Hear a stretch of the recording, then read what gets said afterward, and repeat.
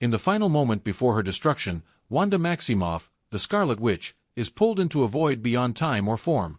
Lost in the abyss of her guilt, a mysterious light touches her and brings her back. Not to her world, but to another. One where magic is different. Where redemption might take shape, the world of Harry P. 5 Otter. When a luminous figure, a doe, shows her the memories of a boy abandoned and mistreated by his relatives, Wanda understands her new purpose, to protect Lily Potter's son. Though she doesn't know why she was chosen, she accepts the deal. In exchange for a chance at redemption, she will care for little Harry. But Wanda is no ordinary witch. And this world is not ready for her. From the very first moment on Privet Drive, the Dursleys will feel that something has changed. With power, resolve, and growing compassion, Wanda will face a new destiny. Because this time, no one will touch the boy without facing her. After all, who better to protect the boy who lived than the Scarlet Witch herself? Author's disclaimer. This story is loosely inspired by the initial premise of Strange Potter, a work I greatly admire and that served as a creative spark for developing this project. Although the plot, character development, and events are entirely original and distinct, I believe it's only fair to acknowledge that initial influence. Likewise, this is a non-profit fanfic that blends elements from the Marvel and Harry Potter universes, whose rights belong to their respective creators and owners, Marvel/Disney and J.K. Rowling.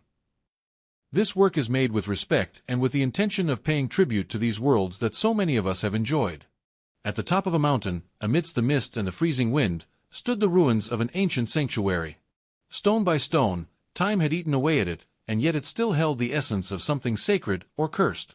At its heart, seated on a base eroded by ancient rituals, sat the most powerful witch in the world, Wanda Maximoff. Her eyes, once ablaze with rage and sorrow, were now dull, filled with abyssal sadness. In front of her, a walking corpse, possessed by an alternate version of Doctor Strange, watched her in silence, its dead sockets glowing with a magic that still burned within. "I was the one who opened the Darkhold," Wanda murmured, her voice broken, her gaze fixed on the ground. "So, I must be the one to close it." She turned to look at Strange. He, with the solemnity of one witnessing an inevitable sacrifice, nodded slowly. "No one else will be tempted by the Darkhold ever again," whispered Wanda as her red aura began to wrap around her arms. She extended her hands. A deep roar shook the sanctuary. Beams groaned and twisted as if they knew their fate. Stones cracked. The ceiling collapsed. Part of the mountain trembled. And then, with one final breath, Wanda let go of everything, and the entire structure fell upon her. Darkness. But it was not the end. In the instant before death claimed her, her life flashed before her eyes. She saw vision. She saw her children. Their laughter, their tears. She saw every mistake. Every decision that pushed her into the abyss. Guilt wrapped around her like an old friend. And finally, she accepted it. Then, nothing. A black sea welcomed her. Silent. Cold. Infinite. She floated in the midst of that absolute void, without direction or purpose. She looked upward, though she no longer knew if up even existed. There was no ground, no sky. Just her, and nothingness. Was this hell? The punishment for all she had done? Eternal solitude, without forgiveness. Time ceased to matter. Seconds or centuries passed. Her identity began to fade. Wanda no longer knew if she was still herself. Her emotions, her anger, her sorrow, slowly vanished, like water slipping through fingers. Until a light. Tiny. Barely a dancing dot, the size of an insect. Wanda watched it without emotion, without hope. Only out of habit, to see something that wasn't darkness. But the light persisted. It moved, vibrated, as if it was trying to get her attention. And then, without warning, it approached. It touched her. A soft brush on her forehead. And in that instant, like lightning splitting through a storm, something within Wanda awakened. Her emotions returned. Slowly, painfully, but real. Her eyes opened clearly for the first time in eons. "Who are you?" she whispered with a hoarse, barely audible voice. The light insect vibrated. Wanda, though confused, understood without words. Her heart clenched. "Your son." "No. You don't know who I am. You don't know what I've done," Wanda said, her tone rougher, guilt weighing in every syllable. "Do you? And still you want to?" She stopped. Silence replied. "Are you sure?" An image struck her suddenly. A memory that wasn't hers. A boy. No older than 4. Thick glasses. Sad eyes. He reached out for affection from a woman who coldly ignored him, sending him away from the room like he was a nuisance. The boy walked, head down, into a small cupboard under the stairs. There, he sat on a miserable mattress, hugging his knees, trying to hold back his tears. Wanda clenched her jaw. Her gaze turned hard, determined. "Fine," she whispered. "I'll do it. I'll take care of your son. But in return, you will cleanse my corruption." The light pulsed intensely. Then it expanded. It grew. It changed shape. And then, before Wanda, rose a luminous doe, majestic and serene. The creature approached slowly and, with infinite tenderness, touched her forehead with its muzzle. The darkness surrounding her trembled. The void began to shine. Light, at last. First a spark. Then a wave. Until everything turned white. The water disappeared. Wanda felt the ground beneath her feet. She stood, staggering. In front of her, the doe watched her with sadness and hope. Like a mother entrusting her daughter with something irreplaceable. "I'll do my best," Wanda said, recognizing that pain with a lump in her throat. The doe nodded gently, and faded into specks of light. And suddenly, a brutal pull took hold of her.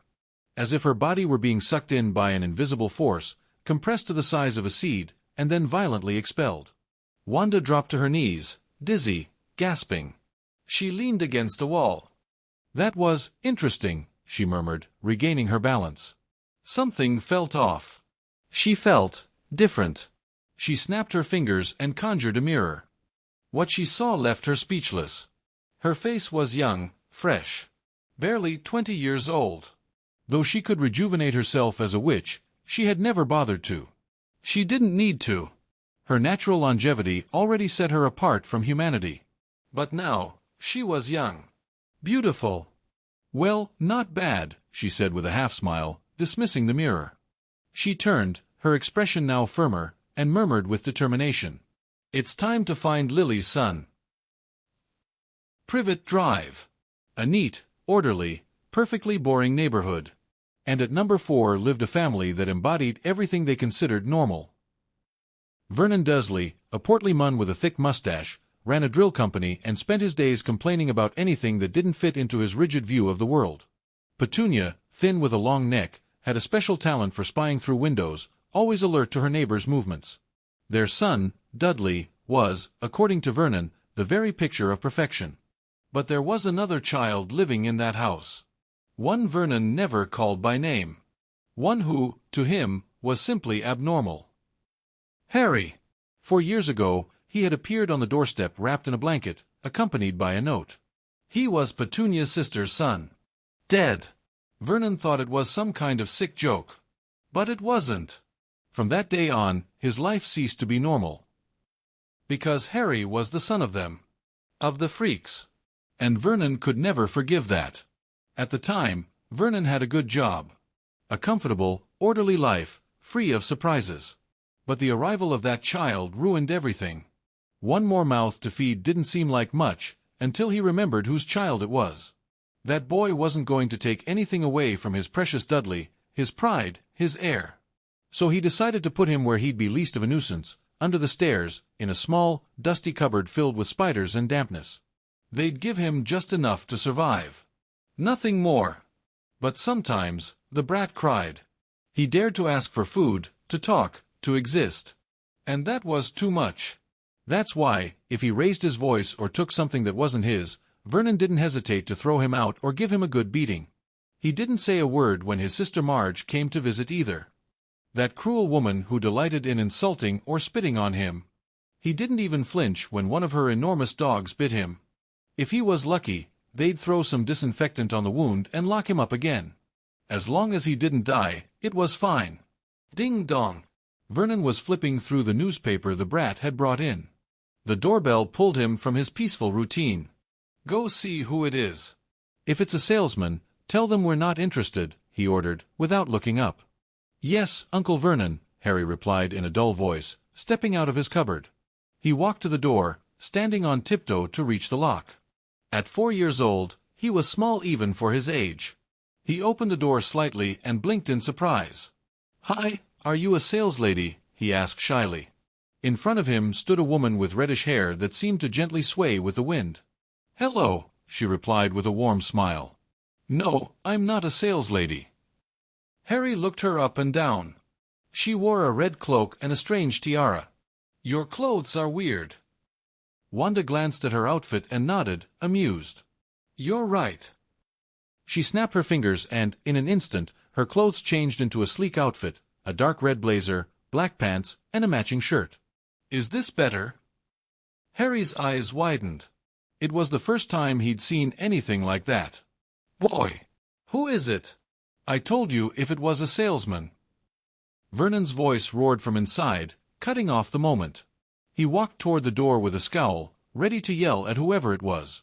But when he saw Wanda, the words caught in his throat. She was beautiful. Radiant. A charming young woman smiling sweetly at the child. His expression softened instantly, he almost stammered as he greeted her. However, when Wanda looked up and saw him, her smile vanished. Her eyes hardened. A cold expression, almost one of disdain, settled on her face. What's going on, Vernon? Petunia asked, approaching from the kitchen as she noticed the awkward silence. Seeing her husband gawking at another woman, she immediately frowned. Who are you? And what do you want in our house? She snapped, crossing her arms. The voice of a wife sensing a threat to her marriage was like a whip. Wanda didn't flinch. I'm Wanda Maximoff. I'm a friend of Lily Potter's. The name fell like a thunderclap in the middle of the hallway. She asked me to look after her son. That's why I came to get him. At the mention of Lily's name, Vernon and Petunia paled. They immediately understood that this woman was not ordinary. That she belonged to that world. That damned world they so desperately wanted to forget. Vernon's expression changed. The fascination disappeared, replaced by a mixture of disdain, discomfort, and, deep down, fear. I don't know who you are, but you won't take this child from this house, said Vernon with a trembling yet firm voice, trying to hide his fear behind a facade of bravery. Though he despised Harry with every fiber of his being, he wasn't going to let a stranger, a strange woman with an unsettling aura, just take him away. Oh. I'm sorry, Wanda replied with a serene smile, tilting her head slightly. I didn't ask you. And with a simple snap of her fingers, Vernon's mouth vanished as if it had never existed. The burly man tried to speak, to scream, even to breathe through his mouth, but all he could produce were muffled sounds as terror filled his eyes. Petunia, seeing this, let out a blood-curdling scream, which was abruptly cut off when her mouth disappeared as well. The two began running around the living room like headless chickens, crashing into each other and knocking everything over in their path. So, Harry, Wanda asked sweetly, turning her attention back to the boy. Would you like to come with me? Harry looked at his aunt and uncle, running in complete panic, then turned to Wanda. A spark of excitement crossed his eyes. No one had ever offered him a way out before. No one had ever asked him if he wanted something different. And without thinking, he answered, well, yes. The ease with which he accepted surprised Wanda a little. She had expected resistance, questions, at least hesitation. But if she had known the truth, that the Dursleys had never taught him not to talk to strangers, and might even have encouraged him to leave if it meant getting rid of him, then she would have understood. I'll have to teach him a few things, she thought. Though, to be honest, she wasn't exactly a model of parental guidance herself. Go get your things, sweetheart. I'll talk to your guardians, said Wanda, her voice sweet as honey, yet sharp as a razor. Harry ran off to his tiny cupboard under the stairs while Wanda raised her hand. Vernon and Petunia, caught in an invisible force, were dragged toward her. They floated just above the floor, trembling, their eyes wide with fear. I'm taking Harry, said Wanda, her voice soft but filled with authority. I'll raise him. And only because you at least fed him and didn't let him die. I won't kill you. But don't think you'll escape punishment for your cruelty. She turned to Vernon first. You, obsessed with being normal. So desperate to seem proper. Well, you'll never be that again. Vernon began to writhe as his skin twisted and deformed. A thick, twisted horn burst from his forehead. His skin turned scaly, a reptilian tail sprouted from his back, his ears sharpened like blades, and his teeth grotesquely grew inside his sealed, bloody mouth. He let out a muffled roar of pain, collapsing to the floor, writhing like a beast set ablaze. Then Wanda turned to Petunia. "And you rejected the love of a child. How vile can one be? From now on, no one will love you. Not your son. Not your husband. Not even yourself." Unlike Vernon, Petunia felt no physical change. No disfigurement.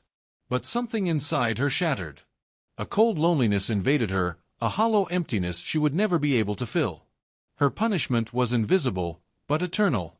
"That will be all for now," said Wanda as she released them, letting them fall like broken dolls. "Later I'll ask Harry if there are more like you, and each one will get what they deserve." Just then, Harry came out of his small room, carrying an old backpack slung over one shoulder. His eyes lit up when he saw Vernon. "Wow! That's so cool!" he exclaimed with pure innocence. Wanda chuckled softly and held out her hand. "Let's go, Harry." The boy took it without hesitation. Together, they walked out the front door as if they'd been mother and son all their lives, leaving behind a house that had never been a home. As they walked along the sidewalk, Wanda frowned for a moment. She felt a gaze watching them from a nearby house. But she ignored it. She had no time for the curious. Later, they took a taxi to a nearby hotel. After all, Wanda didn't have a home in this world. Or money. Although creating human currency was easy for her, she didn't want to attract too much attention, at least not yet. The hotel she chose was a 4-star one. Okay, maybe she went a little overboard. But Harry deserved it. She booked a spacious suite with a spectacular view of the city. Upon entering, Harry stood in awe at the luxury: a large living room, 2 bedrooms, a modern kitchen, and huge windows overlooking a world entirely new to him. "Is this your house?" he asked in amazement, his eyes wide. "Ha, no. It's a hotel," Wanda said, crouching in front of him.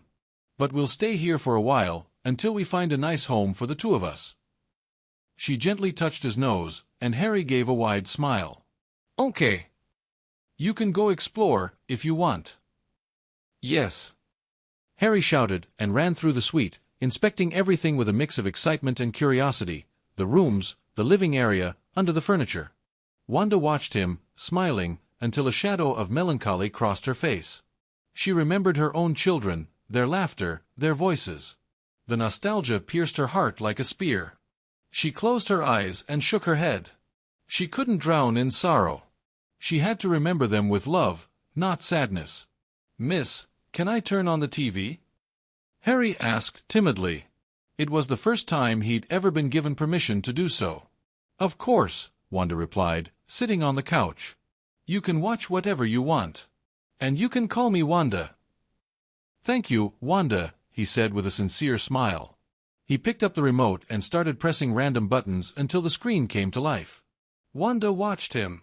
And though her head hurt, perhaps from too much magic or too many memories, she said nothing. She just smiled. Because somewhere deep in her soul, that small light that once purified her darkness was still there. And Harry, looking at her for the first time, felt, without knowing why, that he was with someone who would never hurt him. As if he had finally found a safe place. Meanwhile, there were 3 firm knocks on the door. Knock. Knock. Knock. Wanda frowned, slightly surprised. She hadn't ordered anything, and wasn't expecting anyone.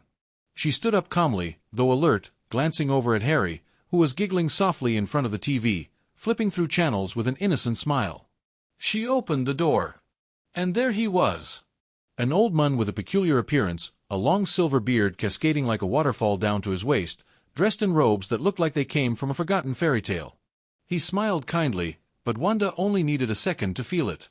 A wizard. A real one.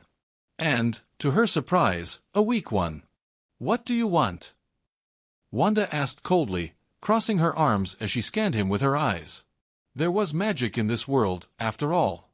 Lily had mentioned something about it, but didn't go into detail. She'd been more worried about protecting her son. "Good afternoon," the old man greeted, his voice soft and almost musical. I'm Albus Dumbledore, headmaster of Hogwarts. I was wondering if I could speak with you for a few minutes. It's about young Harry Potter. Wanda blinked slowly. What's a Hogwarts? Hogwarts is the school of witchcraft and wizardry, Dumbledore explained in his calm, didactic tone. A place where young witches and wizards learn to channel their power and live within our society. It's also said to be the safest place in the magical world. Wanda stared at him, her expression unchanging. Her gaze was so piercing that even a basilisk would have looked away. And what would the headmaster of such a fine institution want with Harry? Dumbledore hesitated for a moment, but continued. I've heard what happened with the Dursleys. A transfiguration spell, brilliant, I must admit, though a bit dark for my taste. One I myself couldn't undo. A feat that may bring complications. From what I understand, you claim to be a friend of Lily Potter. She, like James, was once my student. And I was the one who took Harry to his aunt and uncle's house the day they died. He didn't finish the sentence. So, you're just as guilty as the Dursleys, Wanda interrupted, and a red vibration, like liquid fire, began to swirl around her. Dumbledore felt the pressure immediately. It was like standing before a volcano seconds before it erupted. Wanda's energy was like a dragon's roar, ancient, wild, and completely beyond his control. Guilty. Dumbledore whispered, trying to calm the atmosphere with his gentle voice. There was a reason for what I did. The Dursleys are his blood. I don't care what you have to say. Lily asked me to protect her son. So say what you came to say, and leave. The tension in the air could have been cut with a dagger. For the first time in decades, Dumbledore felt a cold bead of sweat run down his back. But he couldn't leave just yet. He had to try. You see. He began more cautiously. The day Lily died, she cast a sacrificial charm. An ancient and powerful spell that protects Harry as long as he remains near someone of her blood. It's his strongest shield against the enemies still out there. You don't seem to be from around here, so perhaps you don't know, the magical world was ravaged by war. The leader of a dark group was destroyed by that boy, or rather, by his mother's spell. And his followers, they're still out there.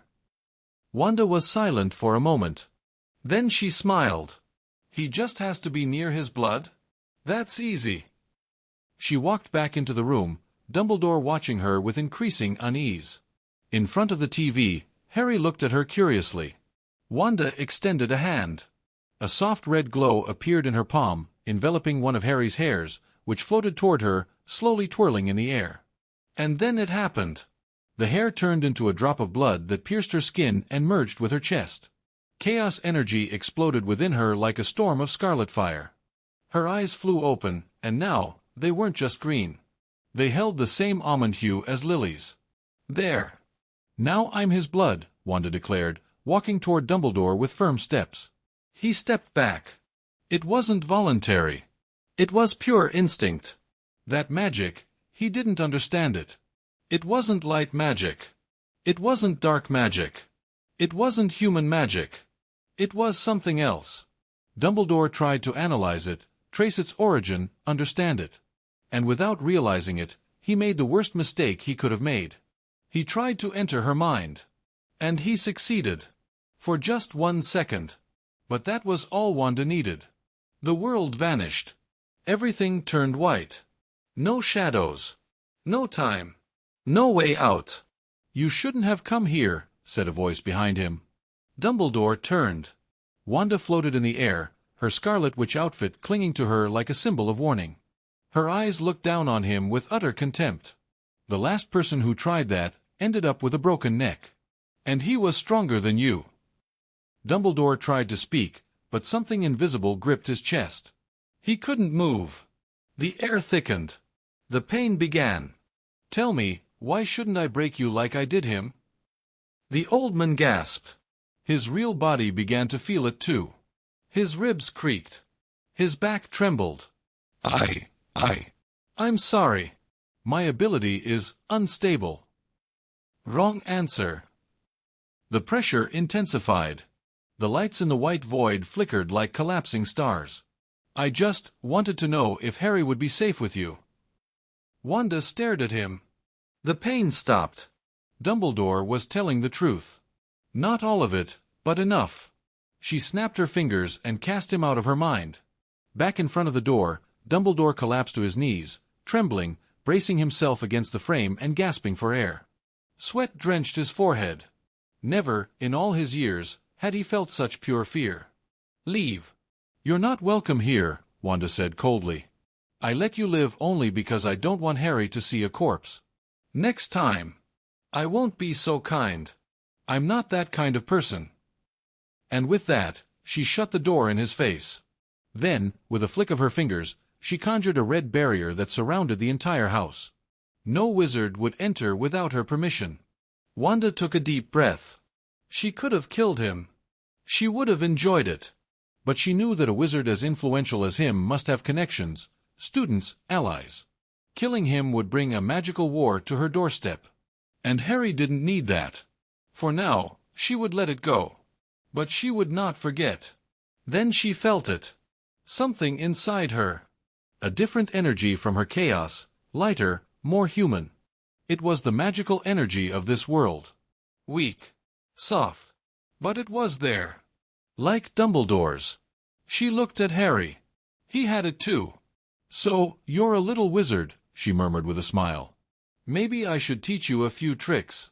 After all, chaos magic is still magic, just a different kind. I should have asked Strange to teach me some eldritch spells back when we still spoke.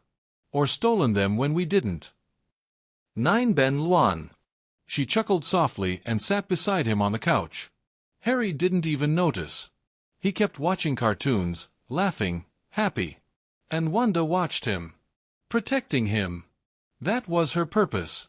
And no one, no headmaster, no ministry, no magical army, was going to get in her way. While Harry watched television with absorbed attention, Wanda kept glancing at him, her brow slightly furrowed. Her gaze returned, again and again, to the lightning-shaped scar adorning the boy's forehead. It wasn't just curiosity, it was unease. As a former wielder of the Darkhold, Wanda had a deep and dangerous knowledge of chaos magic and the dark arts. Though she no longer used those abilities, her magical sensitivity remained as sharp as ever. And what she sensed emanating from Harry's forehead wasn't something she could ignore. There, hidden beneath the skin, stirred a dark, foul, poisonous energy. "Harry, is it okay if I touch your scar?" she asked softly, as if not wanting to disturb the peace of the moment. Harry blinked, slowly returning to the real world, and turned his head to look at her. He nodded calmly, as if it didn't matter much, before returning his attention to the screen. He seemed fascinated by the cartoons. Wanda noticed his dazed, almost childlike expression, and realized it might be the first time he was able to watch them freely. After all, at the Dursleys' house, they barely let him out of the cupboard, let alone watch television. She remembered him telling her how he used to spy through the cracks of the door while his cousin ate in front of the screen. Wanda smiled tenderly, though with a trace of sadness, and gently reached out toward his forehead. As the tip of her fingers touched the scar, it glowed with a faint red shimmer. Harry didn't even flinch. A small, dark orb detached itself from his forehead, floating slowly until it hovered above Wanda's palm. She stared at it seriously, her eyes scanning it with arcane precision. "A fragment of a soul, 1/128th of it," she whispered, her voice laced with restrained fury. "What kind of monster does something like this?" Her fingers slowly closed, and with a soft, muted burst, the orb was reduced to nothing. Without wasting time, she performed a full scan of the boy's body. She detected slight malnutrition, old belt marks that were already healing, and small bite scars on his ankles. Nothing that couldn't be healed. But the mere fact they existed made her stomach turn. For a moment, she thought maybe she'd been too kind to Vernon. Maybe he deserved more than just a temporary punishment. A good curse to seal all his orifices for a week seemed like a fine start. Next week would bring something worse. Vernon Dursley would soon wish he were dead. "Harry, what dog gave you these marks?" she asked in a neutral tone, pointing to his ankles. Harry looked down, as if just now noticing the scars, and answered casually. "Aunt Marge's dogs, Uncle Vernon's sister. She breeds them." Wanda tensed. He said it like it was the most normal thing in the world. Of course, to him, it probably was. "I see. Do you know where she lives?" The question came with a smile, but her eyes didn't smile at all. I don't really remember, Harry answered, a little unsure. That's okay. I'll find her. You keep watching TV, I'm going out to get dinner, Wanda said as she stood up.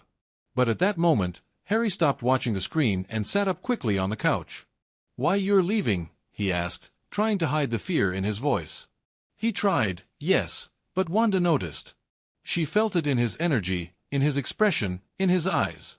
She paused, looked at him, and with a warm smile, changed her plan. Then, how about we order room service instead? That way I don't have to leave, she said, gently caressing his head. Okay, Harry replied, giving a genuine smile. Here, order whatever you want. I'll just go to the bathroom for a moment, she added, dialing the room service. All right. Harry exclaimed excitedly, and began listing dishes as if he were reciting a spell. Meanwhile, Wanda entered the bathroom. She took longer than expected. When she came out, she noticed a small bloodstain on the sleeve of her clothes. Without a care, she changed into something more comfortable. Wanda, you took a while. The food's here, Harry said from the table, where everything was already served. He waited patiently, though his eyes shone with excitement. Wanda wasn't worried anything might happen while she was gone. The room was protected with unbreakable magical wards. Let's see what you ordered, she said, approaching the table. There were plates everywhere. Harry had clearly gotten carried away, but she didn't stop him. In fact, she encouraged him to eat as much as he wanted. She only made sure he ate some vegetables, too. And to her surprise, Harry didn't complain. He was so happy, so amazed by the flavors, that even the vegetables tasted delicious to him. Seeing his face lit up with joy brought a warm smile to Wanda's own. As they ate, her thoughts drifted back to what Dumbledore had said, the Wizarding World. Not a region, not a community. A world. That meant there had to be many more hidden wizards. Perhaps an entire society. That night, she encouraged Harry to go to bed early. The next day, they would begin an adventure. When they woke up the next morning, they had breakfast together with the same warmth as always. Then they left the hotel, ready to begin. Today we're going on an adventure, Harry. We're going to find the Wizarding World, Wanda said enthusiastically. The Wizarding World. Harry repeated, his eyes shining like a kid who just got the best Christmas gift ever. An adventure. A magical world. It was like a dream. Yes, Wanda answered with a confident smile. Finding it would be easy. After all, she had found Camartage once without ever having stepped foot near it, just by following the magical traces left by Strange. This would be even easier. So Wanda used her magic to locate a place where magical energy gathered. It wasn't hard to find. She gently took Harry's hand, and they went out to hail a taxi. Throughout the ride, Harry didn't take his eyes off the window. His eyes sparkled with quiet excitement, as if afraid that if he blinked, he might miss something wonderful. He couldn't wait to arrive. When they got out of the taxi, they walked toward the place Wanda had sensed. Soon, they both stopped in front of a rundown, frankly awful-looking pub. Is this it? Harry asked, his enthusiasm noticeably dropping as he took in the building's appearance. Wanda frowned slightly as she read the sign, The Leaky Cauldron. Then she looked around. She noticed that ordinary people didn't seem to see the pub, or rather, they seemed to actively avoid it. It seems like it. Let's check it out. And just in case, don't let go of my hand, she said, glancing at the boy with a slight smile. Harry nodded immediately and squeezed her hand tightly. As they opened the door and stepped inside, every gaze in the shop turned toward them. For a moment, all eyes were about to focus on the stunning red-haired woman accompanying the boy, but they quickly returned to Harry's face as they caught sight of the scar on his forehead. That inquisitive, invasive look aimed at him deeply irritated Wanda. Before anyone could utter a single word, she activated a mind control enchantment. In an instant, everyone went back to their business, as if their presence was completely unimportant. Without wasting time, Wanda walked hand in hand with Harry toward the area where she felt a greater concentration of magic. Their steps led them to a brick wall. They both stopped in front of it. Wanda stepped closer, observing it carefully, trying to understand how it worked. "Are we lost?" asked Harry, slightly confused. Wanda looked at him and gently shook her head. "No. We just need to go through this wall." She extended her hand and placed it on the bricks. A burst of red magic erupted from her fingers, and the wall opened with a not-so-subtle explosion. Definitely, a very Wanda way of entering. Harry's eyes widened in amazement at what lay beyond. A completely new world stretched out before them. Diagon Alley was filled with strange shops, wizards dressed in extravagant clothes, children running between stalls, spells floating through the air, and shiny coins changing hands. It was a world of magic. A real one. Harry couldn't contain his excitement. He wanted to see everything. Wanda followed him with a calm smile, letting him lead the way as they explored every corner. They visited shops, marveled at enchanted objects, magical creatures, floating books, until they arrived at a small plaza where a kind of play was being performed. It was about the boy who lived. Harry sat on a bench, fascinated. Meanwhile, Wanda realized she needed to get some money. She didn't want to disturb the local economy, though honestly, she wouldn't have cared much, but her superhero side still clung to certain principles. Seeing Harry so entertained, she cast a protective enchantment over him. One that was powerful, silent, and lethal. No one would notice, but if anyone dared to harm him, the result would be catastrophic. And so it was. A man, who seemed to have been following Wanda for some time, approached as soon as she walked away. He reached a hand toward the boy, but before he could touch him, he was violently thrown backward. His body was torn apart, set ablaze, and reduced to ashes, all in the blink of an eye. No one seemed to notice what had happened.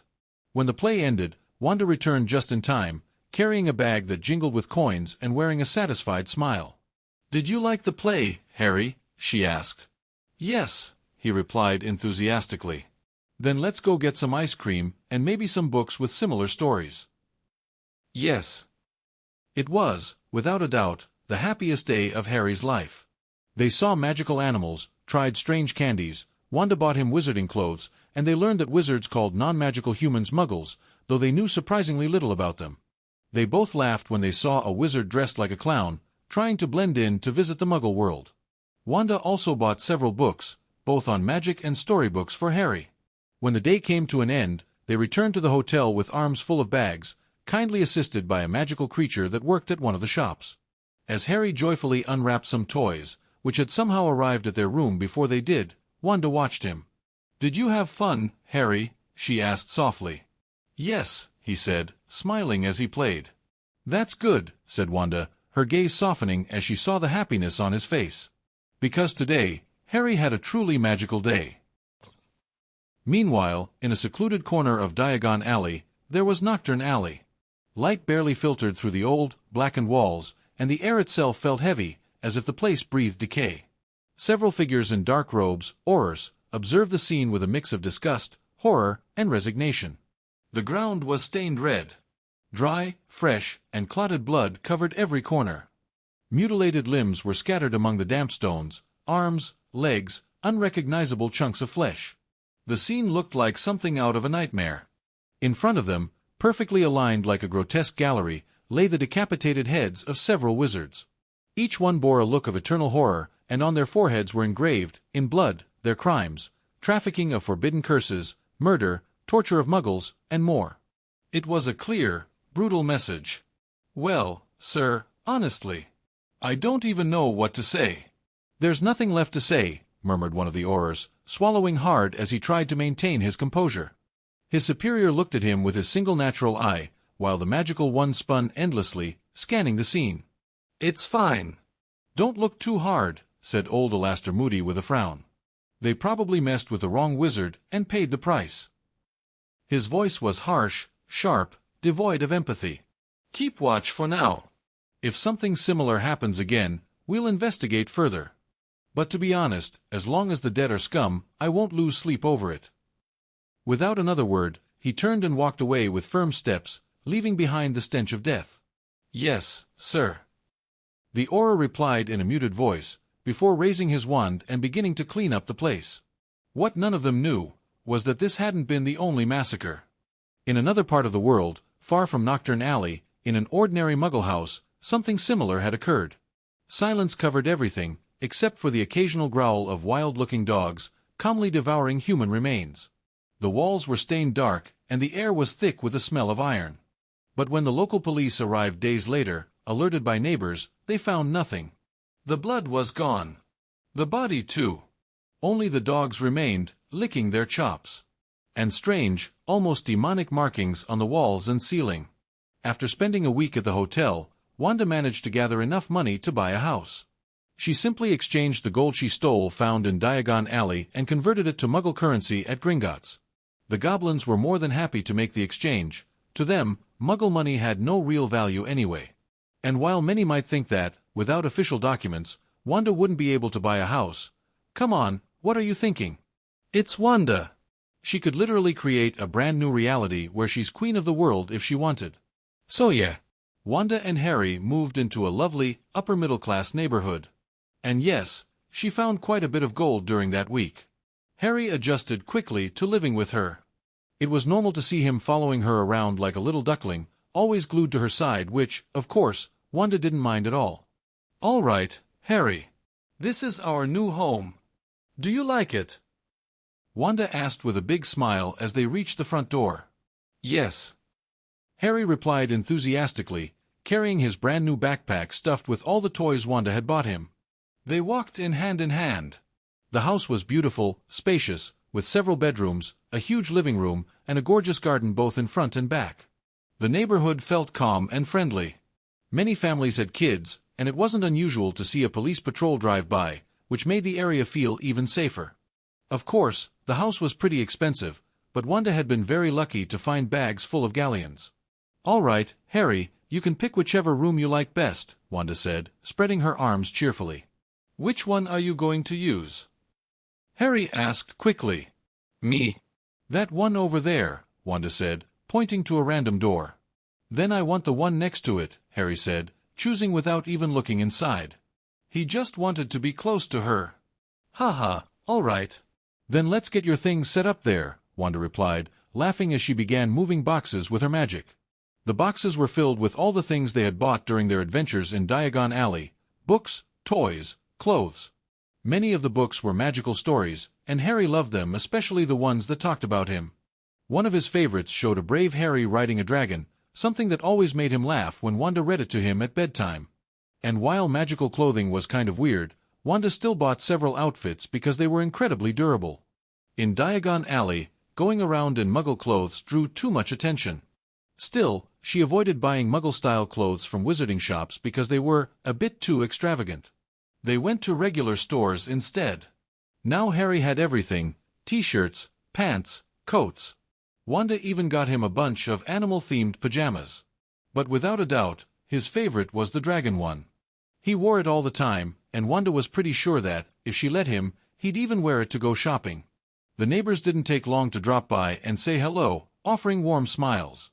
Even though they saw the two were still unpacking, they left some desserts and waved goodbye kindly.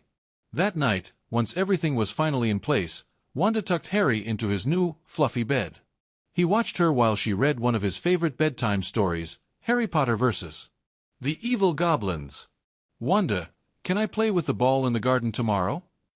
Harry asked suddenly. Wanda looked at him with tenderness and replied with a soft, almost sing-song voice. Of course, sweetheart. You don't need to ask permission for those things. Just tell me where you'll be, okay? Try not to leave the garden. The street can be dangerous. Okay, Harry said seriously, like he was making a solemn promise. That made Wanda smile.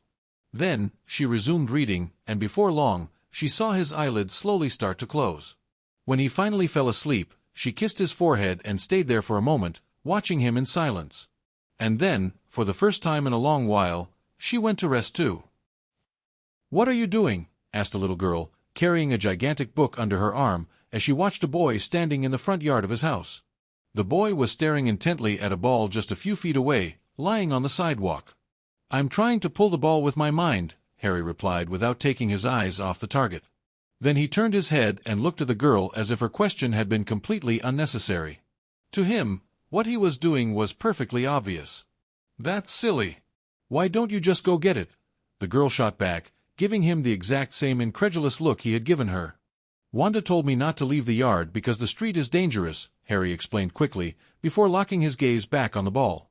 He raised his small hand seriously, mimicking the gesture Wanda usually made when trying to pull something with magic. But that's not on the street, it's on the sidewalk, the girl pointed out, causing Harry to freeze. What neither of them noticed was that, at that very moment, the ball shifted slightly. Harry thought for a second, tilting his head in doubt, then shook it firmly. Still, it's not in the yard, he added, as if that was reason enough not to touch it. The girl sighed in resignation, gently lowered the book, walked to the sidewalk, picked up the ball with her free hand, and walked back to hand it to Harry. "Here," she said in a neutral tone, stretching out her arm. "Thanks." Harry replied with a big smile, happily accepting the ball. At that moment, a woman's voice rang out from the neighboring house. It seemed to be the girl's mother. "Hermione." "Coming," the girl quickly responded. Then she turned to Harry with a polite smile. "Well, bye," she said, waving before running off toward her home. "Bye!" Harry shouted, waving enthusiastically as if he had just made a new friend. Right then, Wanda stepped out of the front door, stirring cream in a bowl. She was wearing a white apron and had a cheerful smile on her face. "Harry, do you want chocolate cake or strawberry?" "Cake!" Harry exclaimed, turning around immediately with eyes sparkling in excitement. He sprinted toward her. "Chocolate, please." "Haha, okay," Wanda laughed, amused by the little boy's reaction. The two entered the house together, Harry bouncing with joy at her side. After living with Wanda for an entire week, Harry finally gathered the courage to ask the question that had been on his mind since the very first day. "Wanda, what was my mom like?" he asked while eating his piece of chocolate cake, his face completely smeared with cream. "Honestly, I have no idea," Wanda replied bluntly, leaving Harry completely puzzled. "Huh. She appeared to me as a doe and asked me to take care of you," Wanda added naturally as she grabbed a cloth and began wiping his face. "So, am I going to turn into a deer?" Harry asked, even more confused. "No, well, I don't think so. Don't worry, if you ever turn into a deer, I'll change you back," Wanda assured him with a calm smile. "Well, I'd rather turn into a dragon than a deer," Harry commented before digging his spoon back into the cake, now focused only on his dessert. Children change topics with magical ease. Midline horizontal ellipsis, midline horizontal ellipsis, midline horizontal ellipsis, midline horizontal ellipsis, midline horizontal ellipsis. Knock, knock. Wanda was playing with Harry in the living room, using some of the magical toys she had bought for him. When she heard the doorbell, she quickly got up to answer it. When she opened the door, she found a smiling couple. They seemed like kind, polite people with a relaxed, everyday look. The woman was holding a cake with both hands. "Hi, we're the Grangers, your neighbors. Sorry we didn't come by sooner, we're dentists and work has been crazy this week," Mrs. Granger said with a friendly voice. "Hi, nice to meet you," Wanda replied, smiling back. "And this is our daughter, Hermione," the woman added, stepping aside to reveal a girl the same age as Harry, shyly hiding behind her leg. "Hello," Hermione greeted politely, still clinging to her mother. "Hello, Hermione, it's lovely to meet you," Wanda said warmly. "Please, come in. Would you like a cup of coffee or tea?" "Tea is fine, thank you," Mrs. Granger answered as they stepped into the house. "This is Harry. Harry, say hello to the Grangers and their daughter Hermione." "They're our neighbors," Wanda said, looking at the little boy playing on the floor with colorful marbles. "Hi," Harry said quickly with a friendly smile before turning back to his game. The marbles, called gobstones, exploded with confetti when someone lost. Of course, Wanda had modified them so they wouldn't spray liquid like the originals. "They brought cake," Wanda announced cheerfully, which made Harry drop the marbles immediately and run over, making the adults laugh. While the grown-ups chatted in the kitchen, Harry led Hermione to the playroom with his cake in hand. He wanted to show her his toys and favorite books.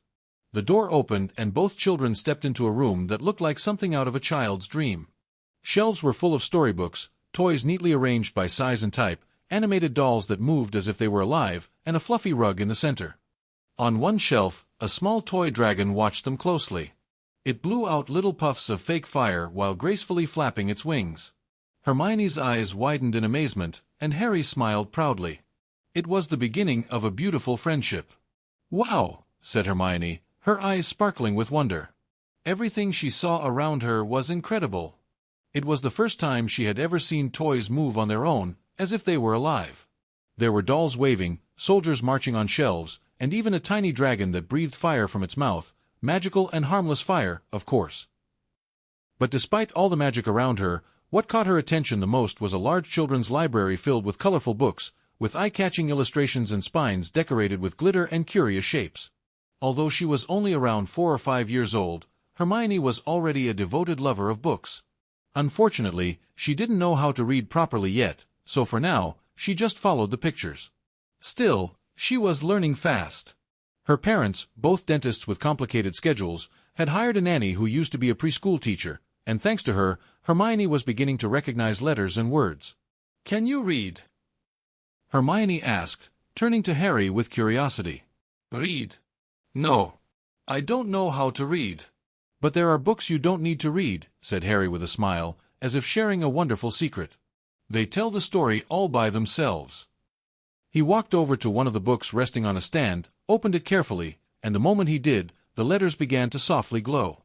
A warm, melodic voice emerged from the pages, narrating the story written there. "See," said Harry proudly, while Hermione ran over to the book, full of excitement. She watched closely. There was no speaker, no wires, no buttons. Just glowing letters and a voice floating in the air. She leaned in closer. "What is this?" she exclaimed, then looked at the toys again. They no longer seemed like advanced technology as she had thought at first. They were too real.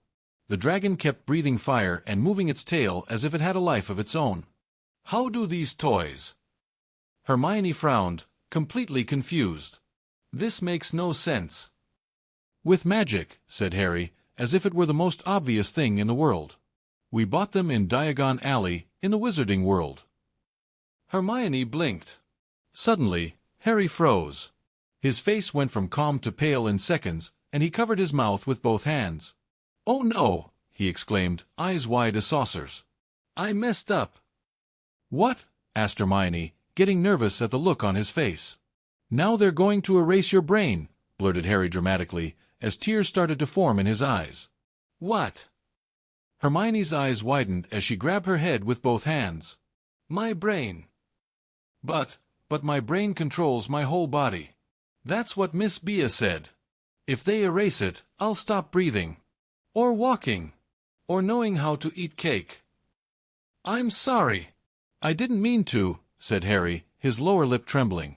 "But when someone without magic enters the leaky cauldron, they erase their brain so they don't know magic exists. Wanda said so. And now you know everything. The toys, the dragon, the talking book. They're definitely coming for you now." "Wah!" Hermione burst into tears, hugging her head as if trying to protect her brain with her tiny hands. "Wah!" cried Harry too, caught up in the fear, hugging Hermione as if that could somehow save her. And so, the two little ones clung to each other, sobbing, utterly convinced that Hermione's brain was about to be erased forever. Just then, Wanda's voice called from the living room. "Harry! Everything okay up there?" "Wanda!" They both screamed at the same time.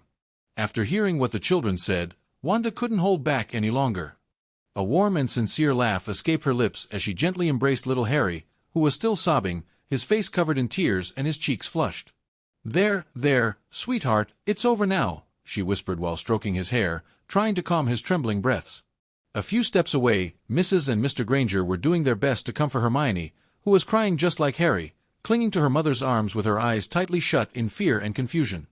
"That's not how it works, Harry," Wanda said in a soft, almost motherly voice. "They don't erase their brains, just their memories. The man we saw simply forgot he walked into the leaky cauldron. He went home peacefully, not even knowing he'd forgotten something important." "So, they're not going to erase Hermione's brain?" asked Harry, his voice broken, looking up at Wanda with a glimmer of hope in his eyes. Wanda smiled and caressed his cheek. "Of course not. Neither her brain nor her memory," she said quickly. "After all, Hermione is a little witch, just like you're a wizard." "Wait, what did you say?" Mrs. Granger suddenly interrupted, her eyes wide open. "That Hermione is a witch," Wanda repeated, a bit confused by the reaction. "A witch? Like the ones who fly on brooms and cast curses?" asked Mr. Granger, frowning. He sounded more curious than mocking, though his tone held a trace of sarcasm, as if he still thought this was some elaborate joke. "Yes, something like that," Wanda said calmly. Then, without warning, she lifted the couch with a simple wave of her hand without even touching it. The Grangers instinctively took a step back. Their eyes widened, and a flicker of fear crossed their faces. "What? You didn't know?" Wanda asked, surprised. "I thought you were what they call squibs and that your daughter had inherited magic from somewhere." Seeing that they didn't respond, she quickly added, "And before you get scared, no, they're not like the witches in fairy tales. No warts or bubbling cauldrons. Technically, they're just special people who can use a certain energy to perform magic. That's all." She paused, as if recalling something uncomfortable. "If I'm not mistaken, the church made up all those horrible stories so people would fear them," she said in a casual tone, though she thought this wasn't the time to mention that evil witches did exist, some worse than anyone could imagine. "So, our daughter is, like you said, magical? Will she be able to do what you just did?" asked Mrs. Granger, her eyes shining with a mix of disbelief and emotion. "Yes," Wanda nodded with a smile. "At age 11, all magical children in Britain are invited to a special school called Hogwarts.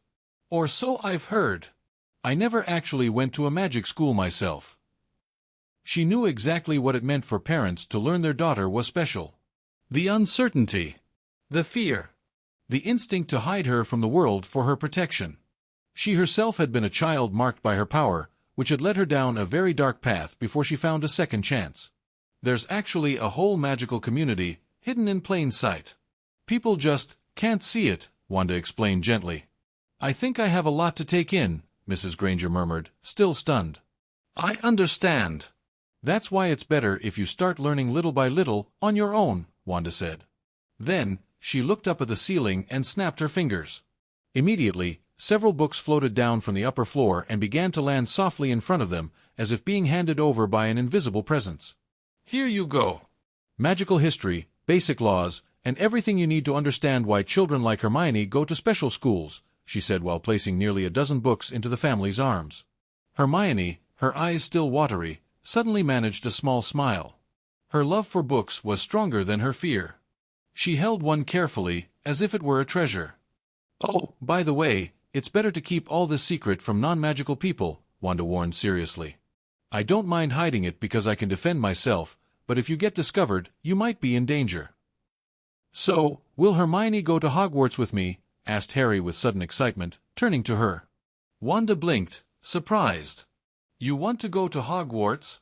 There are other magical schools, some even nicer." "Well, my parents went there." "That's what the funny bearded men said," Harry replied, shrugging, as if trying not to seem too interested. "So you were eavesdropping, you little rascal!"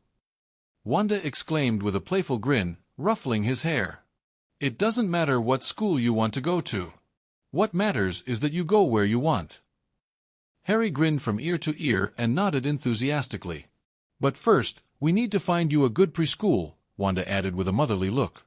"Friends? Will I make friends?" "Awesome," said Harry, eyes sparkling with excitement. Wanda looked at him fondly. Despite all the chaos and pain she had lived through, simple moments like the genuine smile of a happy child reminded her that protecting what was still good in the world was worth it. After the Granger family found out that Hermione was a witch, Mrs. Granger, still with amazement flickering in her gaze, began taking time off from her job as a dentist. She didn't want to miss a single moment of what her daughter would discover in this new world. Accompanied by Wanda and little Harry, they explored Diagon Alley together, which turned into a new adventure with every step. Of course, Hermione didn't leave her mother's side for a second. She bounced excitedly around her, begging to go with them every time they went out. "They'll be safe with me," Wanda had promised, with a confidence that only someone who had survived chaos could offer. Mrs. Granger accepted, still with a glint of uncertainty in her eyes, but determined to discover the world her daughter so longed to be part of. On the first day, Mr. Granger went with them as well. He watched everything with a mix of skepticism and concern. But in the days that followed, he had to stay home to care for his wife's patients now that she had temporarily stepped away from her practice. Even without Wanda, Diagon Alley was surprisingly safe. Ever since rumors began to spread about a mysterious wizard hunting dark wizards, the place had filled with aurors patrolling almost daily. The constant presence of authority figures kept any danger at bay. One afternoon, while they were resting on the small terrace of a cozy magical cafe, Susan, Hermione's mother, who had quickly become friends with Wanda, smiled sweetly as she wiped Hermione's face with a napkin. "No matter how many times I try this cake, it's still just as delicious as the first time," she said, laughing. Wanda shot an amused glance at Harry, who had cake even in his hair. With a quick wave of her hand, she cleaned him up with a charm. He didn't even notice the spell, he just kept eating happily, eyes sparkling. Thanks to good meals, sweets, and constant care, Harry no longer looked like the scrawny, malnourished child Wanda had rescued. Now he had rosy cheeks and a little tummy that made him look more like a child. In time, that belly would probably disappear. He had good genetics, after all. Susan had bonded well with Wanda, especially after Wanda patiently explained everything about the magical world. Though, of course, if she knew Wanda had only been learning all of this for a month, she might have been even more surprised. "Did you get the call from the nursery?" Susan asked with a smile. "Yes. Harry will start next week in Class 1B, Wanda replied cheerfully. 1B? Then he'll be in the same class as Hermione," Susan exclaimed excitedly. Upon hearing this, Harry and Hermione looked at each other with wide eyes and broke into radiant smiles. They started jumping and laughing, celebrating the news. "Thanks for the letter of recommendation," Wanda said sincerely. She knew that without Susan's endorsement, it would have been very hard to get a spot in that prestigious preschool in such a short time. As they chatted peacefully, a harsh, scornful voice shattered the calm afternoon. "You're useless. Is that how a noble of the prestigious Malfoy family should behave?" said a tall, blonde man with an arrogant air, speaking to a small boy the same age as Harry and Hermione. "I'm sorry, Father. I thought—" the boy murmured, holding back tears, head down, voice trembling. But his father cut him off sharply. "You thought nothing. You're a disappointment. I should have you sleep with the house elves. You've dishonored our name by playing with a Muggle child. Unacceptable." The man's face twisted with rage just at the memory.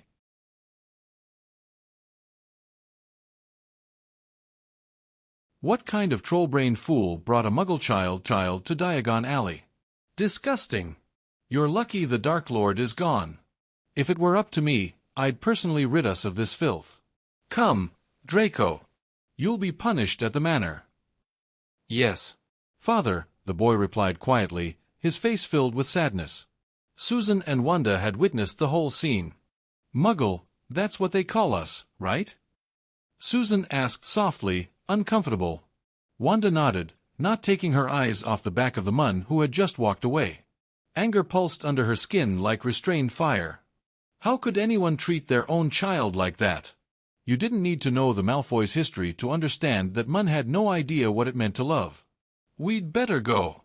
I don't want to run into someone like that again, Susan said firmly.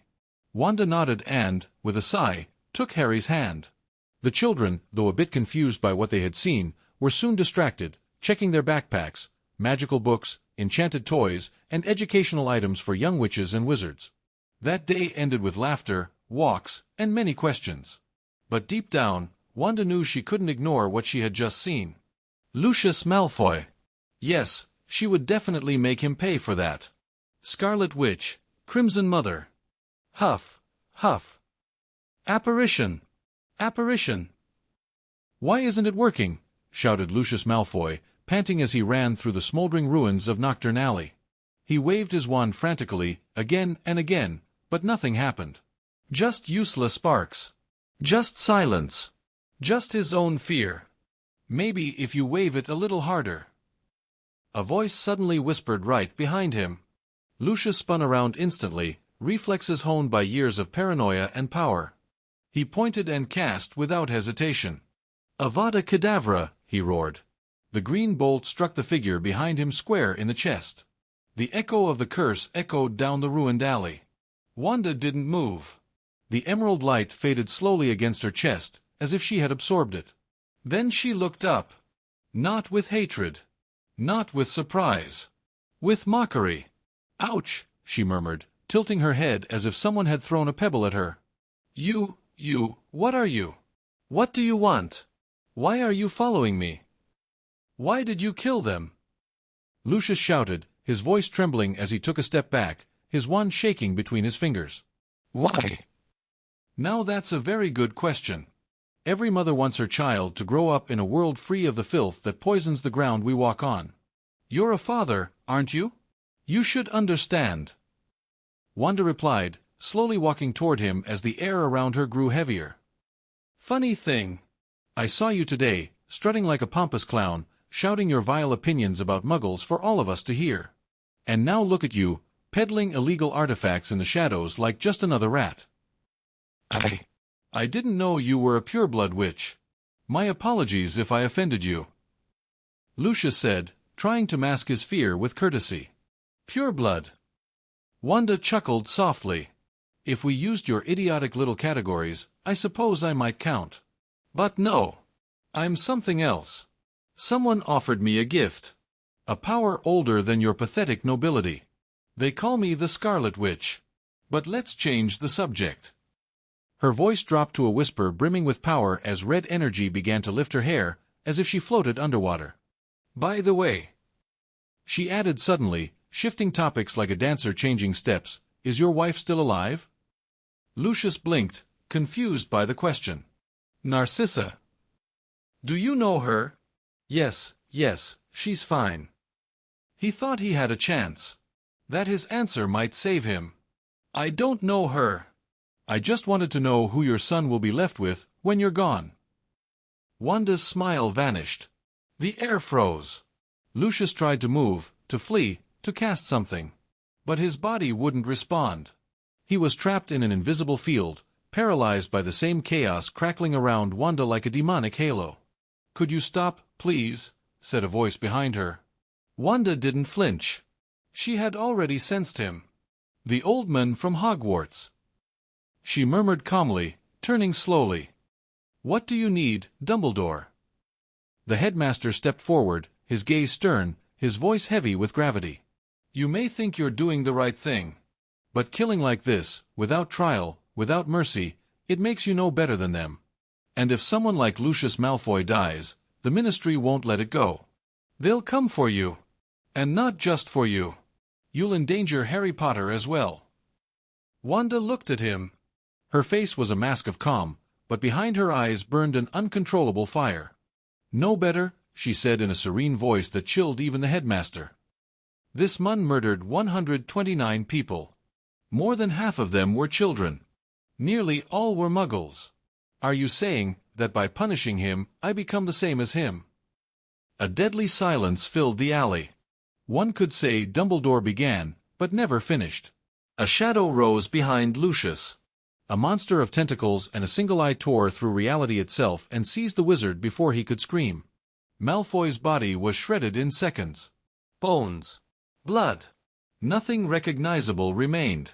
The demon vanished. It had happened so fast that even Dumbledore, with all his wisdom and power, couldn't react in time. Oh dear, looks like one of their pets got loose. You really should teach them to wear leashes, Wanda said, suddenly appearing behind him, a pale smile on her lips. By the way, the day the Ministry comes knocking on my door, they better bring plenty of leashes. And lots of pet food. Her voice faded like morning mist. And Dumbledore. Dumbledore was left alone. Frozen. As a cold sweat, one he hadn't felt in decades, slid down his back. 1 week later, the long-awaited first day of preschool arrived for Harry and Hermione. Both mothers, Susan and Wanda, were riding in Susan's car with the little ones, sharing smiles, nerves, and that strange mix of joy and anxiety that comes with every first day. The preschool wasn't far from Wanda's house. She had chosen that neighborhood carefully, a nearby hospital, a police station just a few blocks away, and a school with excellent references. Safety, health, and education, everything a mother needs to sleep soundly. And since money wasn't a problem, she didn't hesitate to buy a house there the moment the opportunity came. Meanwhile, in the back seat of Susan's car, Harry and Hermione laughed while playing a child-friendly version of Exploding Snap. The cards didn't burst into flames, of course, just small flashes that changed the loser's hair color for a few seconds. At that moment, both had streaks of blue and orange as they giggled at each other. Kids, remember not to show those toys or talk about the magical world at school, okay? Said Susan, looking at them through the rearview mirror with a serious but affectionate expression. Yes, they both replied in unison, quickly putting the cards away.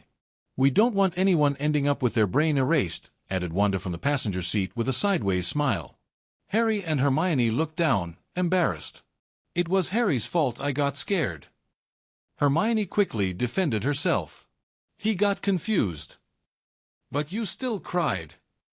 Harry replied with an adorable pout. It was your fault. All right, Wanda interrupted, laughing softly. It was a funny scene to watch. But the important thing is that today you begin a great adventure. I hope you have fun at preschool and make lots of friends. The two children smiled with barely contained excitement. Wanda, will you be outside when I come out? Harry asked suddenly, as if the answer was crucial to his emotional safety. Of course, Harry. I'll be right here, she said, reaching out to gently stroke his hair. Then it's okay, he replied, calmer now, with a tender smile. When they arrived at the preschool, the place was buzzing with families, parents kissing their children, kids running around with backpacks bigger than themselves, laughter, shouts, and nerves fluttering in the air. Remember to take care of each other, okay? Said Susan as she crouched down to hug them tightly. Wanda, meanwhile, was gently fixing the collar of Harry's sweater, giving him one last caress before letting go. I'll take care of Hermione, Harry suddenly declared, with the solemnity of a knight's oath. The two mothers burst out laughing. And I'll take care of Harry. He's a bit silly sometimes, Hermione said with a mischievous smile. No, I'm not. You stared at a ball for hours trying to move it with your mind. That was because I'm a super wizard, hup. Harry immediately covered his mouth, as if he had let slip a state secret. His eyes darted nervously around, looking for any curious muggles. Wanda and Susan couldn't hold back their laughter. See? You're going to make the whole preschool lose their memories, Hermione scolded him. No, I'm not. Without another word, the two of them ran toward the entrance, still arguing, chasing each other amid laughter. They looked so small, so full of life and energy, that for a moment, the world seemed to pause for Wanda and Susan. So, I'm heading home. What about you, Wanda? Asked Susan, still watching the children disappear through the classroom door. I'll stay around here. I'll wait for Harry to come out, Wanda replied calmly. Are you sure? It's about 4 hours.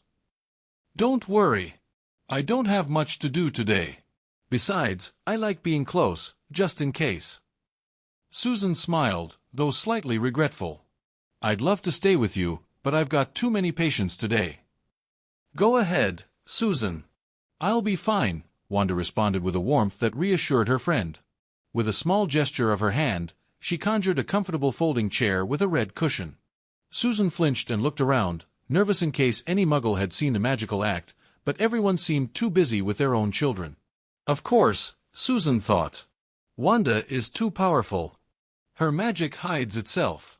Well, I'm off then. See you later, said Susan, waving goodbye before walking away. Wanda sat gracefully in the magical chair and pulled out an old book, one of many on sorcery from this world. Her chaos magic could rewrite reality with a single thought, but these structured spells, with their measured enchantments and wands, had a certain charm and were incredibly easy to learn. They were a relaxing pastime for her, and also a way to teach Harry one day, when he was older. While the children's laughter still echoed in the distance, Wanda remained there, like a watchful and loving shadow, a mother, a witch, a guardian of the future. The echo of darkness, the laughter of light. Nurmengard. It was once the hidden sanctuary of the world's most dangerous wizards. Not because of their magical power, but for something far more terrifying. Their ideas. Now, those cold, cursed, shadowy dungeons were reserved for a single prisoner. The only one worthy of occupying them entirely. The gates creaked open slowly, groaning as if the castle itself remembered the horrors of the past. Dumbledore appeared, wrapped in a dark blue cloak, walking with a solemnity that echoed through every step. The guards, hardened by the horrors they protected, greeted him with a mix of respect and fear. No one dared to stop the Mun who had imprisoned the Demon King with his own hands. He descended through endless stone corridors until he reached the deepest cell.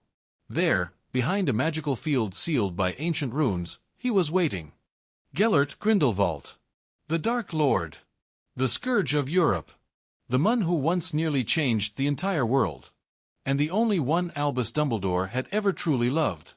Seated elegantly on a stone bed, he read a book as if he were in a private library, not a prison.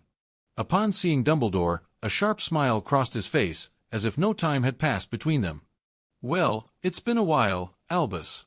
Funny that you'd come to visit me, after being the one who condemned me to this place," Grindelwald said with a soft voice, like greeting an old lover on an autumn afternoon. Dumbledore stopped in front of the cell, his face serene, his gaze sharp as crystal blades. "Hello, Gellert. I'm glad to see you whole," he replied calmly, surveying the gloomy surroundings that seemed to have left no mark on his old friend. "Couldn't be better," Grindelwald answered with a sarcastic smile, setting the book down with grace. Then his eyes locked onto Dumbledore's. "I know why you're here, but I want to hear it from your lips." A brief silence. The air grew heavier, like the world was holding its breath. "I want to know if she poses a real threat," Dumbledore confessed, his voice low but firm. "Her power, it's unimaginable. Beyond what you and I ever were, even at our peak. Even beyond Tom.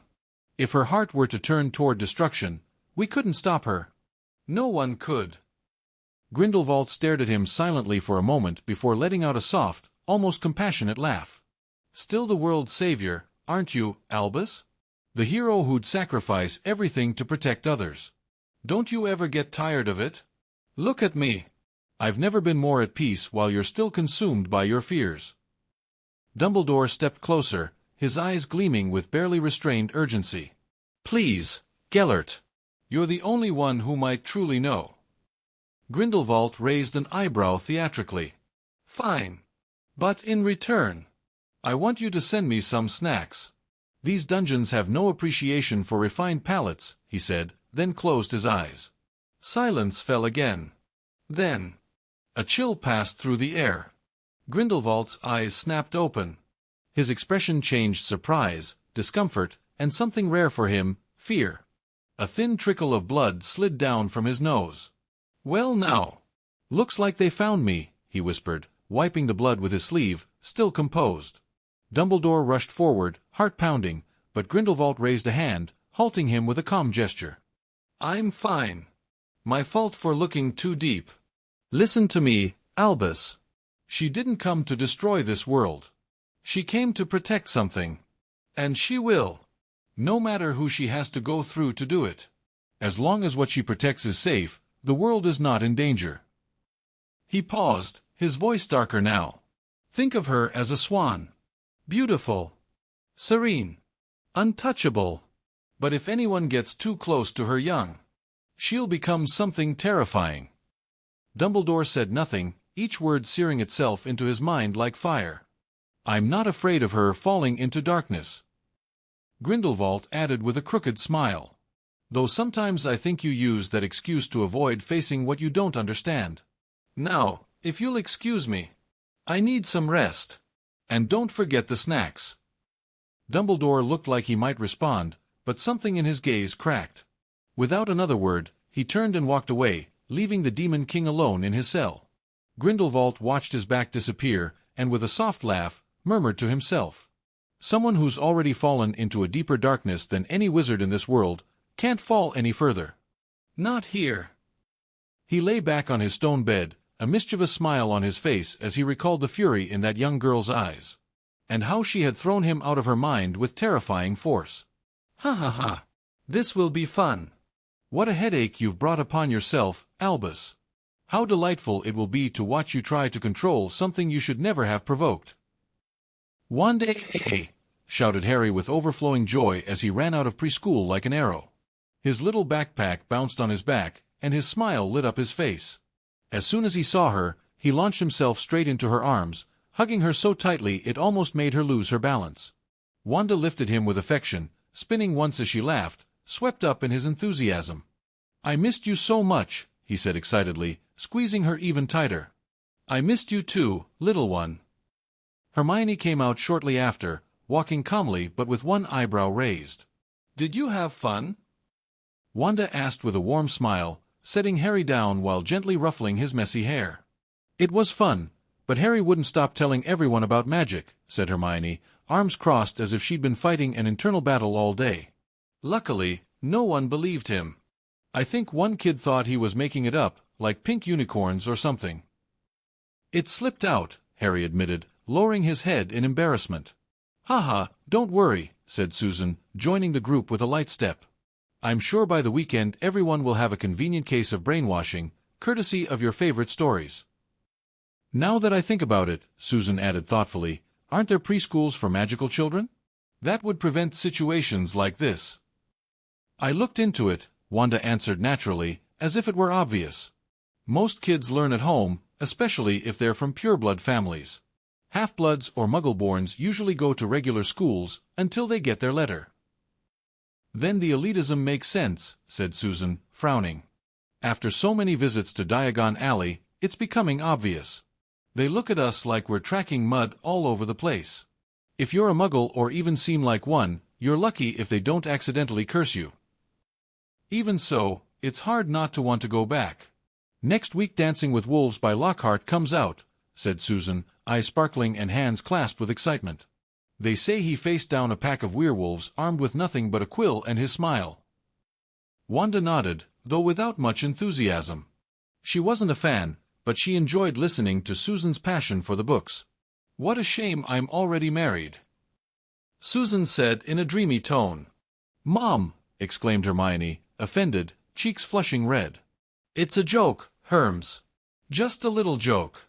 Don't make me sleep on the couch, Susan quickly said with a guilty smile. Dad would be sad. Hermione muttered, puffing her cheeks. Sorry. I won't say it again, Susan laughed nervously. Are Lockhart's stories cooler than mine? Harry suddenly asked, genuinely concerned. His eyes widened like the world was at stake. He loved the Harry Potter stories, not because he believed they were real, well, not entirely, but because he felt like he was living all those adventures himself. Like when he had a pet dragon and fought a basilisk with a giant sword. Well, our little Harry stories are magical children's books, Susan said gently. Lockhart's are more adult adventures, dangerous and a bit crazy. Harry frowned, thinking.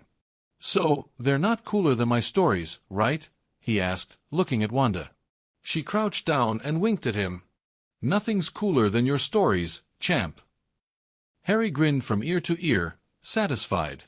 Then I'm not interested in Lockhart, he shouted as he ran off as if he'd just won a war. You have to read something before deciding if you like it or not, said Hermione, running after him like a proper mini-intellectual. Is that so? Then Wanda can read it for me, Harry replied quickly, turning around and pointing at Wanda. That doesn't count. You have to read it yourself, protested Hermione. But Wanda said she likes reading stories to me, right? Harry said, turning with bright puppy eyes. Wanda smiled, shrugged, and winked at him. Of course. Let's see if Lockhart can compete with our Harry Potter. See. Harry said to Hermione with a triumphant grin. Point for me. And as they kept walking down the street toward home, the sun began to set behind the houses, and the laughter of children, the mothers' jokes, and the warmth of an ordinary afternoon filled the air with a magic that needed no wands. A meeting, an ice cream, and a little playboy. A week had finally passed, and Wanda accompanied Susan to Diagon Alley. As expected, they took Harry and Hermione with them. The purpose of the trip was to get the new book by Gilderoy Lockhart, something that, apparently, many other housewives had also planned to do, since Flourish and Blots was packed. A long line stretched outside the shop, even wrapping around the corner. Why don't you take the kids for a little walk while I wait? Susan suggested quickly, raising her voice a bit over the noise. If they stay here, they'll just get bored. Sure, I don't mind, Wanda replied with a calm smile. Then she turned to the children. What do you say, shall we go for a walk? Yes. Harry exclaimed immediately. Hermione hesitated for a moment as she looked at the endless line, but eventually nodded as well. Wanda led them down the street and, as expected, they ended up in front of a small magical ice cream shop that enchanted its products so they wouldn't melt. Harry eagerly ran ahead. Wanda, I want one with chocolate chips, he exclaimed, so excited he wasn't watching where he was going, and in his distraction, he accidentally bumped into a woman who had just placed her order. Ah, I'm sorry, Harry said quickly, lowering his gaze. The woman turned with elegance.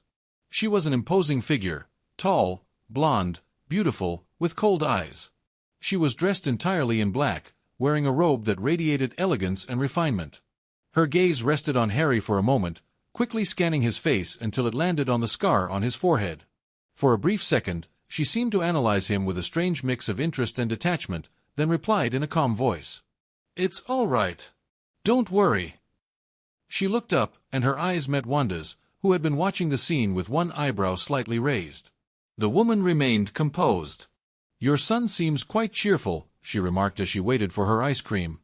"I wish my daughter could behave with that same energy, though now, I suppose she'll have that chance." "Here you go, ma'am," said the vendor, handing her a carefully wrapped cone. "Thank you. Hopefully, this will cheer she up," the woman added, more to herself than anyone else. She gave a slight nod to Wanda and the children, then walked away with elegant, purposeful steps, her robe trailing smoothly behind her. Harry watched her go. "She was pretty," he said, then after a short pause, added with a shy smile, "but Wanda is prettier." Hermione looked at him with an amused expression. "That's something playboys say." "What's a playboy?" Harry asked, blinking in confusion. "I don't know," Hermione admitted honestly. "But my mum always says that when the men in her novels say nice things to all the women." Wanda couldn't help but laugh. "All right, pick your flavors. We'll take a walk afterwards," she said in good spirits. "Yay!" both children replied in unison, running to the counter. As they walked ahead, eating their ice cream and arguing over which flavor was better, Wanda's attention was caught by a strange smell in the air potions. Her instincts reacted before her mind, and she turned her head out of pure curiosity. As she did, her eyes met those of a man who had just passed by, and who turned at the exact same moment, as if sensing her presence. He was tall, pale-skinned, with a mane of jet-black hair that fell down his back. His face was serious, with sharp features, not particularly handsome, but not unattractive either. He wore a neutral expression, until his eyes met Wanda's. Then, he froze. Wanda held his gaze for just a second longer, showing no interest, then turned away to keep walking alongside the children, who were still deeply engrossed in their ice cream debate. The man remained where he was for a few moments, watching Wanda's red hair sway in the wind, and only then seemed to snap out of his trance. He adjusted his robes and continued on his way, though he glanced back more than once over his shoulder. "Aunt Susan, we brought you ice cream," exclaimed Harry with a radiant smile as he and Hermione ran toward the bookstore, where Susan was still waiting in line, now very close to the entrance. "Thank you, sweetheart. I was melting from the heat," Susan replied with relief, eagerly taking the ice cream. Without any warning, Hermione launched her question with all the innocence in the world. "Mum, what's a playboy?" Susan, who had just taken a spoonful of ice cream, nearly choked. "Cough, cough. Where did you hear that, Hermione?" she asked, eyes wide, trying to recover. "You always say it. Like when you say Lockhart must be a playboy," explained the girl, completely serious, as several women in line turned their heads curiously toward Susan. Was I wrong?" Susan tried to justify herself with a nervous laugh, glancing around. The other women nodded amid chuckles and murmured comments of "she's right." "I was telling Harry not to be a playboy," Hermione added. "He calls every woman pretty." "That's not true. I only said it about Wanda, and that lady we saw," Harry protested quickly, blushing slightly. "It's true." "He never called me pretty," Susan chimed in, giving him a teasing smile. "Well, Aunt Susan is kind of pretty too," Harry said, a bit nervous. "See. You are a playboy," declared Hermione, pointing at him like a judge passing a sentence. "Ah!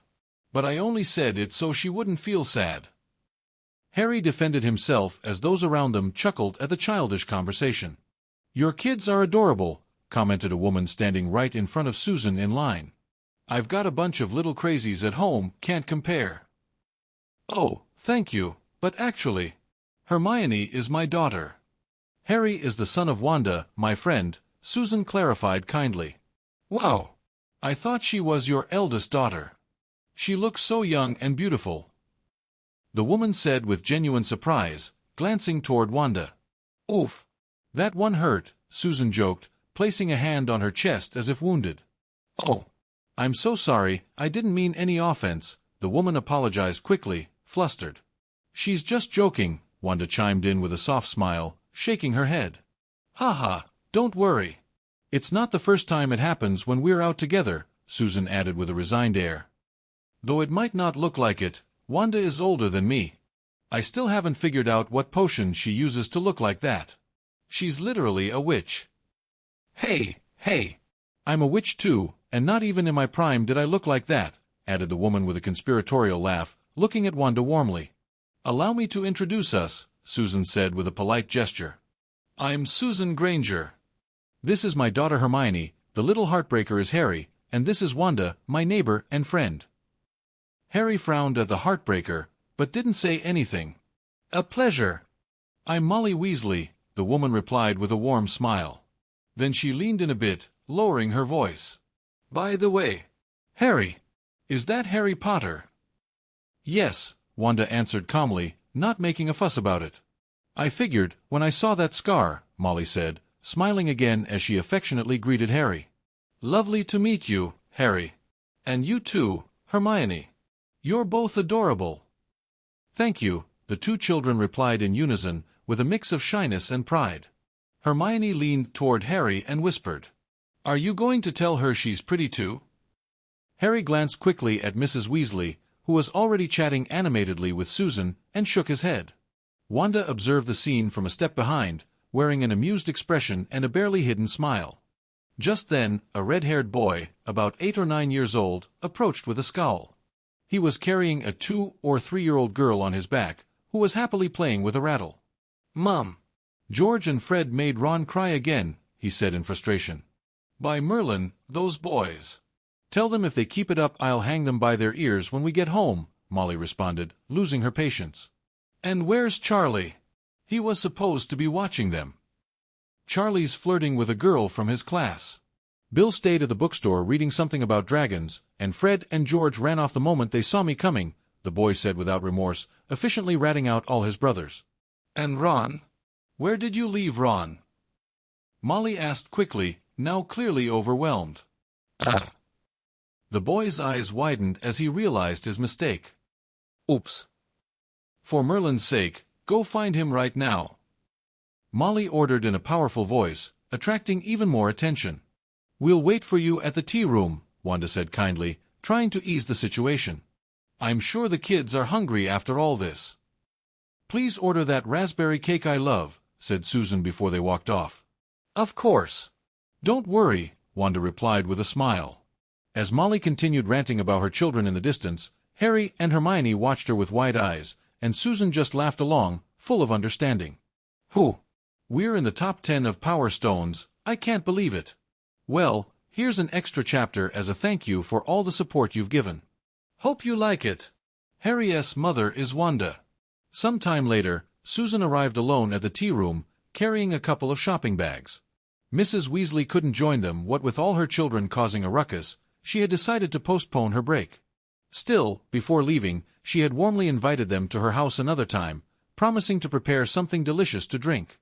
I can't believe you don't find Lockhart attractive. Just look at him, said Susan with an amused smile as she placed one of the bags on the table and pulled out a book, its cover dominated by Gilderoy Lockhart's dazzling smile. He looks like an idiot to me, Wanda said with complete seriousness, taking a sip of tea. Susan brought her hands to her mouth, pretending to be scandalized, as if Wanda had just uttered a blasphemy. Oh! Harry and Hermione said in unison, mimicking Susan with wide eyes. She said a bad word. Harry exclaimed, laughing. Hermione played along, pointing at Wanda with a giggle. My bad, Wanda said without losing her composure. I meant to say he appears to be a person with limited intellectual capabilities. The children tilted their heads, confused by the elegant phrasing, while Susan burst out laughing. If you don't like Lockhart, then what kind of man could win that little heart of yours?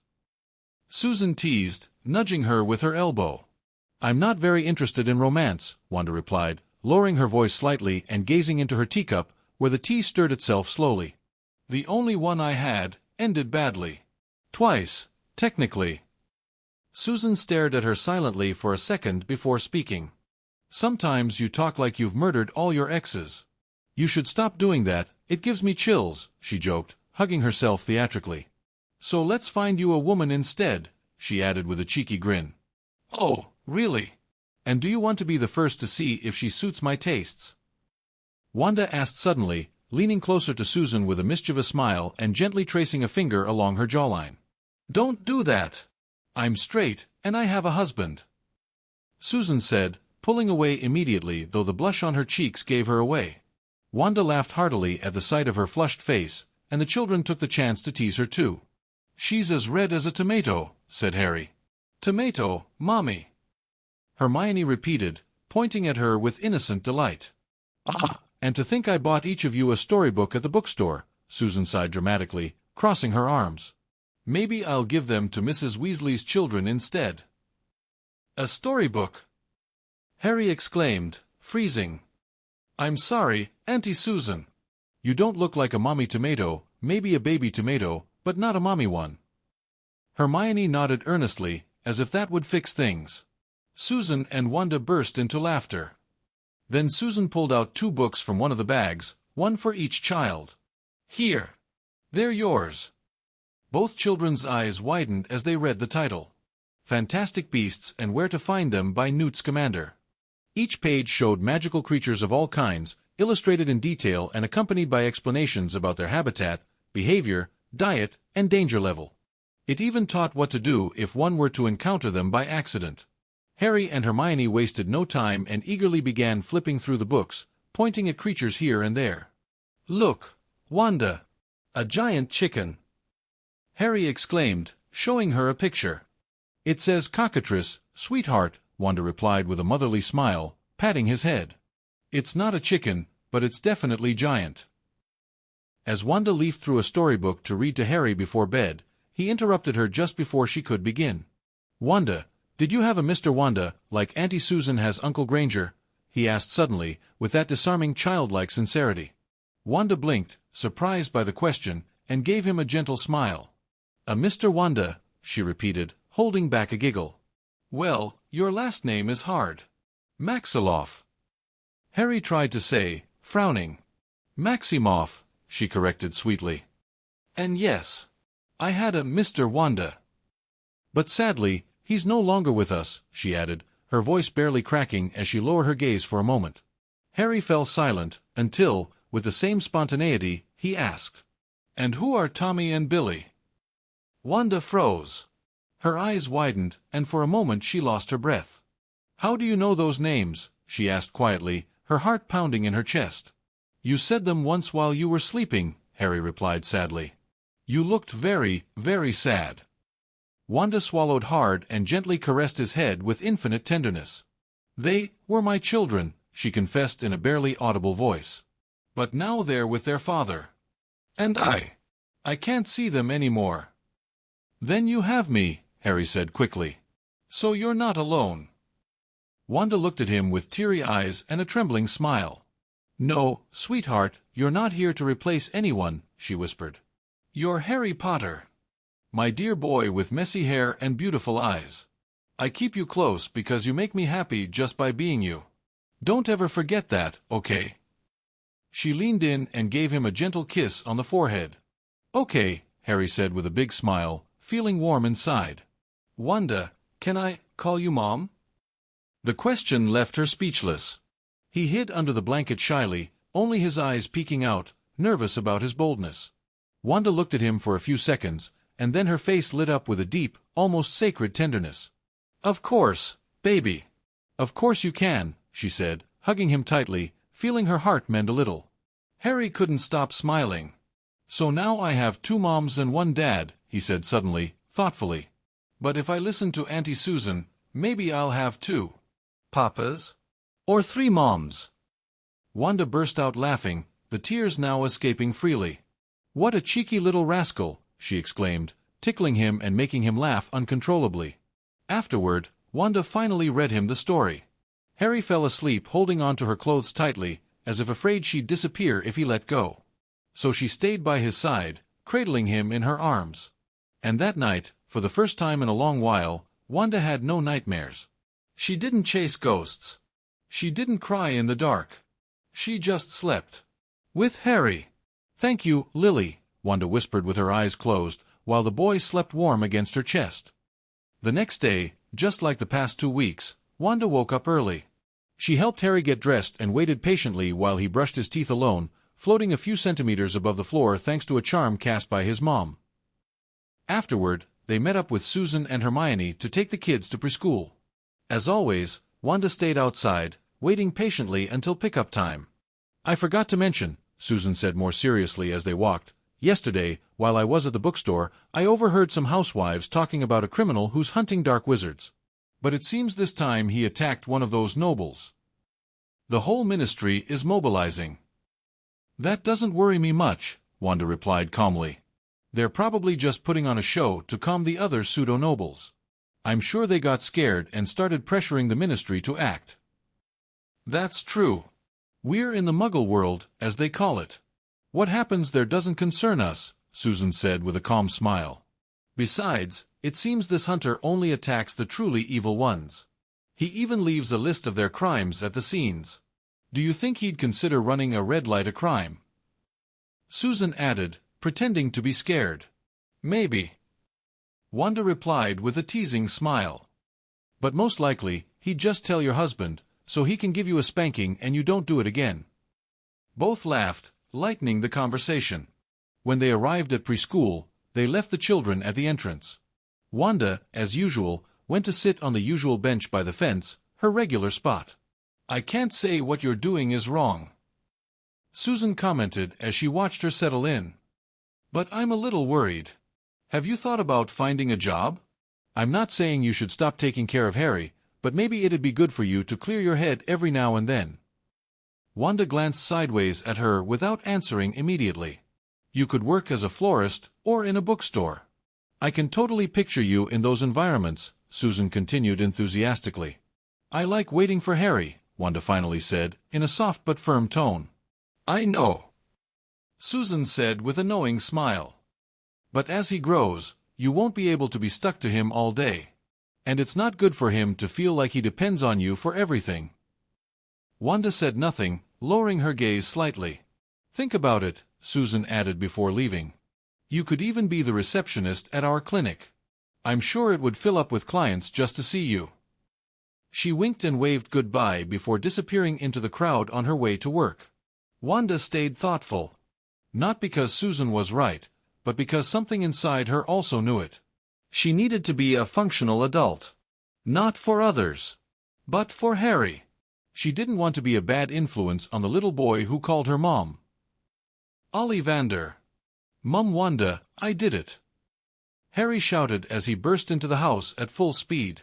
He had been playing quietly with Hermione in the backyard, but now he seemed unable to contain his excitement. Wanda, who was arranging some teacups in the kitchen, turned around curiously at the sudden commotion. "What did you do, sweetheart?" she asked with a warm, maternal smile. "I moved the ball. With my mind," Harry said, his eyes shining with a mix of pride and wonder.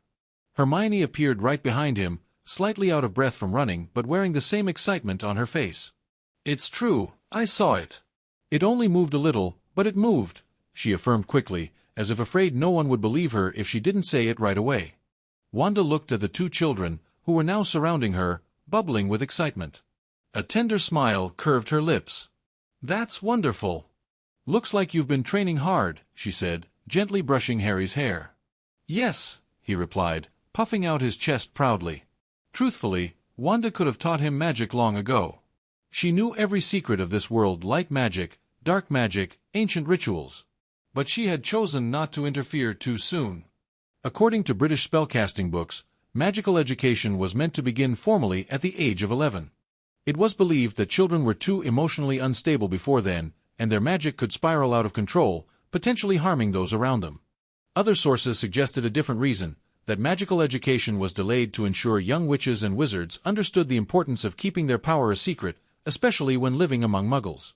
In the past, many magical children were hunted, branded as monsters, and even executed during the dark times of the witch hunts. That history still hurt, even centuries later. But watching Harry so happy, Wanda thought it would be foolish to hold him back out of fear. It was better to teach him to control his magic now, to prepare him for the world and protect him even in her absence. As those thoughts circled in her mind, Harry placed the ball on the floor and stared at it intently. He raised his hand, focusing hard, trying to repeat what he had just done. Ugh! It's not working anymore, he said, lowering his hand in disappointment. Maybe your battery ran out, Hermione said confidently. How do I recharge it? Harry asked, frowning. When the remote runs out of batteries, you just change them, Hermione explained, with all the childish logic in the world. But, where's my battery? Harry wondered aloud, looking down at himself and inspecting his shirt like he expected to find a hidden battery compartment. Remember that kung fu movie we saw at the cinema? Hermione suddenly exclaimed, lighting up with an idea. Yes. The one where they did hiya, shouted Harry, striking a ridiculous pose and punching the air. They healed by meditating, Hermione added, still excited. Meditating? That thing where you sit with your eyes closed and your knees bent? Harry asked, thoughtful. That's it, she confirmed enthusiastically. Wanda watched them in silence, both amused and amazed by Hermione's logic. Not entirely wrong, actually meditation did help calm the mind and restore magical energy. But in Harry's case, the issue wasn't a lack of energy. It was a lack of focus. That's why most wizards used wands, to concentrate magic and direct it precisely. Wanda then remembered the existence of learning wands, harmless, enchanted versions made for children. Maybe it was time to get them a pair. If she was going to teach Harry, Hermione couldn't be left out. But of course, she'd have to speak with Susan first. Learning wands? Didn't the book say children can't use magic until they're 11? Susan asked as she sat across from Wanda on the couch, a steaming cup of tea in hand. That's right, Wanda replied calmly. But if there are special ones made for children, there must be a reason, don't you think? The two women spoke while, across the room, Harry and Hermione listened in silence, their eyes wide with excitement, doing their best not to interrupt. I just worry they'll use them carelessly and get into trouble, Susan added, though her voice faltered under her daughter's pleading gaze. They can't do much harm with these wands. They only cast very basic spells. And if anyone asks, we can say they're magical toys from abroad, Wanda said, sipping her tea calmly. Susan glanced at her daughter, who was looking at her like a hopeful puppy. She sighed. Promise me no one will see you using it, and you'll only use it at home, she asked. Hermione nodded eagerly, her whole body vibrating with excitement. Susan couldn't help but smile. Then it looks like we're going to Diagon Alley, she said. The room erupted with joyful screams. A while later, the four of them were calmly walking through the bustling Diagon Alley, leaving behind poor Mr. Granger, still trapped in his office under mountains of work. They entered a children's store specialized in beginner magic. It had everything from toy flying brooms to illustrated books of basic spells. Harry pressed himself against the display window, fascinated by a tiny flying broom floating behind an enchanted glass. Hurry up, Harry. We have to choose our wands. Hermione called from the back of the store. Harry gave the broom one last longing look before running after her. Wanda had seen it all and, without saying a word, gave the broom a quick glance before heading toward the counter. The purchase was simple: 2 training wands, one for each child, and a small cleaning kit that mimicked the ones adult wizards used.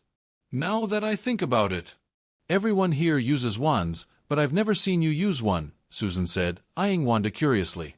A wand? Technically, I don't need one. But if I'm going to teach Harry properly, maybe I should try what it feels like to use one, Wanda said thoughtfully.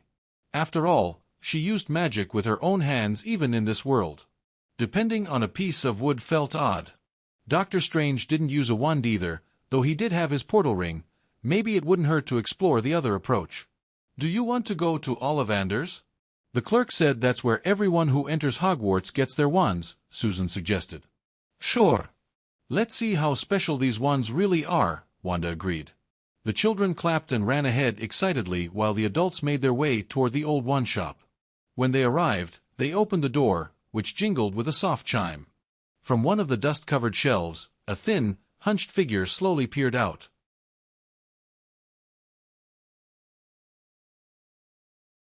Wanda reassembled all the pieces with precision and handed it back to him. Ollivander received it carefully. He didn't feel anything strange. In fact, it even seemed better than before. Thank you. And sorry about your wands. I'll pay for them, Wanda said seriously. No, it's fine. It's my fault for not being a better wand maker. But, could you tell me what you did and why? Ah. It seems I'll have to make my own wand. I saw how they're made, but I don't really know, Wanda replied calmly. I see. Ollivander said, then paused for a second, deep in thought. Wait a moment. He bent behind the shop counter, searching for something. After a few seconds, he stood up with a notebook. You can use this to create your wand. Don't worry, it doesn't have my secret recipes, I keep those to myself. Consider this an apology for not having a wand that works for you. I've been working with wands for over 70 years, and this has never happened to me before, he said sincerely. Then thank you, Wanda said with a smile, before saying goodbye and leaving with the others. Phew, Ollivander said, wiping invisible sweat from his brow as he looked sadly at the splinters of staffs and wands scattered across his shop floor. What a monster, not even Dumbledore could do that. Birthday! After returning home, Harry went straight to the living room, eager to try out his new practice wand. He quickly opened the accompanying book and got lost in its pages, absorbed in the instructions for casting his first spell. Meanwhile, Wanda sat silently at the dining table. In front of her lay the notebook Ollivander had given her. Her eyes scanned each page swiftly, but with an unusual depth, as if she were reading not just the words, but the intent behind each stroke of ink. She clearly remembered that moment in the shop, how the wand had opened on its own when it touched her hands, revealing its core with an almost reverent obedience. And then, an idea sparked in her mind. Wanda looked up. Harry was still completely focused, clumsily waving his childish wand while the book's instructions came to life before his eyes. She turned her gaze forward. Without making a single gesture, a section of reality began to distort. Light bent, and darkness curved until it formed a figure. From that rift emerged a hideous demon, its body twisted by chaos, skin like liquid shadow, claws as long as swords, and a single glowing eye that radiated intelligence and obedience. It had no mouth. It didn't need one. Give me your heart, Wanda ordered calmly, as if asking for salt. The demon did not hesitate. Its single eye blinked with devotion, and without a sound, it plunged its claws into its own chest. With a sharp pull, it tore out a black, pulsing heart that beat with raw, dark magic. It offered the heart to Wanda with both hands. She accepted it without hesitation. The moment her fingers touched it, the demon began to burn from within, turning to ash and vanishing completely, consumed and returned to the primordial chaos. It would not die. Not truly. As a creature born of Thon's chaos, it would return to its origin and reform. But its heart, for now, belonged to Wanda. She raised the heart. One of her hairs, glowing with a vibrant red light, gently detached from her head and floated toward the dark heart. The two began to merge. The hair shone intensely, curling around the organ until both fused into a liquid mass of crimson and black, bubbling with living energy. The mass changed shape, deforming and twisting until it slowly stabilized into the form of a wand.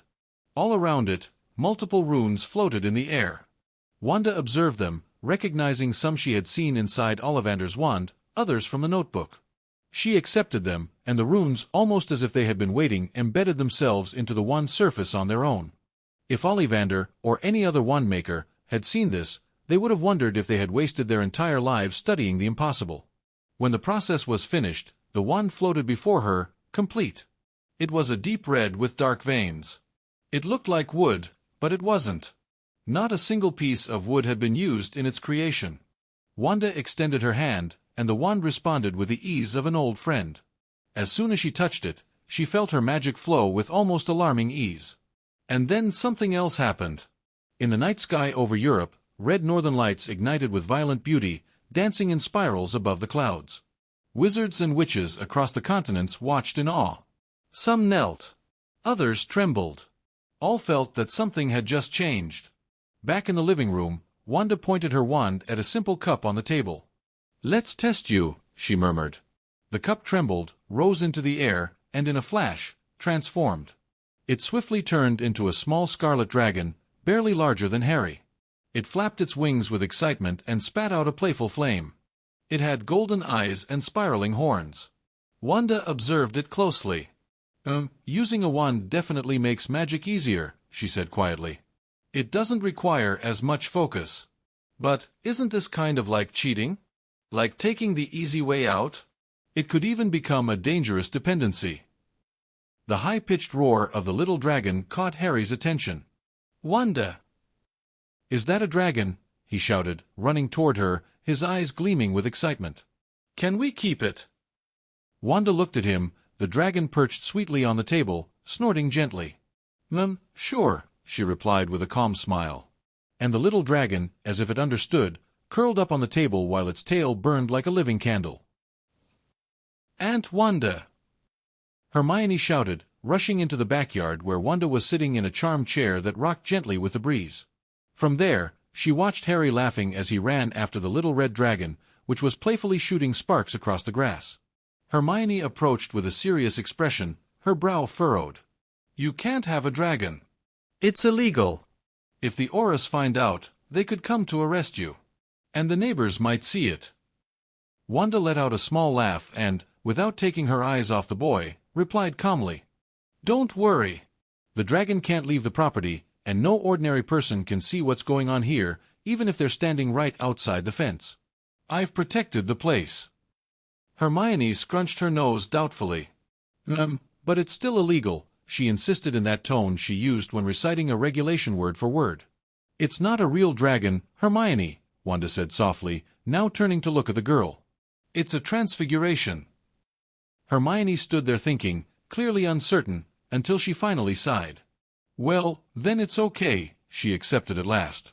And without another second of hesitation, she joined Harry in chasing the dragon, which did a flip in the air before releasing a harmless flame that exploded into a shower of golden sparks. Convincing children was far too easy. Sometimes, it made you feel guilty just how simple it was to win their hearts.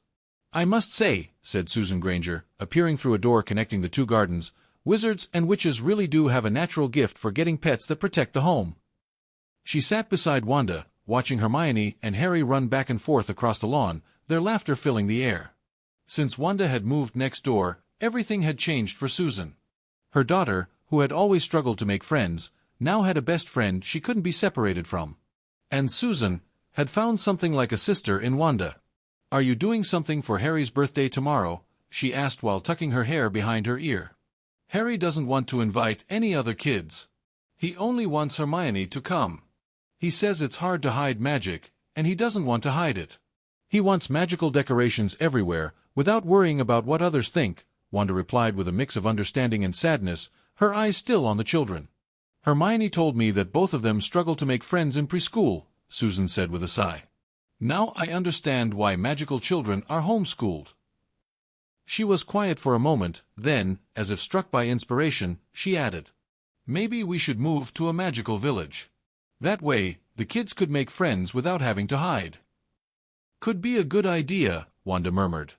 "And if we do, we could install one of those flu networks in the clinics. That would make going to work even easier," Susan said with an enthusiastic smile. The next day, Wanda's little living room was filled with light, magic, and bright colors. "Happy birthday, Harry!" Everyone shouted, the Grangers, Hermione, Wanda, and of course, the Red Dragon, who roared joyfully before launching colorful fireworks that exploded into star shapes. The place looked like it had come straight out of a fairy tale, ribbons floating in the air, enchanted balloons dancing to the rhythm of the music, tiny fairies flying around Wanda, leaving a sparkling trail of magic dust. "Open the presents," Hermione said, bouncing with excitement. "Yes," Harry exclaimed, throwing himself at the packages the Grangers handed him. Simple magical toys and a surprising number of toothbrushes. "Thank you, Uncle, Aunt," he said with a polite smile, fully aware they were dentists. "Now mine," said Hermione, handing him a package messily wrapped, with crooked tape and torn paper at the corners. Harry took it as if it were treasure and carefully unwrapped it. Inside was a book, The Tales of Beedle the Bard. "Thank you," he said warmly before giving his best friend a tight hug. There was only one package left. And even before touching it, Harry's eyes lit up with excitement. Something inside him already knew what it was. He tore off the wrapping quickly, and in his hands appeared a child-sized flying broomstick. His eyes sparkled in wonder. "Thanks, Mum," Harry shouted, running to hug Wanda so hard he nearly knocked her off her chair. It was a special training broom, and Wanda had asked for it to be fitted with more comfortable seats just in case Harry wanted to carry someone, like Hermione. Though the seller insisted that the invisible seats would magically appear when needed, Wanda still thought that was a flimsy excuse for poor design. Harry climbed onto the broom, which began to float gently. He made a slow circle through the air in the living room, shouting with joy. Everyone watched him with smiles and pride. The broom had safety charms, it couldn't rise too high, and it stopped before hitting anything. As Wanda had suspected, it wasn't long before Hermione joined him. Now they were flying together, laughing non-stop, looping around the house with a dragon following them from below. Wanda watched them, her eyes softly shining. It was a modest birthday, with only a few people, but it was full of love and magic. And that made it perfect. Little fight. Once again, we found several dark wizards, but for some reason, they're all squibs, murmured one of the Aurors, a note of unease in his voice as he glanced at Moody. Moody said nothing. His brow was furrowed as he reviewed the files of the captives, his gaze sharp and his face even more hardened than usual. Same pattern, but different level, he finally commented in a grave tone. 6 months ago, they'd find the dark wizards dead. Only their heads left behind. 2 months later, the method changed. They weren't fully killed anymore. Their bodies were dismembered, yes, but the torsos and heads remained. And now they're alive. Not a single wound. He looked up, staring at the Auror. But they're no longer wizards. They're squibs. Dark wizards I fought myself in the past, reduced to nothing. As if someone ripped the magic right out of them. The Auror swallowed hard. Is this worse than before? Much worse, Moody nodded seriously, his magical eye spinning constantly. If it were just Death's dark wizards, traffickers the Ministry would let it slide. They wouldn't spend a single galleon investigating. But someone who can rip magic from a wizard, that's a real threat. And they know it. The pureblood families won't sit still. They'll force the Ministry to find this vigilante. Not for justice, but out of fear. No one wants to be the next one left empty. The Auror looked tense. Why do you think they changed their method, sir? Moody gave a slight shrug. Could be anything. Maybe they got tired of killing, maybe they realized their path was too brutal and decided to change. Who knows? But that's not what matters. If they're not killing anymore, it just means we'll need more room in Azkaban for the scum. And with nothing more, he turned and walked away, his cloak billowing with each step. Meanwhile, in the backyard of Wanda and Harry's home. Harry was practicing with his training wand, focused. In front of him, a ball floated gently in the air, held up by a simple but effective charm. Mom Wanda, look!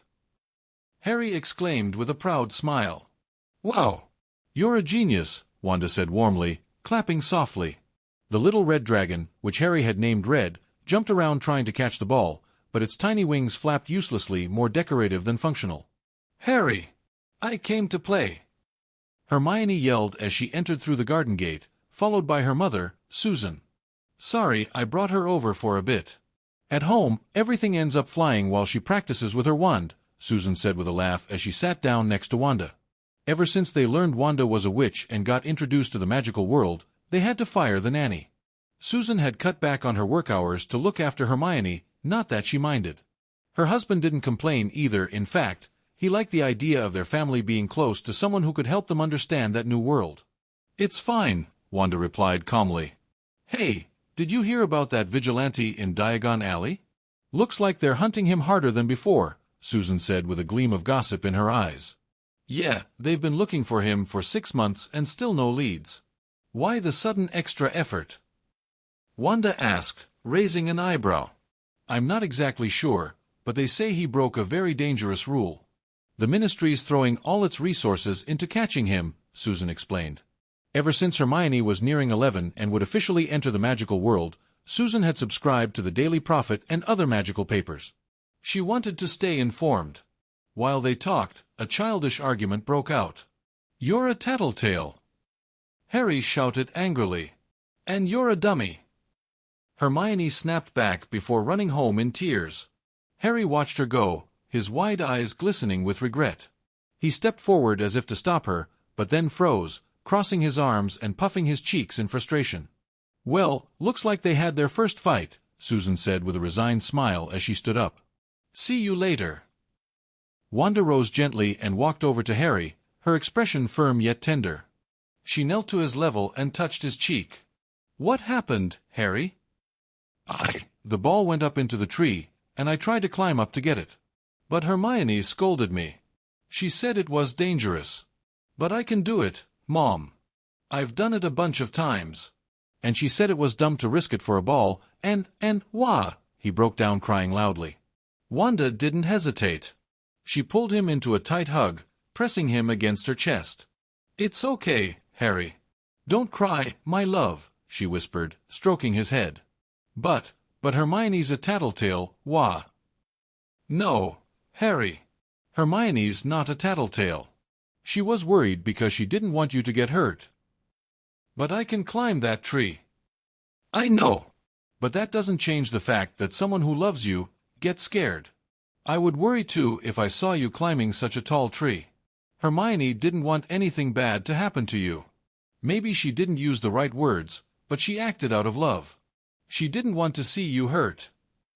Harry looked down, thoughtful. "So, how do I get the ball down?" "You just have to ask me. Watch." She snapped her fingers, and the ball gently floated down from the tree. You don't need to get angry at someone who's just trying to protect you. And before doing something dangerous, think first. If something happened to you, both Hermione and I would cry a lot. Harry looked up at her, surprised. "No. I don't want you to cry, Mom," he said, hugging her tightly. "Then promise me you'll think before you act, okay?" "Okay," he nodded, while Wanda wiped away his tears with a handkerchief. "And then, you should apologize to Hermione, don't you think? Don't let a silly fight drive you apart." "Okay," he mumbled softly. "That's my brave little boy," Wanda said sweetly, lifting him in her arms and spinning him gently. Harry, laughing, forgot his anger for a moment. The apology didn't take long, thanks to Susan managing to convince Hermione to come back. She still had red eyes and a deeply offended look as she stood in front of Harry with her arms crossed. Harry, on the other hand, had no idea how to begin. He kept shuffling his foot against the ground, awkwardly. "Hermione, I'm sorry." "You're not a busybody," he said softly, lifting his gaze a little. Hermione looked at him in silence for a second, then turned to look at her mother and Wanda, who were sitting on the couch watching them with warm, maternal smiles. Susan gave her a clear gesture. "Your turn." I'm sorry too, Harry." "You're not an idiot," Hermione said a bit shyly, pressing her lips together at the end. Then Harry smiled brightly, as if the sun had come out again in his world. "Then we're friends again," he said with a mix of pride and happiness. "Yes," Hermione replied, now with a slight smile. And just like that, the little childish fight ended as quickly as it had started, and both of them ran off again after the ball, trying to stop Red from tearing it up with his teeth.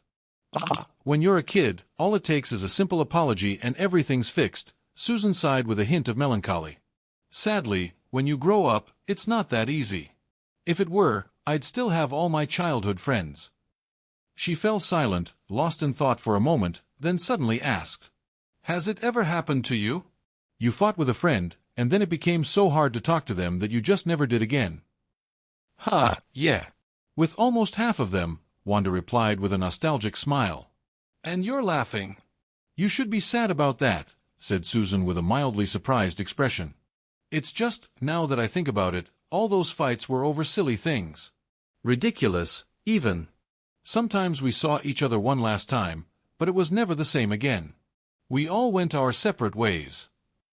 Wanda looked away, caught in memories that had been asleep for years. Later that night. "Harry, what do you want for dinner tonight?" Wanda asked as she peeked into the dining room. She had a cup of water in her hand. "Mom, look. No wand," Harry said excitedly.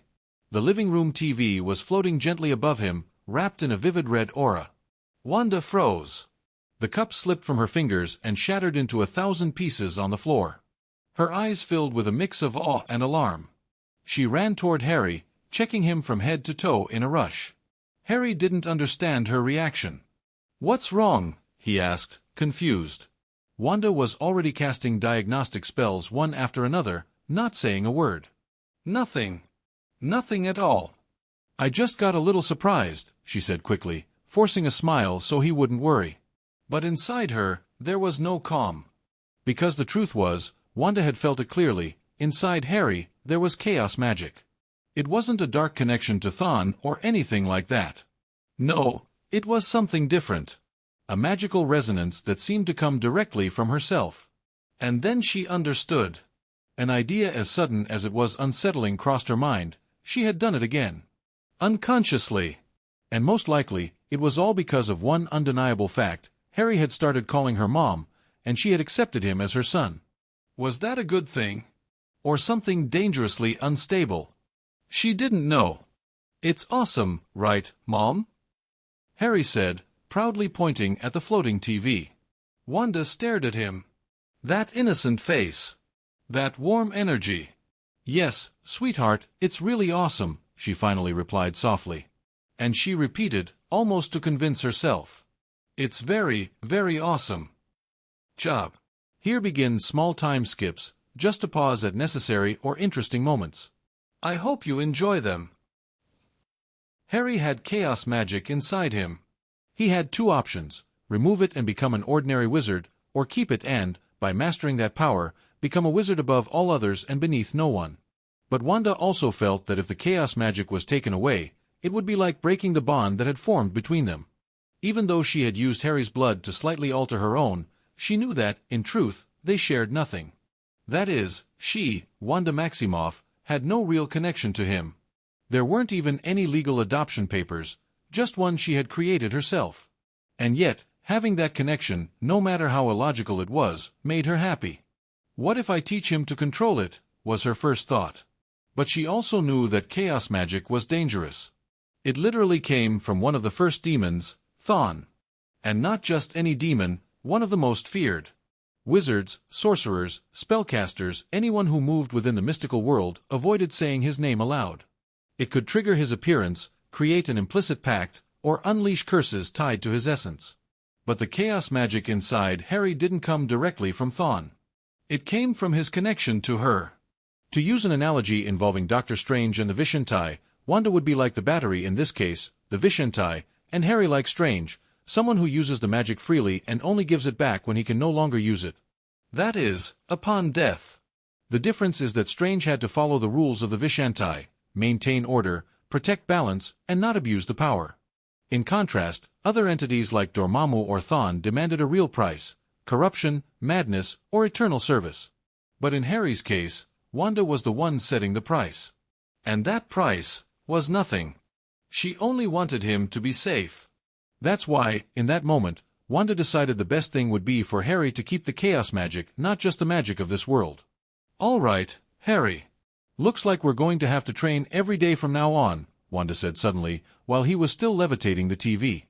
Well, okay, Harry replied, tilting his head, not entirely understanding. He only knew he was going to train his magic. 1 year later. Hurry up, Harry, said Hermione. Now 6 years old, she was a bit taller and her teeth looked quite normal. Though in truth, that was thanks to Wanda's intervention. Hermione had always been bothered by her large teeth, so one day she ran away from home and came to ask Wanda if she could shrink them a little. Wanda did it without much trouble. Of course, she was later scolded by her mother, but Hermione gladly accepted the punishment. It was worth it. I'm coming, wait, shouted Harry as school supplies flew all over his room and rushed into his backpack at top speed. Today was the first day they would go to school alone, and the excitement was palpable. Bye, Mom. See you this afternoon. Harry shouted, jumping to give Wanda a quick hug before running out the door. Outside, Hermione was already waiting. Susan stepped up as the two kids waved at her on their way out. Then they dashed toward the school, which was only a few blocks away. Have fun. Susan called out with a smile, then turned to Wanda. You're going to watch them, aren't you? She asked with a teasing grin. Of course, Wanda replied naturally. Then I'll head straight to work from there. Then good luck to you too, said Susan, well aware of how her friend was. With that, Wanda rose gently into the air and flew low, keeping an eye on the children from above. She watched them run, stop at a shop to buy ice cream, and then continue peacefully toward the school, chatting as if nothing else existed. Wanda smiled and returned home. Today was her first day working at Flourish and Blott's, the famous bookstore in Diagon Alley. Incidentally, The moment she walked in with her resume, they hired her without even reading it. Of course, a pretty face is more useful than many degrees. Just like in the real world. She appeared right in front of the bookstore and walked in calmly, greeting the other workers with a soft smile.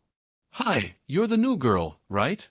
Follow me, please," said a woman in her 30s, with an expression of pride and a hint of disdain in her eyes.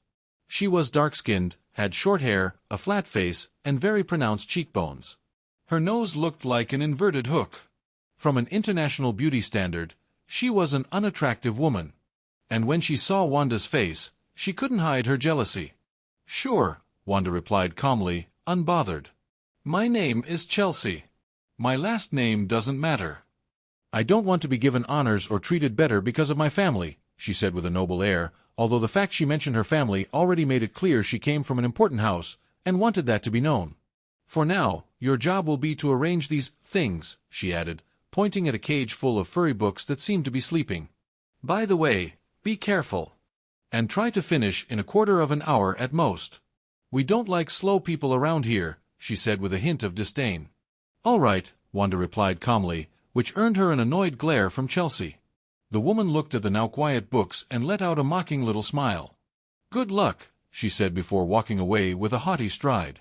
Wanda watched her leave, then turned her eyes back to the books, which obviously came to life the moment she touched them. Her job was to place them on the shelf, in a space prepared with cages. They were just a few books for collectors interested in this kind of rare specimen. There weren't many, 5 at most. Wanda approached the cage on the floor and opened the gate. The books inside immediately opened their eyes at the sound and turned to look at her. As soon as they saw her, they froze completely. Some primal fear compelled them to become normal books, as if their own awareness warned them that if they dared attack her, they'd end up as papier-mâché or confetti. So Wanda had no trouble picking them up and placing them on the shelf in their prepared cage. It literally took her only about 3 minutes, and that was because she took the time to look at them curiously. If she had used magic, it would have been instantaneous. "There you are. I've been looking for you," said a young woman in her 20s, approaching with a friendly smile. She was a petite blonde with blue eyes. "I'm Lois, the supervisor. I'm sure Chelsea put you on this task." "Sorry about that," she added with a slightly guilty expression. "I'd love to criticize her or even fire her, but the owner seems to know her family, so it's tricky, even though she's a pain in the butt. Just ignore her, that's what I usually do." "Well, the last worker couldn't take it and quit, so your help is very timely. Especially since tomorrow we've got a book signing with the author Lockhart," said Lois, talking much more than necessary. "I see. Then I'll just ignore her. And don't worry, the boss already told me about the signing tomorrow." "And how the housewives tend to get a little wild," Wanda replied with a calm smile. "That's good. Really good. You did a great job. Though I'm sure Chelsea didn't explain how to calm them down. How did you figure it out?" Lois asked with interest. "They just stayed still when I picked them up," Wanda said, a bit confused. "Wow. Then you must be really good with animals," Lois commented with a smile. "Well, something like that," Wanda replied, thinking about the demons she could summon with the Darkhold. "Come on, I'll show you around and explain what your job will be," Lois added in her cheerful tone, guiding Wanda through the bookstore and explaining how everything worked. Meanwhile, Chelsea, who was reluctantly assisting a customer, turned to look at Wanda chatting peacefully with Lois. She immediately frowned and tossed the change at the person in front of her with clear annoyance. Next chapter. A visit to Gringotts, with a bit of commotion. This chapter is a bit exaggerated, but it's just to use a comic reference. He won't use it again, in case you're wondering. Now, I hope you enjoy the chapter. Gringotts. After finishing work, Wanda headed straight to the school to pick up Harry. That day, they had a special destination, Gringotts, the Wizarding Bank. Harry had wanted to go for a while, but Wanda had forbidden it several times. She didn't trust goblins. They were unfriendly, cold, ill-tempered, and with a history that nearly bordered on war against wizards. But Harry insisted so much, with that mix of curiosity and determination so typical of him, that Wanda finally gave in. She promised to take him. Just once. "When you said they'd be small, I expected something more extreme, but they seem pretty normal to me," Harry commented, watching the goblins walking past them. Wanda smiled wryly. Of course he saw them as normal. Harry barely reached 1 meter 15. But if an adult has the height of a 6-year-old child, that's not normal here or anywhere else. They entered the imposing underground bank and approached one of the main desks. The desk was disproportionately tall, as if the goblin behind it needed to remind everyone that he was above them literally and symbolically. "What do you want?" the goblin growled without lifting his gaze, his voice laced with sharp, dry contempt. "I want to open an account for Harry," Wanda replied coldly, crossing her arms. Her expression made her thoughts clear. It was absurd that a race that once tried to subjugate wizards now handled their gold. The goblin finally looked up. His disdainful gaze locked onto Harry, and froze when he saw the scar. "He already has an account," he said, then turned back to his parchments as if they were more important than them. "I have an account?" Harry asked, confused. The goblin sighed in annoyance, rang a silver bell, and without further explanation, a second goblin emerged from a back door. "The boy doesn't know he has an account." "Verify it," the goblin ordered, waving his hand to shoo them away like flies. "Right this way, wizards," said the second goblin with forced courtesy. Wanda and Harry walked away without looking back. But just as the first goblin was about to assist the next customer, something changed. His face, once so stone-like, took on an expression of confusion. His lips began to seal shut as if welded by an invisible force. Then his ears vanished, blending into his skin. And finally, his eyes closed completely, leaving only smooth skin where vision once was. He stood up abruptly, stumbling, waving his hands, gasping silently as if the air itself was being torn from his lungs. "He's suffocating!" shouted one of the goblins, rushing to help. Without hesitation, another goblin grabbed a letter opener and made a precise surgical cut where his mouth had been, creating an opening so he could breathe. "Who did this?" roared one of them, drawing his sword as his eyes scanned the room for the spellcaster. But he saw no one. No one's raised. No magical trace. Only the echo of distant footsteps. Wanda and Harry kept walking down the corridor, unaware or pretending to be of the chaos they'd left behind. "Do you have your key?" asked the goblin, looking at Harry without any emotion. Harry shook his head, still confused by the whole situation. "You don't have it?" "Then, if you wish to make a new one, it will cost 10 galleons, the goblin said without blinking. "Yes." Harry replied softly, more out of curiosity than certainty. Something inside him needed to know what was in that vault. "Then, a drop of blood," added the goblin, pulling out a short, sharp knife and placing it in front of him. Harry took the knife hesitantly, then looked up at Wanda, searching for a sign, some guidance. "Wait," Wanda whispered gently, placing 2 fingers over Harry's hand. A tiny drop of blood emerged from the boy's finger, floating magically in the air, shining like a ruby under the torchlight. The goblin watched it with a strange gleam in his eyes, then pulled out a special parchment and touched it to the drop.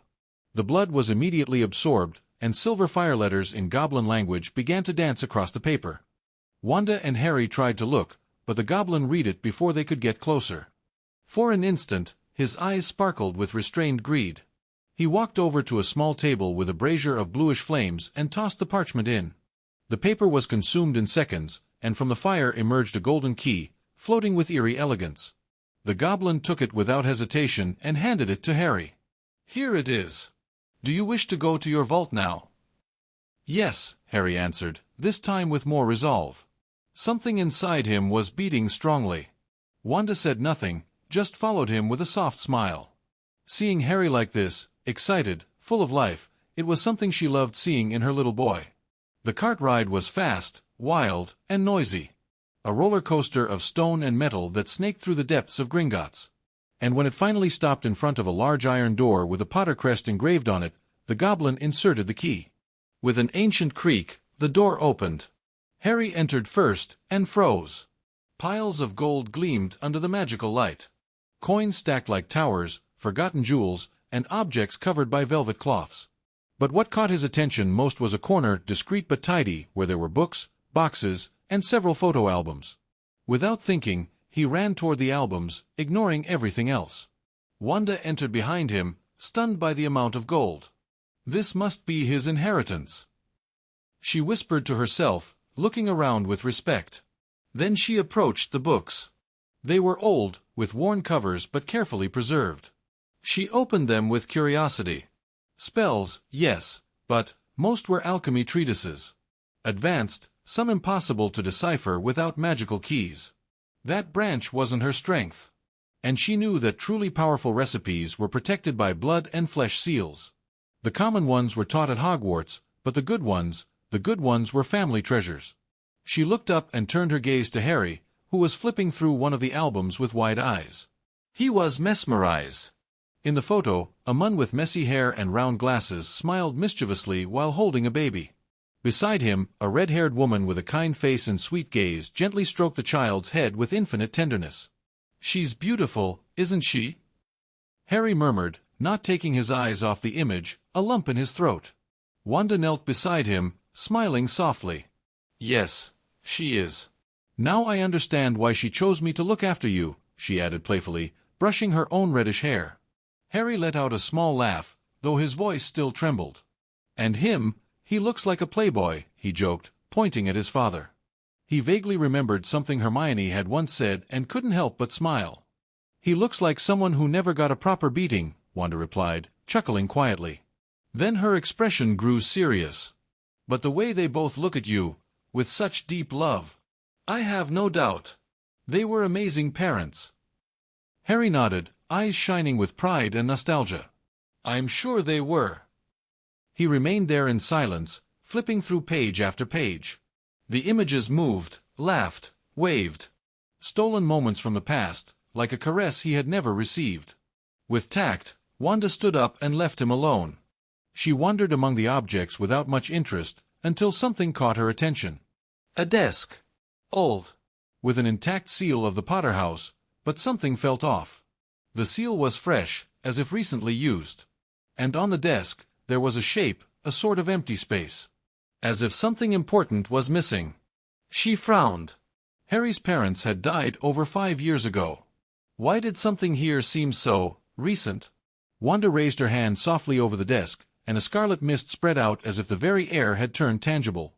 The red aura crackled with a nearly living intensity, slowly and elegantly revealing what had been hidden: ancient documents, scrolls with magical seals, and among them, several papers glowing with a faint golden light.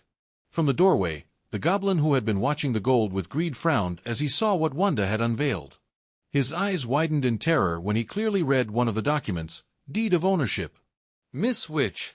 You mustn't touch that!" he shouted, running toward Wanda, nearly tripping over himself.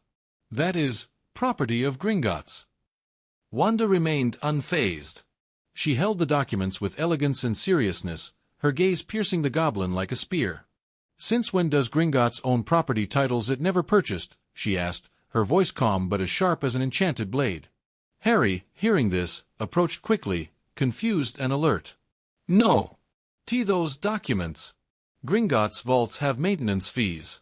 If wizards don't pay, the bank has the right to recover value with what's inside," the goblin stammered, visibly nervous. "How much does it cost to maintain a vault?"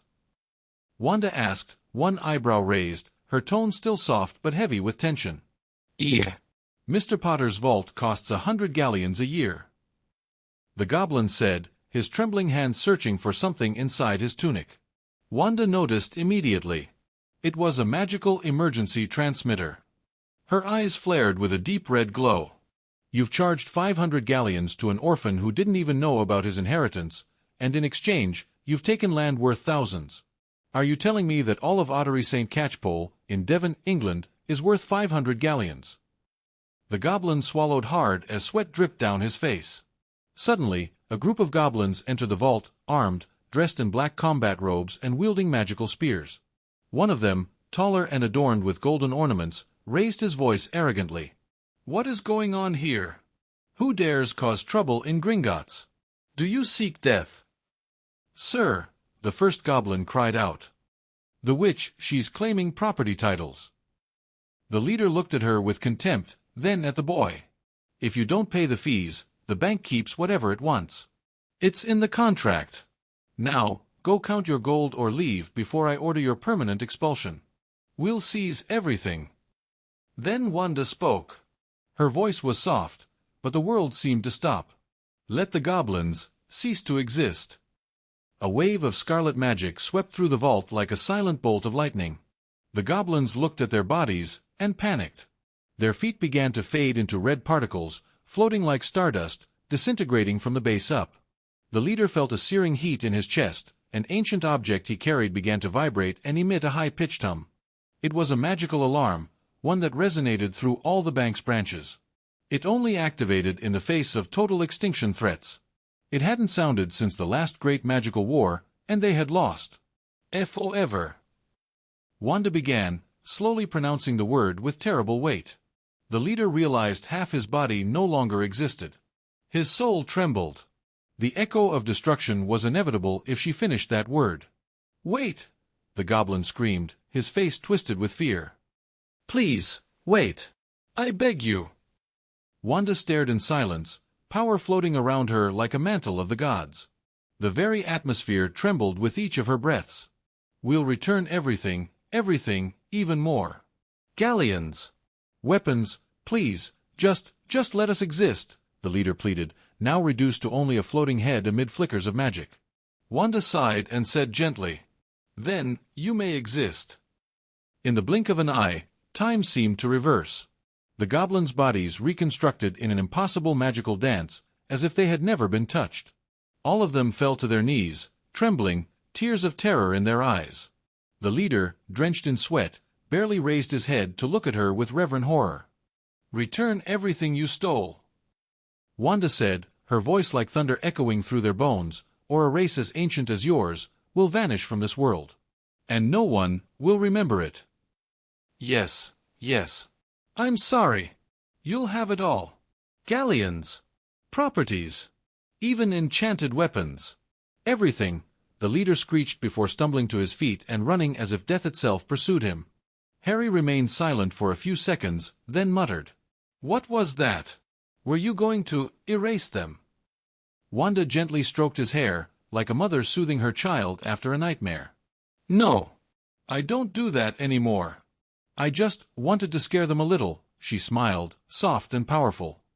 "Looks like our Harry is quite the landowner," she added, easily changing the subject. "Lockhart. Sorry if I didn't give much attention to the novels this week. There were many family birthdays, so I had to make an appearance. Haha. Today, at Flourish and Blots." Located on the north side of the magical street, Flourish and Blots is a place of living history. It opened its doors in 1654 and has since been the favorite destination of generations of Hogwarts students seeking their textbooks. With shelves that rise up to touch the ceiling and aisles so narrow one could get lost between mountains of dusty grimoires, the shop also accepts owl orders, a very useful convenience, on normal days. But today is not a normal day.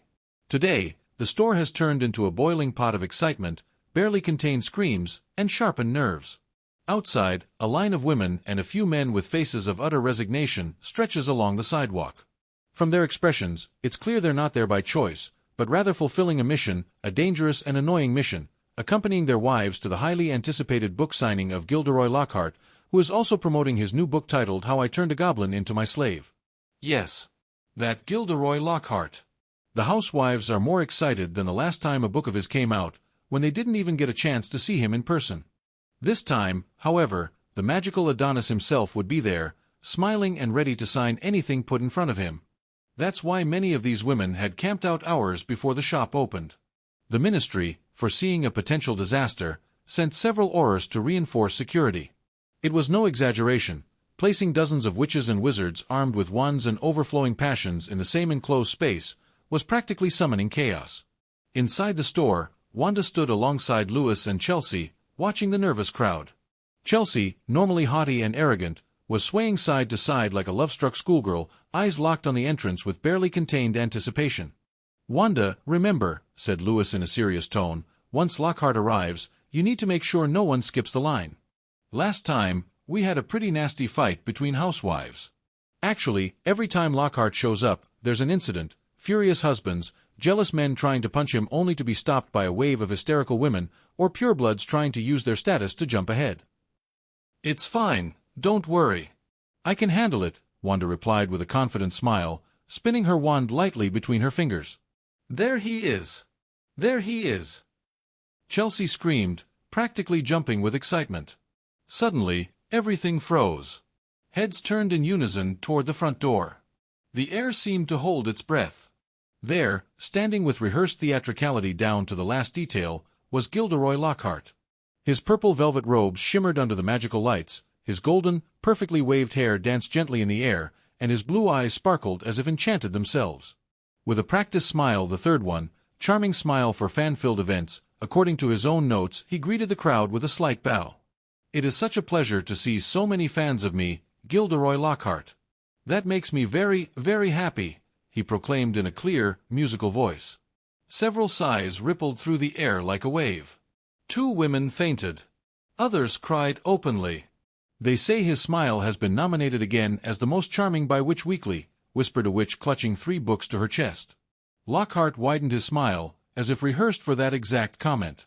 He walked toward the signing table with a slow yet elegant gait, greeting people like royalty during a procession. "Ladies," he said in a syrupy voice, looking at Louis, Chelsea, and pausing briefly on Wanda, to whom he gave his brightest smile. "It will be a pleasure working with you." He sat down, surrounded by a table full of portraits of himself in various dramatic poses, facing trolls, winking on a broomstick, or holding up a fake basilisk fong. "Let's begin, shall we? We wouldn't want to keep my dear admirers waiting." And then chaos. Women surged toward the table as if their lives depended on it, waving books, scrolls, and even articles of clothing, underwear included, for Lockhart to sign. Wanda turned away in disgust, just as one woman waved a lacy bra in front of the author's face. "Please, respect the line or you'll be expelled from the bookstore," Louis bellowed, her voice cutting through the uproar. Meanwhile, Chelsea had taken position beside Lockhart, staring at him so intensely that even the author, accustomed to harassment, looked slightly uncomfortable. "Same old story," muttered Louis under her breath, eyeing Chelsea with a look of irritation. "You've no idea how badly I want to fire her." Outside the store, 2 temporary employees, young wizards with dark circles under their eyes, struggled to hold back the swelling crowd pushing against the glass doors. Inside, Wanda elegantly drew her wand and, with a slight flick, levitated backward a woman who had tried to cut the line. She didn't really need to use the wand, but it was better than letting it gather dust in her pocket. The witch shot her a venomous glare, but seeing the line move forward, she grumbled and returned to her place. "Wanda," a familiar voice called from the entrance. Turning around, Wanda saw Susan, Harry, and Hermione in line, all smiling though the pile of Lockhart books in Susan's arms betrayed any innocent intentions. "Hi. I brought them to have some fun," Susan said cheerfully. Wanda sighed. "Yes, this definitely wasn't a normal day." "Mum," Harry said with a big smile, running up to hug her. She ruffled his hair with natural tenderness, letting out a soft laugh. "That's odd. I didn't see you in the line earlier," Wanda remarked curiously, raising an eyebrow.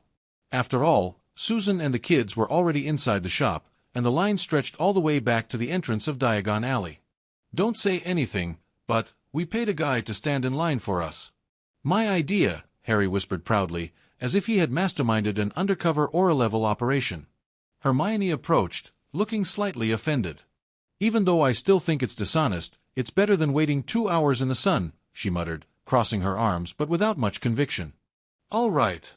You can go read some books in the store if you don't want to stand in line with your poor mother and aunt," Susan said, putting on a theatrically tragic face. "Okay," both kids answered in unison, completely ignoring her dramatic act as they disappeared into the aisles without a care. "Raise ravens and they'll peck your eyes out," Susan sighed exaggeratedly, prompting a soft laugh from Wanda. Seeing the towering stack of books her friend was carrying, Wanda pulled out her wand and cast a lightning charm. The books began to float gracefully, as if they were feathers. "If you need anything, just let me know. I'll be helping the others," Wanda said with a serene smile. "All right, I'm not going anywhere," Susan replied, adjusting the charmed books. Wanda stepped back into the shop with determined steps.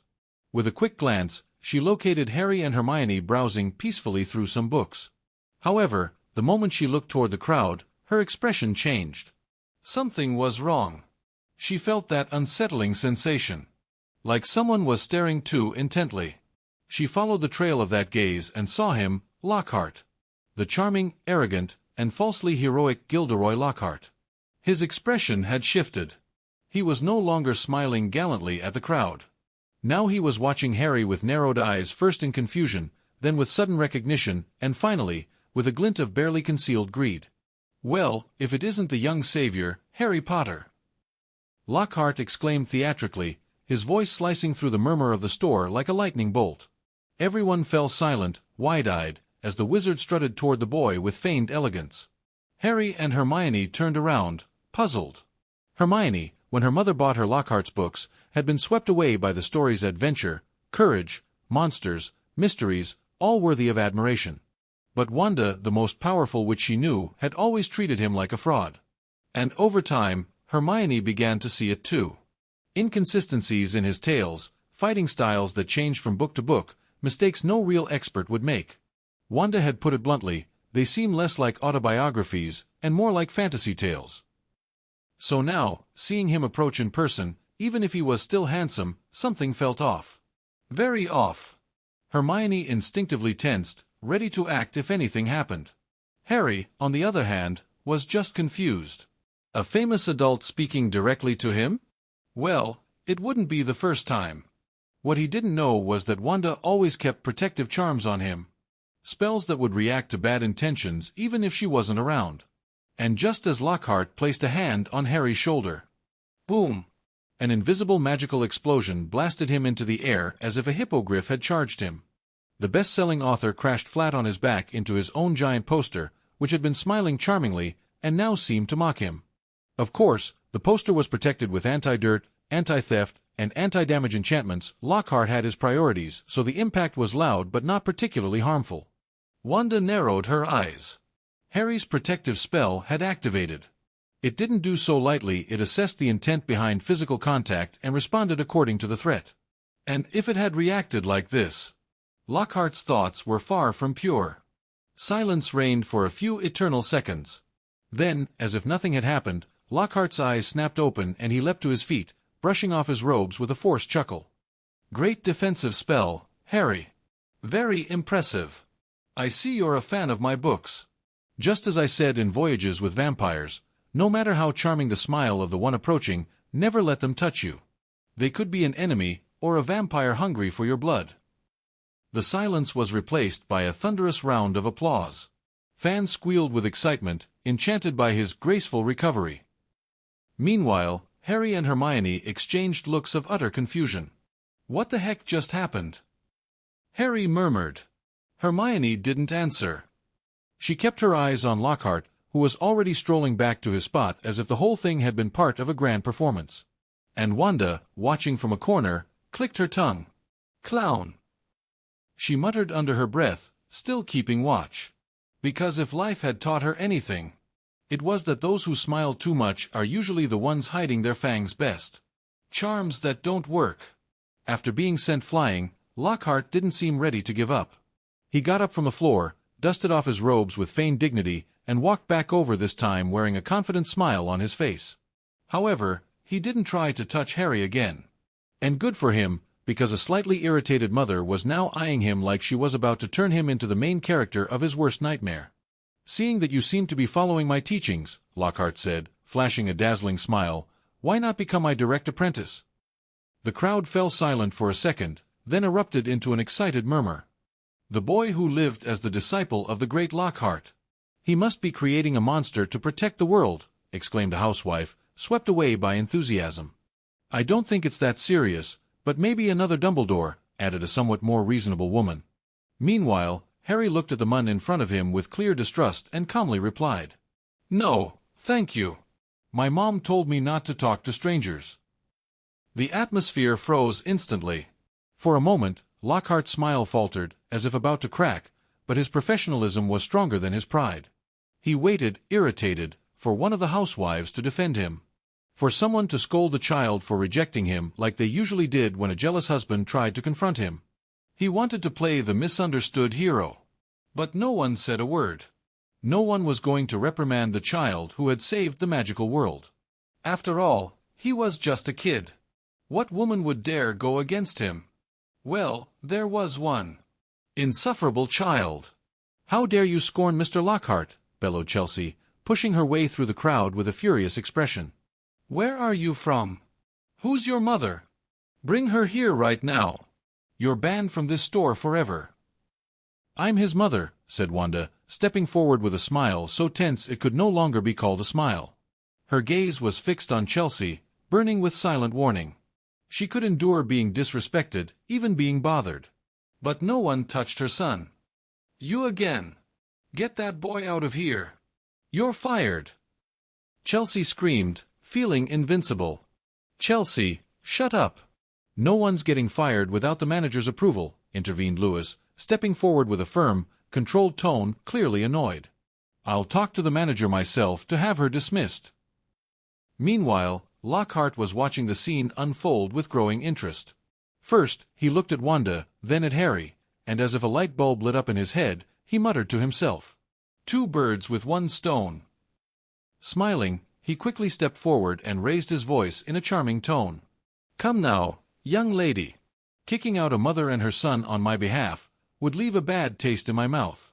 How about we all apologize and go back to the book signing?" He punctuated his words with a dazzling smile directed at Wanda.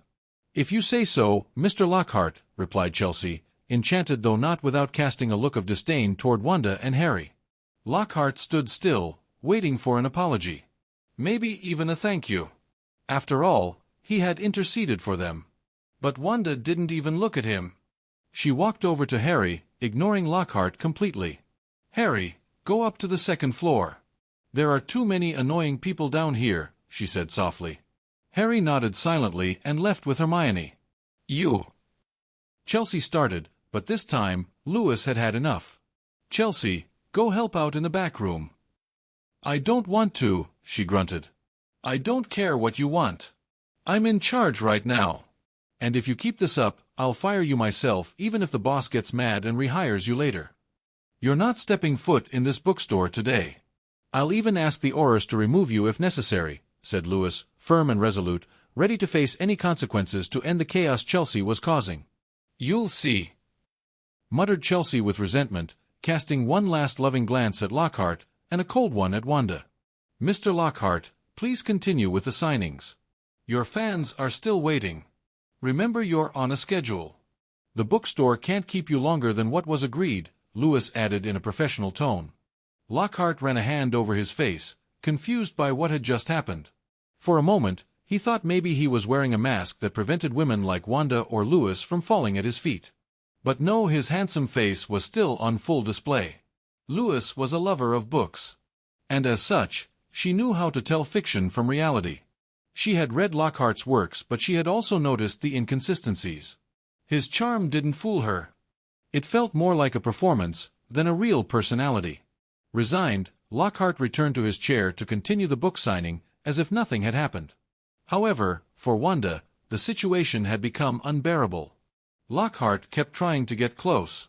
He constantly asked for help, called her his assistant, tried to win her over with dazzling smiles, and asked for a glass of water every 5 minutes. Under the table, there were at least 7 empty cups. He took every possible excuse to be near her. "Professional, Wanda, don't turn him into a toad," she muttered to herself while handing him the 7th glass. 3. "Thank you, charming Wanda. Allow me to gift you this smile as a token of my gratitude," said Lockhart, flashing his best grin. Some housewives swooned, while others cast jealous glances at Wanda. "Yeah, I've gotten plenty today," she replied, unimpressed, before walking away again. Hours later, the signing finally ended. So did Wanda's shift. Susan and the kids were waiting for her at the bookstore while she went to say goodbye to Lewis. Lockhart, upon seeing Susan with her arms full of books and accompanied by the 2 children, immediately approached. "Hello again to you all, and a pleasure, madam," he said gallantly, greeting the children first and then giving Susan a subtle bow. "Lockhart?" Susan asked, surprised. She had been outside the bookstore during the previous incident, so she had no idea what had happened. Upon recognizing him, a spark of excitement crossed her face. "Were you looking for me, sir?" "I just wanted to offer my apologies. Perhaps what happened earlier was a bit abrupt." "I understand why young Harry and his mother might have felt defensive," Lockhart replied with his usual charming smile. "Earlier?" Susan repeated, raising an eyebrow with curiosity. Hermione, always eager to explain, quickly jumped in. Mr. Lockhart touched Harry and got thrown back. Then he tried to take him on as his student, but Harry said no. Susan looked at Lockhart with a mix of disbelief and slight distrust. She knew about the protective enchantment Harry had, since she herself had asked Wanda to place a similar one on Hermione. She was a fan of Lockhart, yes, but she wasn't naive, especially when it came to the children. Just because someone was famous in the wizarding world didn't mean they were trustworthy enough to educate her daughter. Let alone someone else's son. Lockhart immediately noticed the change in her expression. He was baffled by how quickly Susan became defensive, as if his charm had no effect. "Well, I just wanted to apologize," he said, trying to keep his composure. "And maybe invite you all to lunch at a restaurant. But seeing the time, I just remembered I have other commitments, so it'll have to be another day."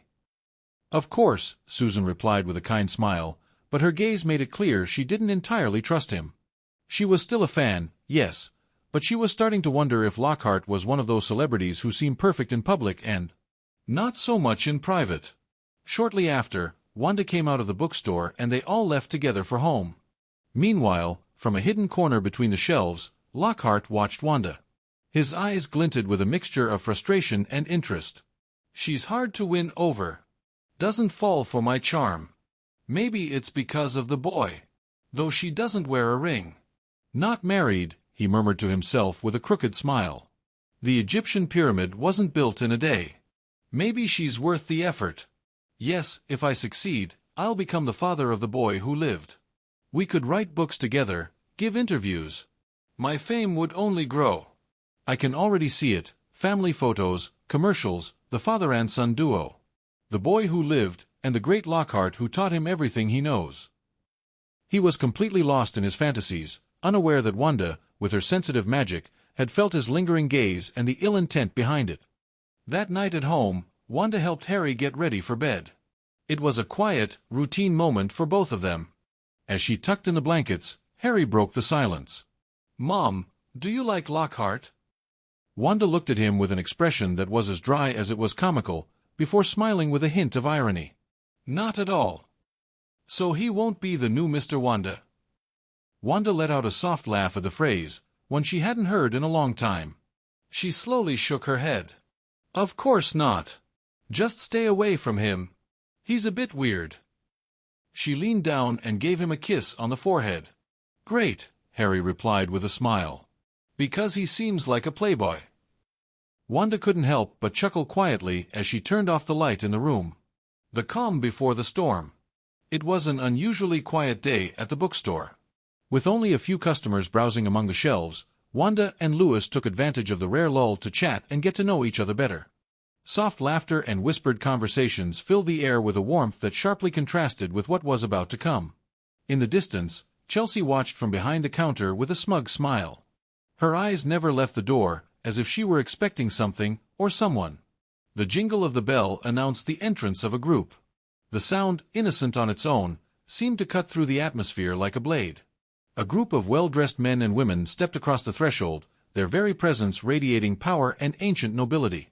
Behind them walked a stout man with a carefully trimmed mustache, wearing a bowler hat and a dark suit. His aged face didn't hide the disdain with which he regarded everything around him, as if the entire world were beneath him. Louis frowned upon seeing him. "Looks like trouble is coming," she muttered, casting a quick glance at Chelsea, who smiled maliciously, as if she already knew what was about to happen. Wanda felt a chill run down her spine as she recognized the man. It was Carl, the owner of the bookstore. Louis stepped forward with professionalism and calm. "Sir, what brings you here?" Carl didn't respond right away. He first adjusted his bowler hat with unnecessary slowness, then spoke in a hoarse, authoritarian voice. "I've received several complaints, Louis, about how you treat the employees. And particularly, about your constant mistreatment of our best worker, Miss Chelsea." He looked at her coldly. "Jealousy is no excuse for disorder." Beside the group, an elderly man in dark robes stepped forward. His face was pale and gaunt, and his eyes were completely white, with only 2 dark dots where his pupils should have been. Wanda recognized him immediately, a man consumed by dark magic. Despite his aura of power, she knew his end was near. Even if he didn't. "Carl, I don't care. Fire those 2 ingrates. I don't understand why I have to be here for such idiocy.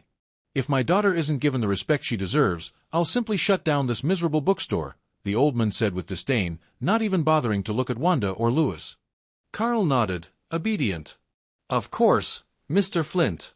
From now on, Chelsea will be in charge. You two may leave. Wanda turned to Louis, who seemed ready to protest, but a new voice rang out in the room, cutting through the air like a lightning bolt. And since when does an arrogant brat get to control our bookstore? She came here to learn how to behave like a decent human being. Everyone turned instantly. Flint already had his wand in hand, ready to strike the insolent speaker, until he saw her. A woman of imposing beauty, with golden hair and a regal bearing, advanced with elegance. At her side, a girl of about 6 walked silently, holding her hand. The temperature in the room seemed to plummet. Lady Greengrass. Carl stammered, instinctively stepping back, his voice tinged with fear. I remember very well why that young woman, Celine said in an icy tone, pointing at Chelsea, was sent here. She hit my daughter for not getting the handbag she wanted. This was a punishment, wasn't it, Flint? A pathetic attempt at an apology from your family. Or was it all a lie? Celine, this has nothing to do with my daughter is being treated as if she were an employee, she interrupted firmly. Because that's what she is. What did you expect? Mr. Flint's face twisted in rage. Back in the days of Lord Voldemort's regime, his family, vassals of the feared Dark Lord, had been among the most powerful, even above the Greengrasses or the Blacks. But while the Greengrasses remained neutral and survived the Dark Lord's fall, many families like the Flints fell from their pedestals and were surpassed by houses like Longbottom, Greengrass, or Pruitt. And you, Carl, Celine continued, not taking her eyes off the owner. It's true you bear our name. But we only gave you that place out of pity. A man with no name or fortune, thrown into the darkest corner, but even that mercy seems wasted. You've sullied the Greengrass name by groveling before dark-leaning families. Something strictly forbidden by our blood. Watch your words, Celine. Flint warned, trembling with fury, his wand vibrating in his clenched fist. Wanda could see it clearly. The dark magic inside him was spilling out like a storm barely contained, spiraling out of control. We don't want your daughter anywhere near ours, Celine declared in a voice of steel. You can take her. But let it be clear, if she ever crosses paths with anyone from the Greengrass family again, I will consider it a declaration of war. No one touches my daughter and walks away without paying the price. Chelsea stepped back, pale, as Celine's icy gaze pierced her. Humph. Then war it is. Flint shouted madly, and without warning, raised his wand. But his target wasn't Celine. The green flash of a killing curse shot directly toward the little girl by her side. No one saw it coming. No one, except Wanda. She had felt the shift. The magical corruption consuming the Mun could no longer be hidden. Flint had completely lost his mind. Celine moved to shield her daughter immediately, her body twisting like a human shield. For a moment, everything seemed to move in slow motion. She knew she wouldn't have time to draw her wand. The spell was already heading for her chest. All she could do was open her arms and cover her daughter. But in an instant, barely a microsecond, a tile beneath Wanda's foot rose with a red aura, intercepting the curse just in time. Wanda had raised her hand at the last second, instinctively protecting the mother and daughter. With the tile still floating in the air, she pointed toward Mr. Flint. A powerful blast launched him several meters back, slamming into his chest and sending him crashing to the ground. The wizards accompanying him reacted instantly, drawing their wands, but Wanda moved her hand again. All three were completely immobilized, though more than paralyzed. It felt as if something invisible and crushing was pinning them down violently. With another movement of her free hand, the wands of Mr. Flint, the 3 men, and even Chelsea, who had tried to react, flew into the air and landed before Wanda. She calmly closed her hand. The wands snapped in midair before they could touch the ground, reduced to splinters.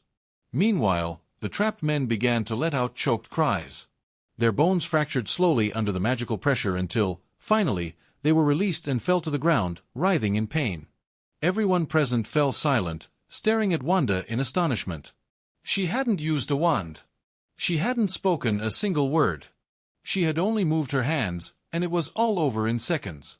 Celine looked at her with wide eyes, vaguely recognizing her as the kind woman from the ice cream shop, but that didn't matter right now. She immediately turned to check on her daughter. Daphne, are you okay? Did something happen to you? She asked urgently, scanning the girl from head to toe. I'm fine, Mom, Daphne replied with a trembling smile, still shaken by what she had just witnessed. Phew. That's good, Celine murmured in relief, before fury overtook her the moment she laid eyes on Mr. Flint. Without hesitation, she drew her wand and shouted, Expecto Patronum!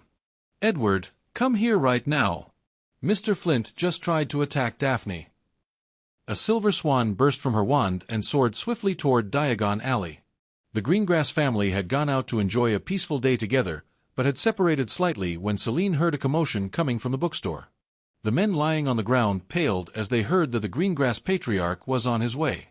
There was one thing everyone knew about the neutral families: they hadn't survived the war with Voldemort just because they were purebloods. No. The real reason was the power they kept hidden. Neutral families were ancient, traditional, full of secret spells and lost incantations that protected their bloodlines. And the face of the neutrals was the Greengrass family. Edward, their patriarch, wasn't just a powerful wizard, he was also Celine's husband. Only a few seconds passed before the bookstore's fireplace burst into green flames. From it emerged an elegant man with an imposing presence, snow-white hair, and ice-blue eyes. In his arms he carried a small blonde girl of about 4, her curious gaze paired with an innocent smile. When Edward arrived, the temperature seemed to drop instantly. He scanned the room with his eyes. The first thing he confirmed was that his wife and daughter were safe. Then he walked toward them and handed the little girl into Celine's arms. Afterward, he turned toward Flint, still lying on the floor. Renervate, he said firmly. He didn't use a wand. The spell simply flowed from him, instantly reviving the old man. Mr. Flint's eyes flew open, and he sat up quickly, reaching for his wand, but the moment he saw Edward standing before him, he froze. Edward, he muttered with disdain. I accept your war, Edward declared coldly. Tell your family. Or better yet, let them come deliver you themselves, for trying to attack my wife and daughter. Flint's face twisted with fury, but before he could respond, the 3 men accompanying him, still in pain, stepped in front of him. Sir, we should return and inform the patriarch, one of them whispered urgently. Do you think the Flint family fears the Greengrasses? Flint spat as he turned to leave. They do, Edward whispered, watching him go with ice in his eyes. Meanwhile, Celine approached Wanda. Thank you so much, really, thank you.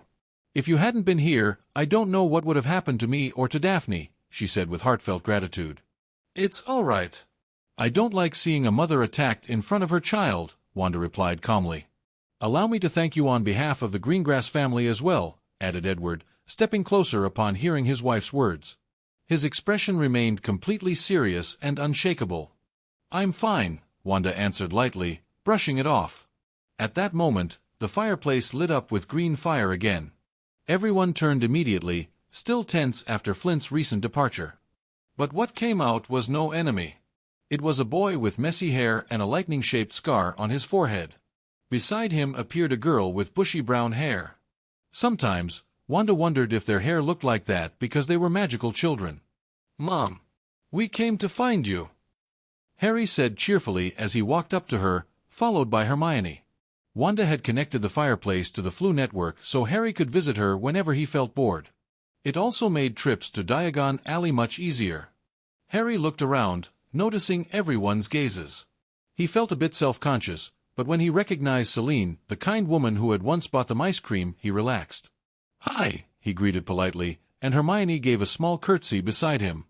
Daphne, who was now standing safely behind her parents, looked curiously at the 2 children who had just arrived. Friends.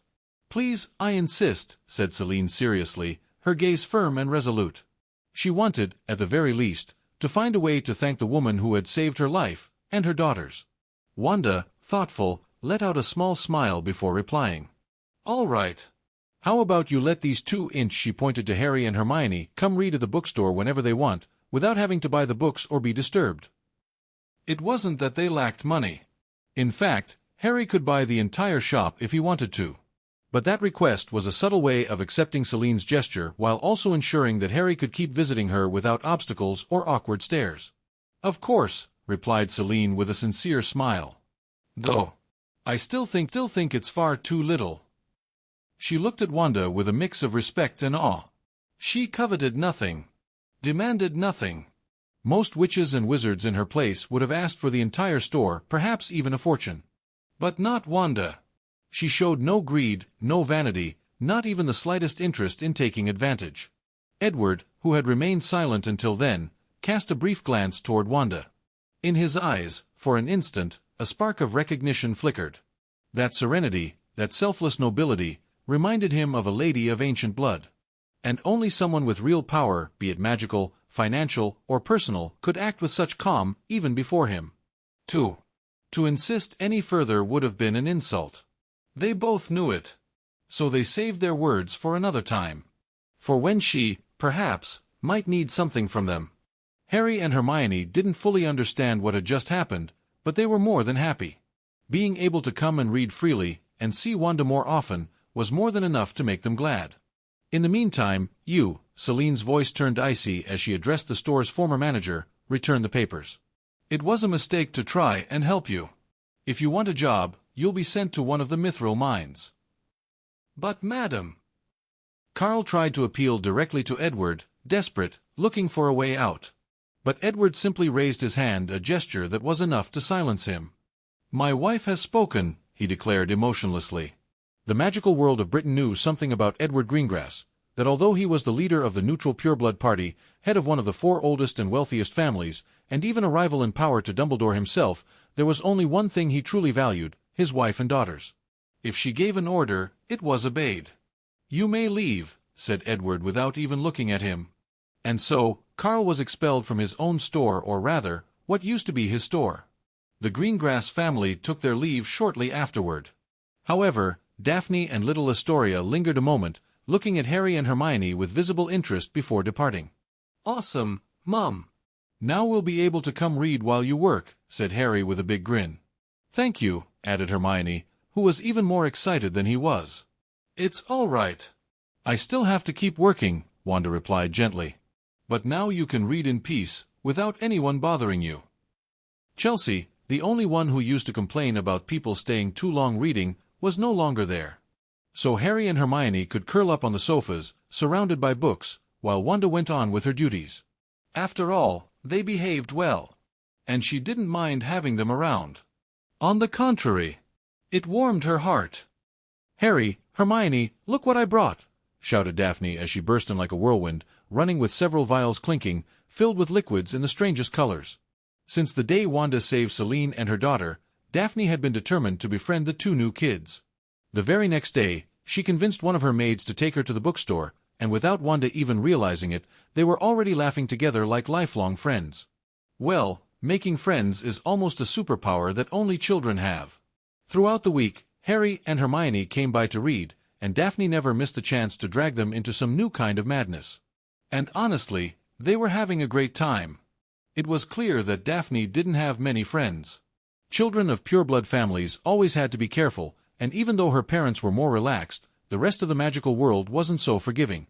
Plus, her parents protected her like she was made of enchanted glass. No one with bad intentions could get near her. Maybe that's why she was so lonely. But with Wanda, Harry, and Hermione, things were different. They didn't see titles or surnames, they saw a girl who just wanted to play. Celine, seeing her daughter laugh like she hadn't in years, gave permission for her to keep visiting the bookstore to have fun. Of course, with a hidden bodyguard between the bookshelves, just in case, especially now that the Greengrass and Flint families were in the middle of a trade war.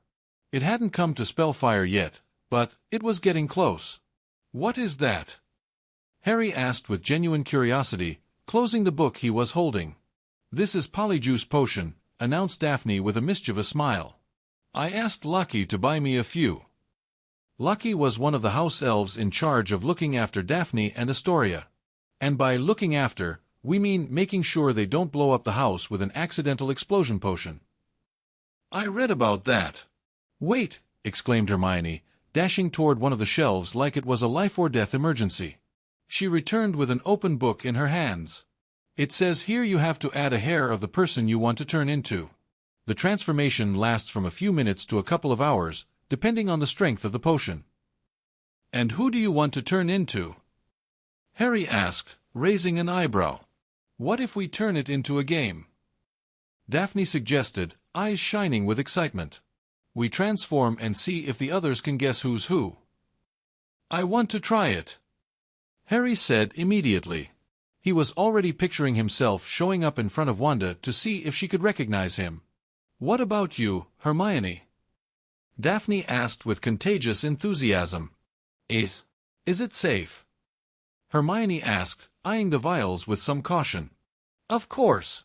Lucky would never bring me anything dangerous, Daphne assured her with a smile that said, Trust me, I've totally thought this through. Well, Hermione agreed, swept up by the moment's excitement. The three of them gathered around a little table. Each pulled out a hair and dropped it into a different vial. What if we mix the vials and let fate decide? Harry suggested, eyes gleaming. What if we end up turning into ourselves again? Hermione asked thoughtfully. Would that be bad luck or good luck? Harry paused, processing his own question. Doesn't matter, it'll be fun. Daphne declared, already mixing the vials and handing one to each. On the count of 3. 1, 2, 3. They all drank the potion in one go. Yo! They exclaimed in unison, making faces like they'd just tasted old sock juice. Within seconds, their bodies began to shift. Their faces, hands, even their voices changed. Magical tingles raced across their skin. When it all stopped, surprise! Harry was Daphne, Hermione was Harry, and Daphne was Hermione. They looked at each other and burst out laughing. Wait! The clothes! Exclaimed Hermione, now with Harry's face. Lucky! Called Daphne, in Hermione's body. The elf appeared in a blink, looked them over calmly, glanced at the empty vials on the table, and nodded as if it were just another Tuesday. Who is my mistress? She asked in her high-pitched voice. I am, said Daphne, in Hermione's body. Could you change our clothes? With pleasure, Mistress Daphne, said Lucky, and with a snap, all three were dressed according to their new appearances. Thanks, Lucky. If I need anything, I'll call, Daphne said with an improvised curtsy. I shall be waiting, the elf replied before vanishing with another snap. Hermione, still with Harry's face, watched her in fascination.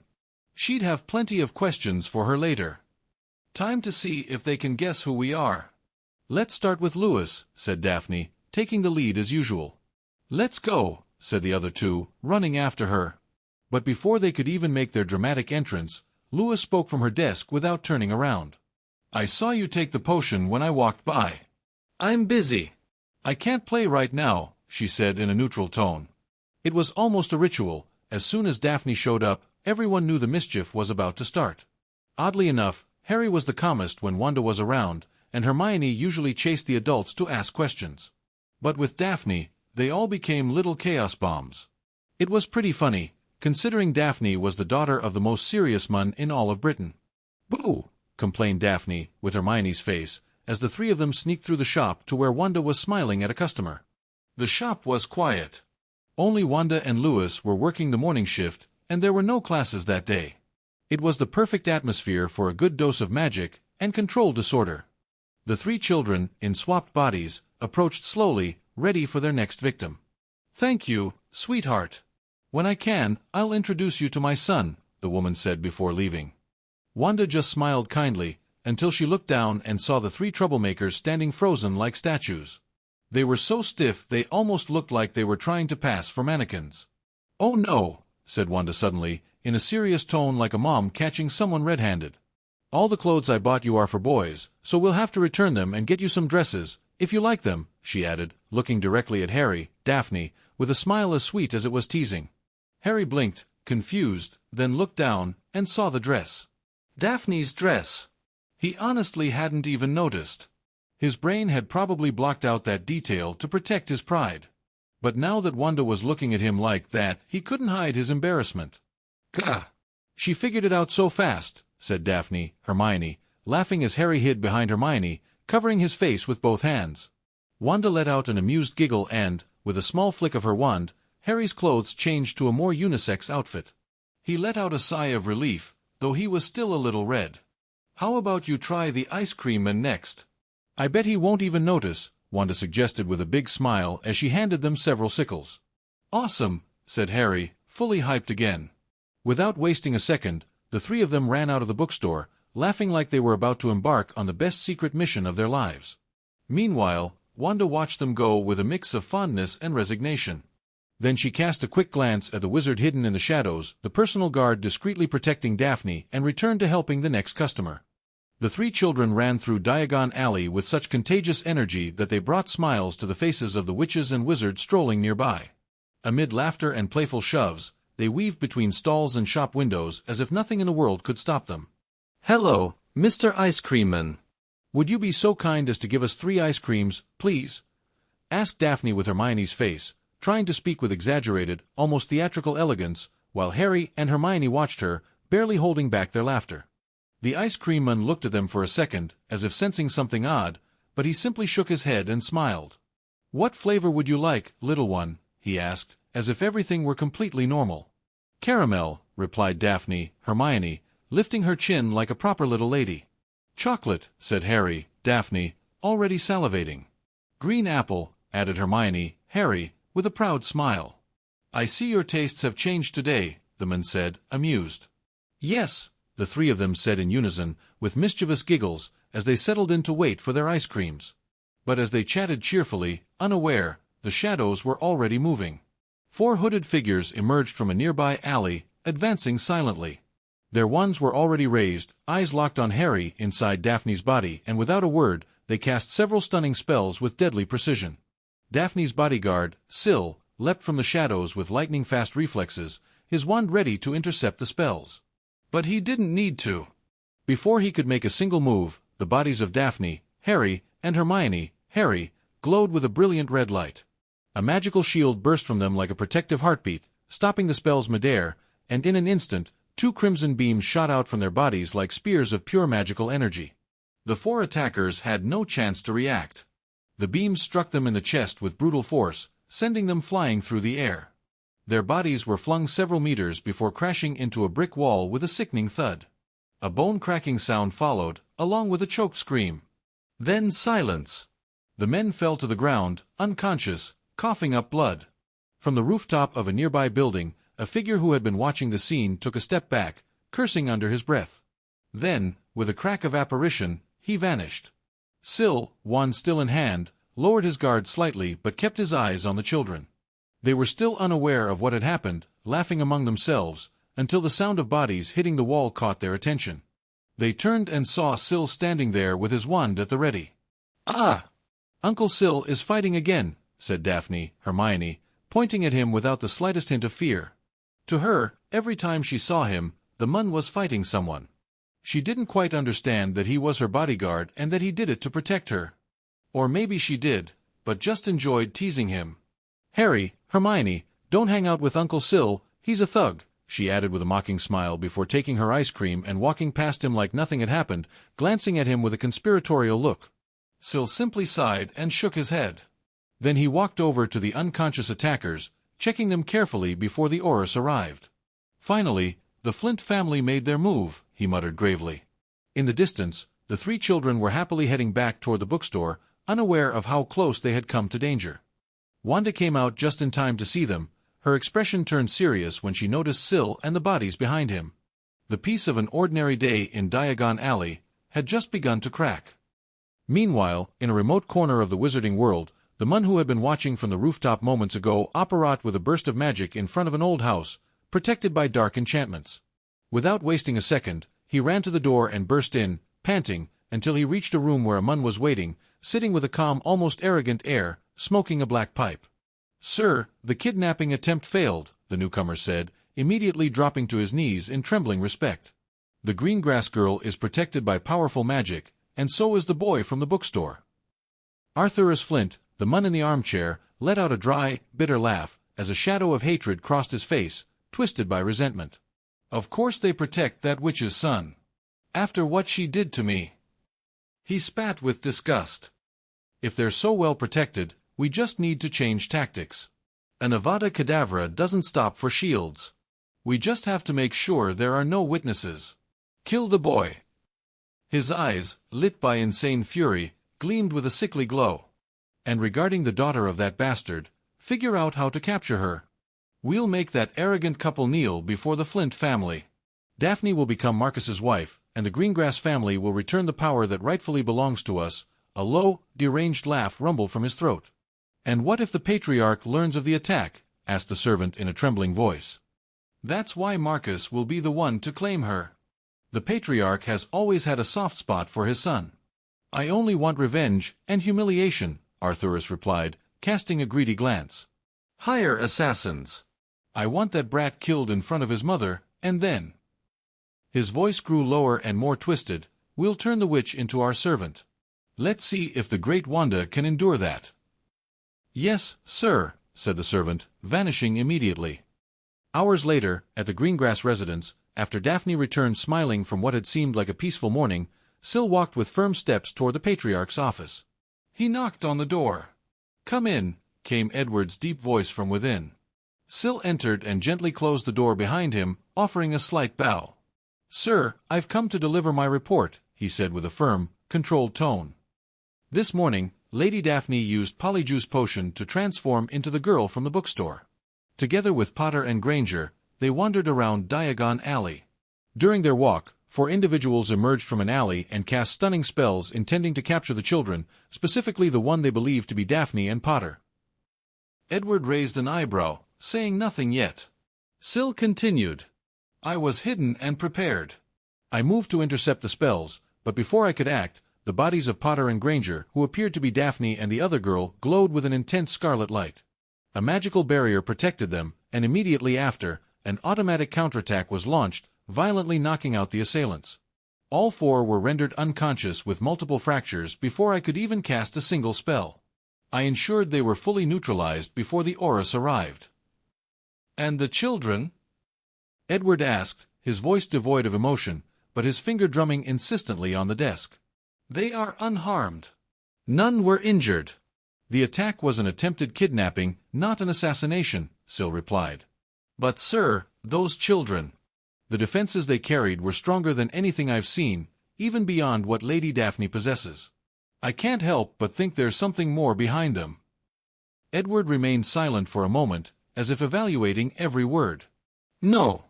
It's not at all suspicious that a mother more powerful than you imagine would protect her child with all the power she has," Edward said, his gaze cutting like ice. He was someone who could see beyond the obvious. Someone used to gauging the worth of others, yet he couldn't read Wanda. Her power was unfathomable to him. Only Dumbledore had ever given him a similar impression. "So, should we trust them?" "As long as they are friends of Daphne, they deserve our respect. My daughter has lived in solitude for far too long. Her only previous bond was with a Malfoy boy, but his father, that arrogant fool, tried to use that friendship for an arranged marriage. When I rejected the idea, he forced his son to cut ties. And although he's now dead, the boy still carries too much of his father. His mother will have to reshape him, or he'll grow up to be another imbecile like Lucius. It doesn't matter if they're not purebloods. That was never a requirement for the Greengrass family. We're one of the Sacred 28, but we don't care about that. Many of our ancestors married common wizards, even muggles. Even the blacks, with their always pure motto, married half-bloods. They just had a ritual to purify the blood. That's why they think they're still pure. We don't need that. At least I don't. I can't speak for my father or grandfather. And they're gone now," he added, closing the topic. "Yes, sir," Syl responded. "But it seems Flint is more insane than we thought." "Looks like it's time for our counterattack to start causing real damage," said Edward, turning his gaze back to the business documents on his desk. "Fire! The potion shop on the corner is burning," shouted Amun as he ran past the bookstore, calling for help to put out the flames. A single one didn't seem to be enough. Harry, Hermione, and Daphne, who were playing inside the store, rushed out like curious little kids to see what was happening. Wanda followed immediately, just in case. Then they saw it. A massive burst of flame rose up and, for a moment, took the shape of a giant lizard made of fire before lunging at 2 other shops. That's when they realized the fire wasn't natural. The affected shops were separated from each other, with other buildings in between, yet only those were burning. Someone was directing the attack. Meanwhile, several wizards had gathered, casting large amounts of water with spells to contain the flames. "Aunt Wanda, what is that?" asked Hermione, frightened, as the fire lizard took form again and slammed into another shop. It's a spell called Fiend Fire. Hard to control, and, of course, very hard to put out, Wanda replied seriously, without taking her eyes off one of the rooftops. There stood the culprit, directing the flames with his wand. The man felt her gaze and turned in her direction. It was Daphne's bodyguard. Without wasting time, he disapparated. "So someone's attacking those places on purpose?" asked Harry, still unable to take his eyes off the fire. Yes. "Maybe they messed with the wrong person," said Wanda with apparent calm. Although, in truth, her thoughts were more direct. Or rather, more violent. "Magic is amazing," Harry said in awe. Several minutes passed before, with collective effort, the wizards managed to control the fire. The news spread quickly. A pyromaniac was taking revenge on stores owned by the Flint family. And not just in Diagon Alley. Fires also broke out in other magical communities. It was the topic of conversation for an entire week. But by the third day, Wanda was no longer paying attention. She went on with her usual work, calm, as if nothing had happened. Until one morning, just as she was opening the bookstore, visitors with bad intentions arrived. 4 hooded men entered the shop with wands in hand, pointing them at everyone like hostages. "You. Walk to the storage room. Now. Or you die," one of them ordered Wanda. Sigh. Wanda sighed as she looked at the idiots who had just entered. The moment she did, the attackers opened fire. She raised a hand, and the green spells froze in midair, suspended as if time had stopped. "Doesn't look like this is a robbery," Wanda murmured, as the hooded men stared at their own Avada Kedavra curses floating in the air. One of them tried to attack again, but Wanda stopped him before he could move his wand. Then, she froze all the others. She then focused on one of them. The man's memories appeared before Wanda as a series of images projected directly into her mind. A short servant, dressed entirely in black, approached them with a bag of gold. "I need you to capture this witch. But be careful, she's quite strong. If you can't capture her, just kill her." Though the master said he wanted to make her his servant, a filthy half-blood like her shouldn't step foot in our noble mansion. "Then find her son and kill him too. Leave no witnesses." The servant dropped the bag and quickly left, hiding his face. Wanda recognized him. He was one of the men she had seen accompanying the so-called Lord Flint. She exited the assassin's mind and looked at him coldly. The hooded man's eyes were full of terror. "You're not wizards," Wanda declared, not as an observation, but as an absolute fact. Then she added firmly, "And you will remember nothing about me." As she finished speaking, blue bubbles began to emerge from the attackers' bodies. They felt something draining from within, but couldn't even scream. Wanda had them completely trapped. The bubbles burst like soap. The attackers' eyes rolled back, and they collapsed unconscious, with no memory of what had happened. Even the 2 customers returned to shopping as if nothing had occurred. With a gesture, Wanda sent the attackers toward a wall of the bookstore, which opened as if obeying her will, revealing a hidden alley. Then, the wall closed again, as if nothing had ever happened. At that moment, Louis came out from the storage room. "Wanda, I heard some noise. Did something happen?" she asked, confused. No. "Just a few lost people, but they're gone now," Wanda replied in her usual tone. "Is it okay if I step out for a moment? I forgot something." "Sure, but come back soon. Even though we don't have many customers these days, people will soon start buying school supplies for the Hogwarts kids," Louis said calmly. "All right, it won't take long," Wanda replied, leaving the shop still in her work clothes. And she was right. It took her almost 20 minutes to return, also bringing breakfast for Louis. The 2 of them sat and ate together, peacefully. "The Watcher showed up again," Moody reported, pointing at the man who was screaming like a lunatic, demanding his magic be returned. "My magic? Give it back. I'm from the Flint family. They'll find you. You have to give it back," he shouted furiously, writhing while tied to a chair after having tried to attack an Auror. He was completely out of control. His voice suddenly broke.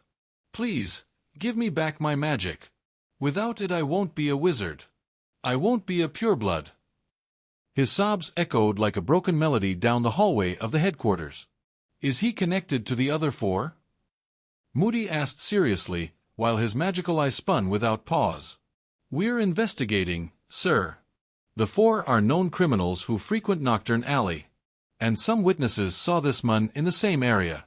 We might find more clues if we keep digging, the aura replied formally. TSK, trash like this isn't worth 10 minutes of my time, but the ministry keeps nagging like bloody trolls. One more headache and I'm retiring from this damn job, Mad Eye growled with clear irritation. Sir, we could ask the employees at the bookstore. Maybe they saw something. Let's go. I'll ask them myself, Moody said, spinning on his heel as his cane struck the ground with each step. He had lost a leg a few months ago in combat against a dark wizard, and he still hadn't fully adjusted to the magical prosthesis. After a couple of minutes, he and Auror Kingsley Shacklebolt arrived at Flourish and Blots. As soon as they walked through the door, they saw 3 children sitting behind a counter as if playing at being shopkeepers, though in reality they were being punished. Beyond them, a red-haired woman was tidying the reading area, which was covered in fallen books. Moody observed her intently. Wanda was levitating several books without uttering a single incantation or using a wand. She did it with such skill and natural ease that it was unsettling. Wanda, there's a customer with a weird eye, said Daphne, eyeing Moody's spinning eye with obvious curiosity. Daphne, that's rude. Harry quickly said. You have to apologize to the man with the weird eye or Wanda will punish us again, he added innocently. I don't know why I was punished. I was reading. You were the ones who knocked over the cabinet. Hermione complained, clearly upset. It was Harry. He got scared of a little cockroach. Daphne teased mischievously. That's not true. It was you. You bumped into me and made me fall into the bookshelf. Harry protested indignantly. It was both of you. Not me. Hermione snapped, crossing her arms. While the children argued, Moody, who had little patience for childish drama, began to scowl. Luckily, Wanda stepped in. All right, stop fighting. Go sit on the couches and read. Okay, the 3 replied in unison, jumping up and running toward the reading area, where the house elf Locky brought them snacks and milk. What do you need? Wanda asked, looking directly at Moody and Shacklebolt, who clearly weren't there to buy books. I'll get straight to the point. The guys we found next door, are they connected to you? Moody asked bluntly. Sir. Kingsley tried to intervene, but Moody raised a hand to silence him, while his magical eye locked onto Wanda, or rather, tried to. The eye spun violently, as if trying to comprehend something impossible. The energy emanating from Wanda was so intense and stable it seemed to defy the very laws of magic. That eye, built to see the invisible, was nearly bursting from the magical overload it was trying to decode. The pain Moody felt was so intense that, for a moment, he wished the damn thing would just stop working. And then Wanda raised a hand. Snap! She snapped her fingers. Moody's eye stopped. Dead still. It was me, Wanda said calmly, her voice as tranquil as a still lake, her smile barely perceptible. Why do you ask? Why do you do it? Asked Moody in a grave voice, his magical eye locked intensely on Wanda, as if trying to read her very soul. She didn't answer immediately. Calmly, she turned her gaze toward the children laughing and playing in the corner, Harry, Hermione, and Daphne, completely unaware of the weight of the conversation unfolding just steps away. Only then did she speak. Because every mother wants her children to grow up in a safe place. Her voice was gentle, yet each word carried latent power like a calm river capable of moving mountains. I don't hunt down every dark wizard in the world. Just the ones who dare act when my son is nearby. If it were up to me, there wouldn't be a single dark wizard left breathing in Nocturne Alley. Her words weren't a threat. They were a chilling truth, spoken with unsettling serenity. Moody studied her carefully. Yes, it made sense. With the immense magical power this woman radiated without effort, reducing that alley to ashes would be as easy as snapping her fingers or summoning fiend fire. Let's go, he finally said, turning to Shacklebolt before pivoting on his heel and walking out of the bookstore, his cane striking the ground with force. But once outside, Shacklebolt stopped him with urgency. Sir, what about the vigilante? Aren't we going to arrest her? Moody turned to him with a severe expression. Let me ask you something. If Dumbledore suddenly turned evil, how many Aurors would it take to bring him down? Shacklebolt fell silent, frozen. The mere idea shook him. He thought, if we wanted to avoid casualties, we'd need every Auror available. But if we ignored the risk, Maybe 10 could do it, though it'd be risky. Moody let out a dry laugh. Only 10? You haven't seen many wizarding wars, boy. For Dumbledore, we'd need at least 50. And with luck, half of them would survive. He leaned slightly toward him. Now imagine 10 wizards like Dumbledore. Would you want to provoke that? Shacklebolt swallowed hard. He didn't reply. It's best not to wake the dragon if it's sleeping, Moody said sternly. Especially if that dragon is cleansing the scum from this world. The only reason the Ministry wants her caught is because purebloods are afraid their turn is coming. They're terrified of losing their impunity. He paused, his tone darkening further. But listen closely, Kingsley. If she ever raises her hand against an innocent, I'll be the first to lead her arrest. Even if it costs me my life. Yes, sir, Shacklebolt replied, finally grasping the weight of his words. And together, they walked off beneath the cold light of dawn. A few days later, Wanda noticed that no one else came to bother her. It seemed the Auror who had shown up had no further plans against her. Not that she minded much if things got messy, she'd just move. Maybe to the U.S. For someone like her, those problems were no more than buzzing flies, annoying, but ultimately meaningless. Today, however, was a curious day. Daphne had arrived accompanied by a little girl who clung tightly to her dress and refused to let go unless she could come along too. It was her younger sister, Astoria Greengrass, a girl of barely 4 who insisted on joining the group. And so, the 3 children became 4. And the shadows that protected the Greengrass sisters became 5-inch, likely due to some ongoing conflict between wizarding families. Security had increased. Even so, in the bookstore and around Wanda, no child was in danger. "Where's your dragon?" asked Astoria with childlike curiosity, her sweet voice making certain words sound especially adorable. "He's at home," Harry answered calmly. "Don't be silly, Astoria. Dragons are just fairy tales." Daphne began, rolling her eyes until she paused and narrowed her gaze at Harry. "Wait, do you actually have a dragon?" "Yes," Harry said with a proud smile. "But not a real one that flies and breathes fire. Mum made him for me. His name is Red. He's like our pet." "That's right." Hermione chimed in excitedly. "Aunt Wanda used super powerful magic to make him just like a real one. He's as big as us and so pretty." "Really? I want to see him," said Astoria, her eyes sparkling with excitement. "Why didn't you say so earlier?" "I want to meet him too. Dad won't let us visit the Dragon Reserve," added Daphne, just as thrilled as her sister. A few feet away, Wanda watched the scene while organizing books.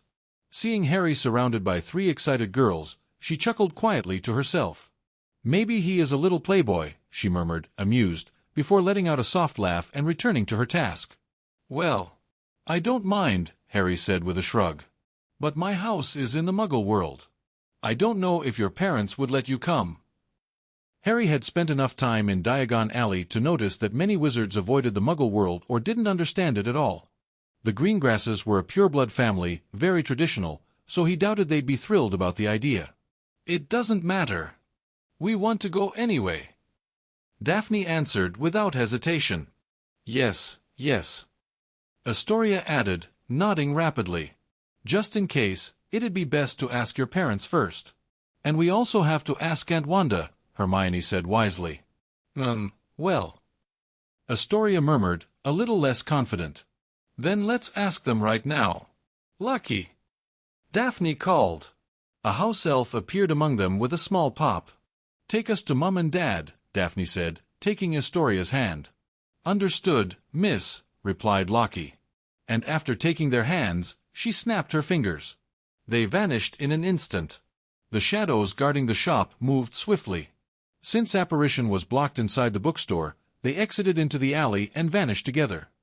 "Looks like a tough job," Wanda muttered, letting out a sigh as she watched the escorts disappear.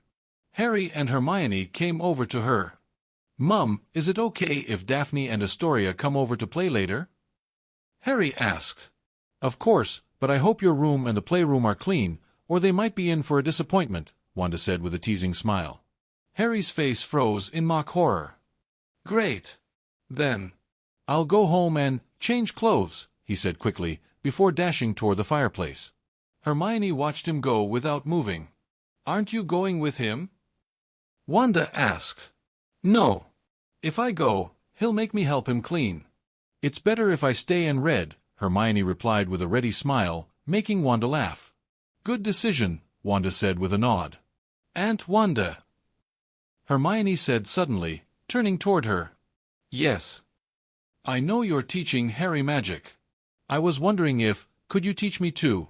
she asked, her voice soft and a little fearful of being rejected. "I wouldn't mind teaching you," Wanda answered kindly, though her tone grew a little more serious. "But the magic I'm teaching Harry is something you can't learn, because Harry has a different kind of magic." "So I can't?" Hermione asked, lowering her gaze with a bit of sadness. "I can teach you all the magic in the world, except that. Because it's one only Harry and I can use, since we're mother and son," Wanda explained patiently. Hermione raised her eyes, focusing on the important part. "So I can learn all the other magic? Really?" "Only if your mom lets you," Wanda replied with a smile. "Then I'll go ask her right now," Hermione shouted, running off toward the fireplace. Wanda watched her leave, smiling. Later that day, just as Wanda was closing the bookstore and the last book floated gently back to its place on the shelf, the doorbell rang once more. At the threshold, standing with natural grace and a serene smile, was Celine Greengrass, accompanied by her two daughters Daphne and little Astoria, whose eyes shone with excitement. "Hello," Celine greeted kindly. "Sorry for showing up so suddenly, but the girls insisted they wanted to visit your house." Wanda raised an eyebrow with mild amusement. "Harry asked me that too. I don't mind, if you don't." "It's fine if I join," Celine replied, stepping inside. "We don't usually go to the Muggle world, and as a mother, you know, I worry about everything."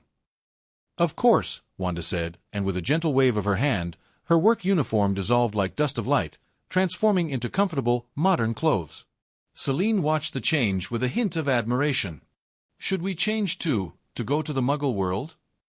Wanda looked at them, especially at their traditionally cut dresses which, though elegant, would scream we're witches in any Muggle neighborhood.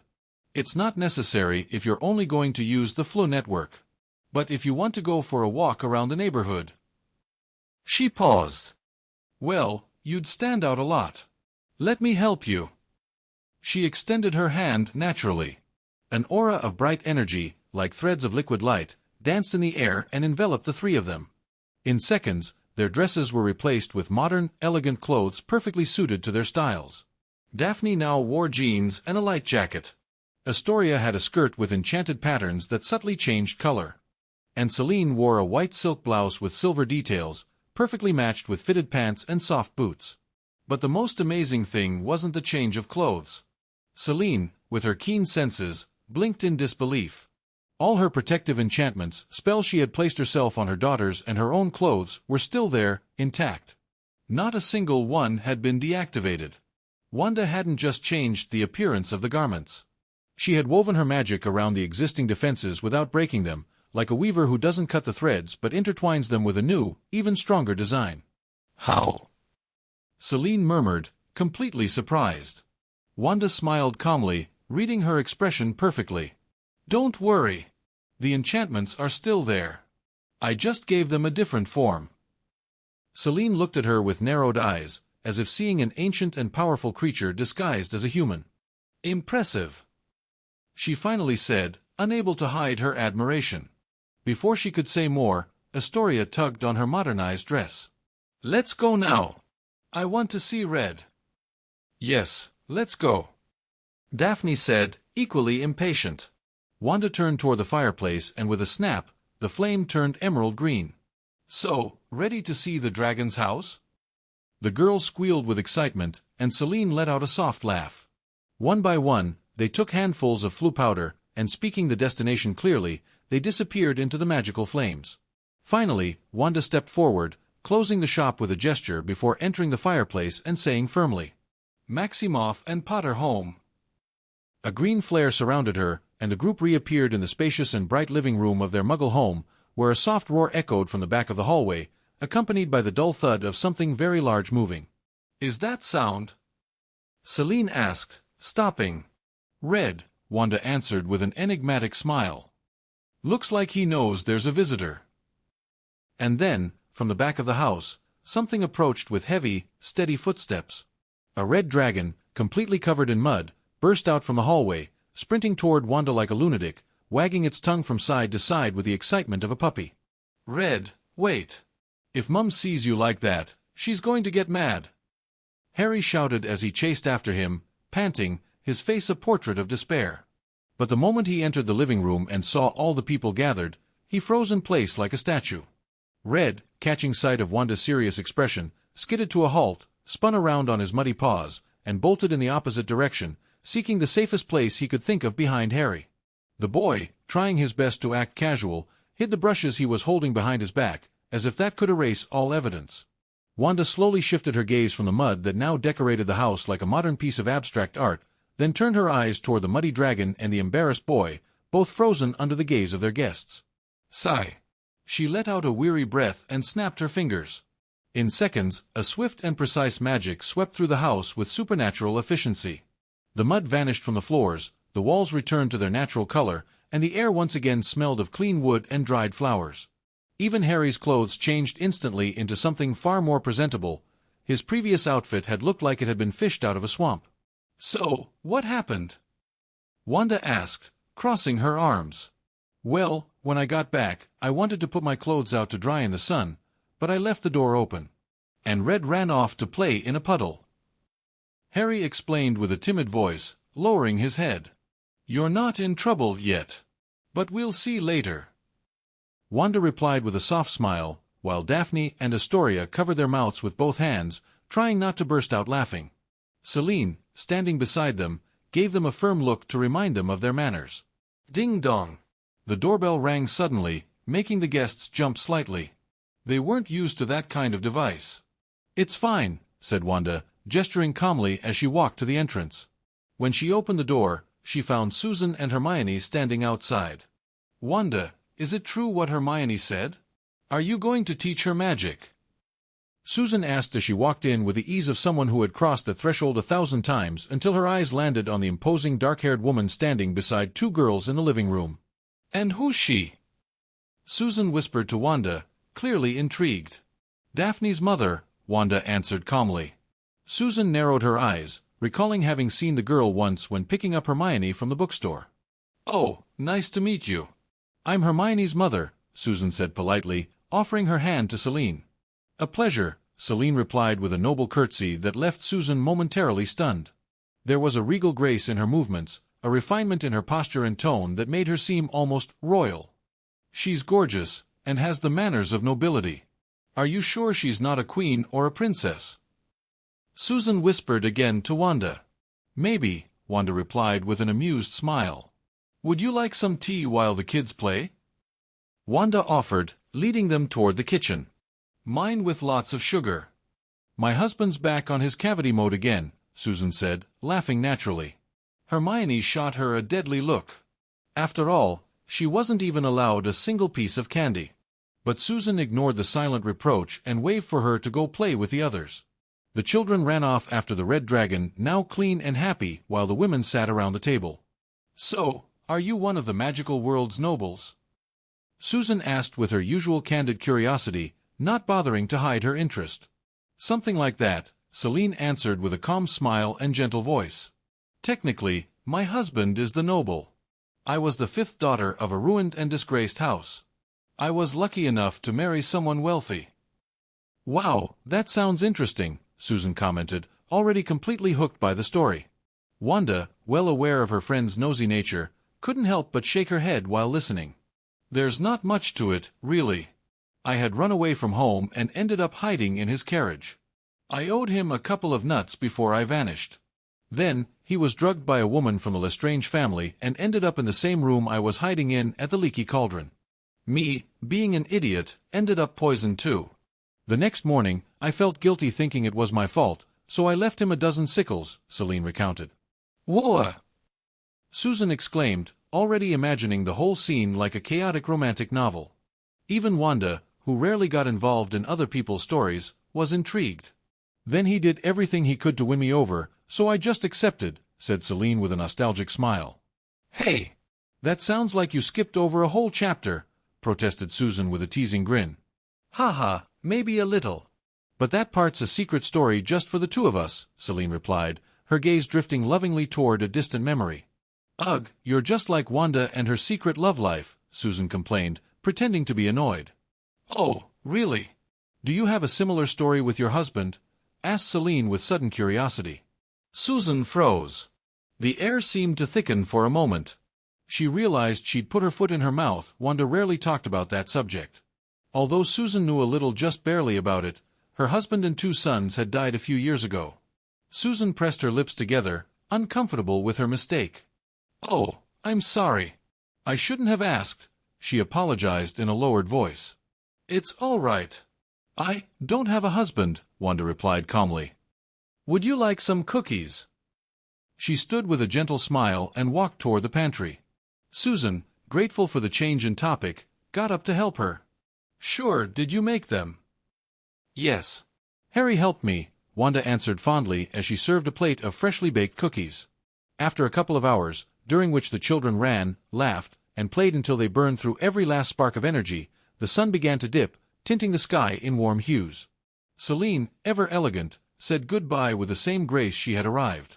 She kissed Daphne and Astoria softly on their foreheads, took their hands tenderly, and after offering Wanda a courteous look and a polite gesture to Susan, disappeared with her daughters through the fireplace in a swirl of green flames. Silence slowly returned to the house, like a light blanket settling after a busy afternoon. You know, someday you'll have to talk about it. You don't have to carry it all by yourself, Susan said gently, looking at Wanda with sincere concern. Wanda glanced at her from the corner of her eye for a few seconds, thoughtful. Susan wasn't wrong. She knew that. The last time she kept everything bottled up, she ended up trapping an entire town in an illusion, and then her mind shattered like a broken mirror. When I'm ready, I'll tell you, Wanda replied calmly, her gaze still fixed on the spot where the girls had vanished. Mom. I'm sleepy, said Hermione, slowly rubbing her eyes. Beside her, Harry was already completely asleep, sprawled out on the couch with one leg dangling off the edge, breathing with his mouth slightly open. They had spent the entire afternoon chasing Red all around the house and garden. The dragon, needing no rest, was practically an endless source of energy, perfect for entertaining and exhausting any child. All right, sweetheart. It's time to go, said Susan as she walked over and gently stroked her daughter's hair. She gave Wanda a quick goodbye and waved to Harry, though the boy, deep in sleep, didn't notice at all. Shortly after, the two left through the door, leaving behind a faint scent of cookies and children's laughter. Wanda remained silent for a few seconds, gazing at the dim living room. Then she walked softly over to the couch and, with a sweet smile, lifted Harry into her arms as if he weighed nothing. The boy instinctively snuggled against her chest, murmuring something unintelligible in his sleep. With slow, careful steps, Wanda climbed the stairs and carried him to his room. There, with a simple wave of her hand, she cleaned him of the day's remnants and gently laid him in bed, covering him with a soft blanket. She stood for a moment, watching him sleep, silently. Then, without saying a word, she turned off the light with a gesture and walked out of the room, leaving the door slightly ajar. An unusual day in Diagon Alley. Today was a particularly extraordinary day in Diagon Alley. Crowds bustled back and forth, and housewives with radiant faces hurried in one specific direction, the Flourish and Blots bookstore. The reason was an unusual one. To everyone's surprise, the great Gilderoy Lockhart wasn't just signing books, he had set up a sort of improvised play right in front of the entrance. It was an uncommon move, especially for him, as he claimed he wasn't promoting his latest publication, but rather just wanted to share an intimate moment with his fans. Ladies and gentlemen, thank you for coming to this modest improvised performance. Lockhart exclaimed with a dazzling smile. I hope you're as excited as I am to be here with you. As you probably know, I don't have a professional cast ready, so I thought I'd pick someone from the audience at random. Excited screams broke out. Women, and not a few men, raised their hands and chanted, Pick me, Gilderoy. Me. How about we do a romantic scene? Lockhart added, winking gallantly. The squeals intensified. Some women nearly fainted from the excitement. In the crowd, 4 children were watching the scene with a mix of amusement and curiosity. Beside them stood Wanda, Daphne, and Astoria along with their ever-loyal bodyguards hidden among the people. Wanda smiled as she saw the kid so interested in the show, although she quickly noticed the look of discomfort on Harry's face. Not only did he dislike Lockhart, but he also found the romance completely unnecessary. Suddenly, Lockhart's voice called everyone's attention again.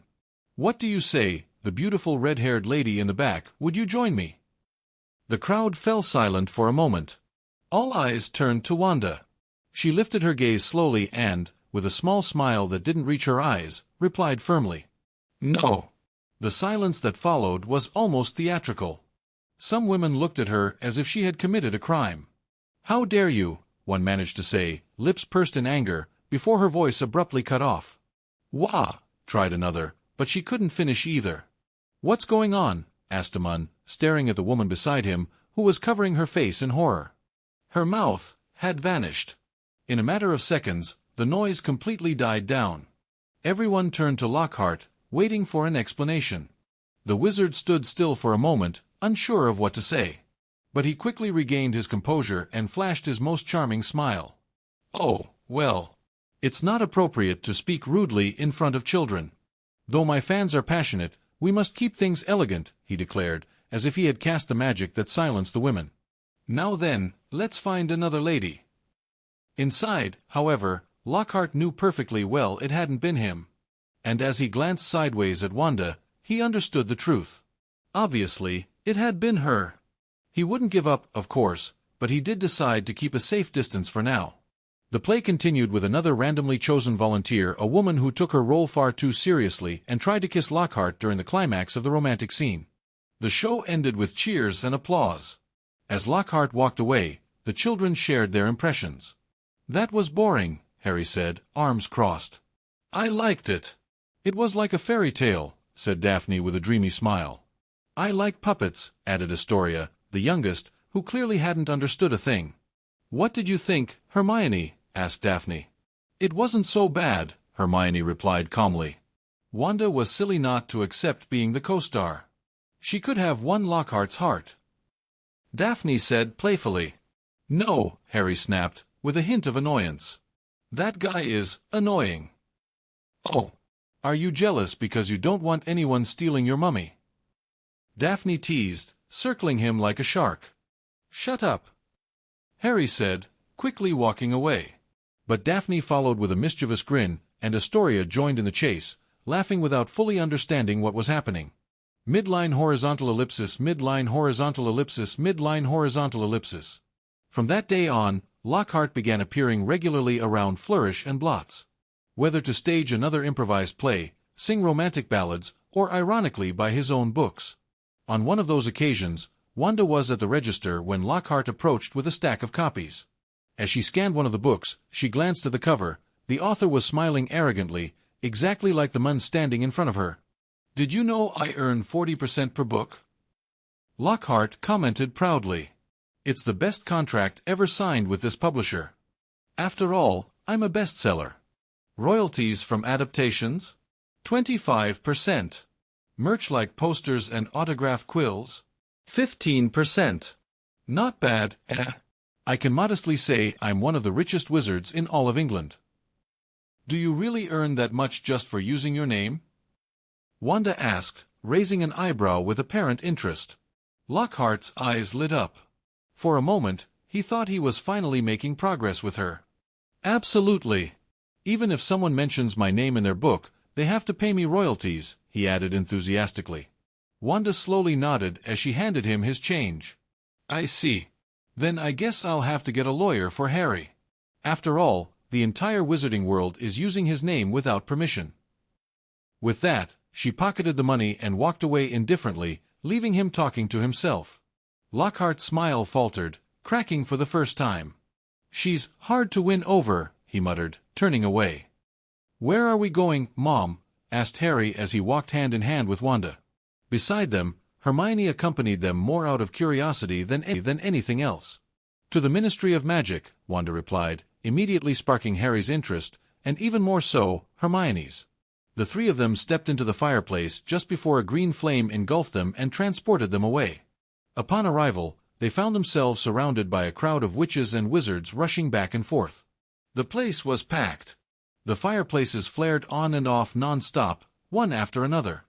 On both sides of the lobby, 2 long rows of fireplaces seemed endless, their green flames never ceasing. Wanda led the children toward a guard who was calmly sitting and reading a magazine.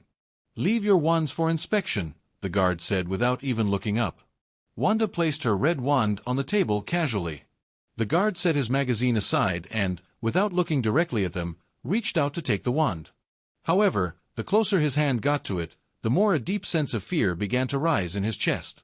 Just a centimeter from touching it, he was already drenched in sweat, his mind flooded with alarms he didn't even understand. He swallowed hard. "You may pass. Doesn't seem to have anything strange," he said with a forced smile, his face soaked in sweat. "Good," Wanda replied calmly before taking her wand and continuing on with the children. The guard, meanwhile, quickly wiped away his sweat and muttered prayers to Merlin, and even to gods from all over the world, begging that the woman hadn't come to attack the ministry.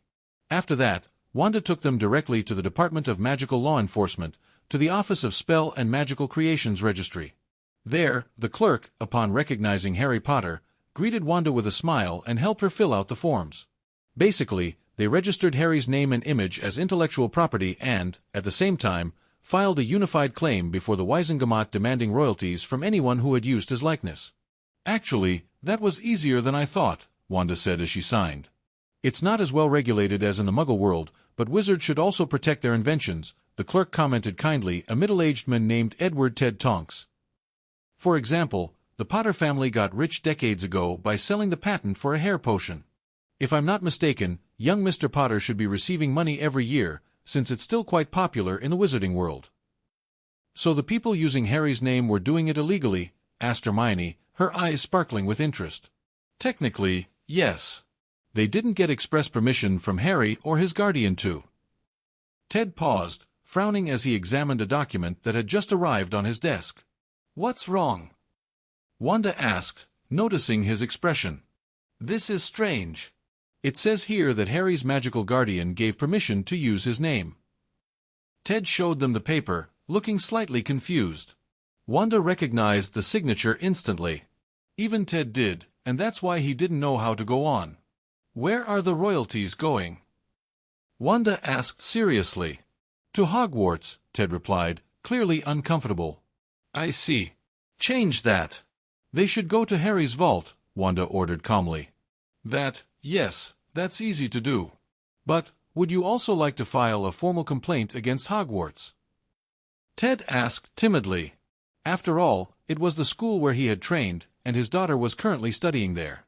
Still, if something illegal had been done, he was willing to help. "No. Don't worry. I'll recover the money that belongs to Harry," Wanda said in a low, calm voice. Ted felt a chill run down his spine but didn't ask anything else. "Then you just need to sign here, and everything will be ready," he said as he placed the document in front of Wanda and Harry. Both of them signed without hesitation, stood up, and said goodbye. "It was a pleasure meeting you," said Ted with a smile, watching the beautiful woman and the children walk away. Though deep down, he couldn't stop wondering what exactly Wanda meant by recover what belongs to him. A few days later, as he was having breakfast, he read the newspaper and froze at the headline on the front page. "Robbery at Gringotts, the biggest heist in history and the first ever documented." Apparently, someone broke into a private vault and took everything including ancient magical books, gold, and family relics. The owner? None other than Albus Dumbledore, who claimed to be completely shocked. Ted stared at the newspaper, feeling a strange connection, but quickly shook his head. "No. I didn't hear anything about that." "Of course not," he muttered before throwing the paper away. The door to Wanda's house sounded with a firm, though not urgent, knock. She rose calmly from the couch and went to open it without showing the slightest haste. Standing at the entrance was an elderly man, easily recognizable. His stern and slightly disturbed expression made it clear he wasn't there by choice. It was Albus Dumbledore. "You finally came." "I thought you didn't want your things," Wanda remarked with a serene, almost mocking smile. Before Dumbledore could respond, a flying parchment interrupted him, floating gently until it hovered in front of him. "Sign," said Wanda with the same calm tone. But though her voice was soft, it carried an undeniable command. Dumbledore read the heading on the document. "Transfer of Magical Legal Guardianship." He glanced from the parchment to Wanda, who stared at him emotionlessly, a quill floating by her hand like a silent threat. Sigh. I'm too old for this sort of thing, Dumbledore muttered before taking the quill and signing with resignation. The parchment rolled up on its own and vanished with a small pop. Wanda flicked her wrist and tossed him a bag. Dumbledore caught it and opened it to inspect its contents. Inside were his personal belongings, though what concerned him most were the magical objects within, relics, grimoires, and most importantly, a particular book. One no one else should ever read, unless they wanted to create another Voldemort. By the way, I withdrew the money that rightfully belongs to Harry, Wanda added as she turned to go back inside. You should be grateful I was polite. If this had been the first day we met, I would have claimed guardianship by other means.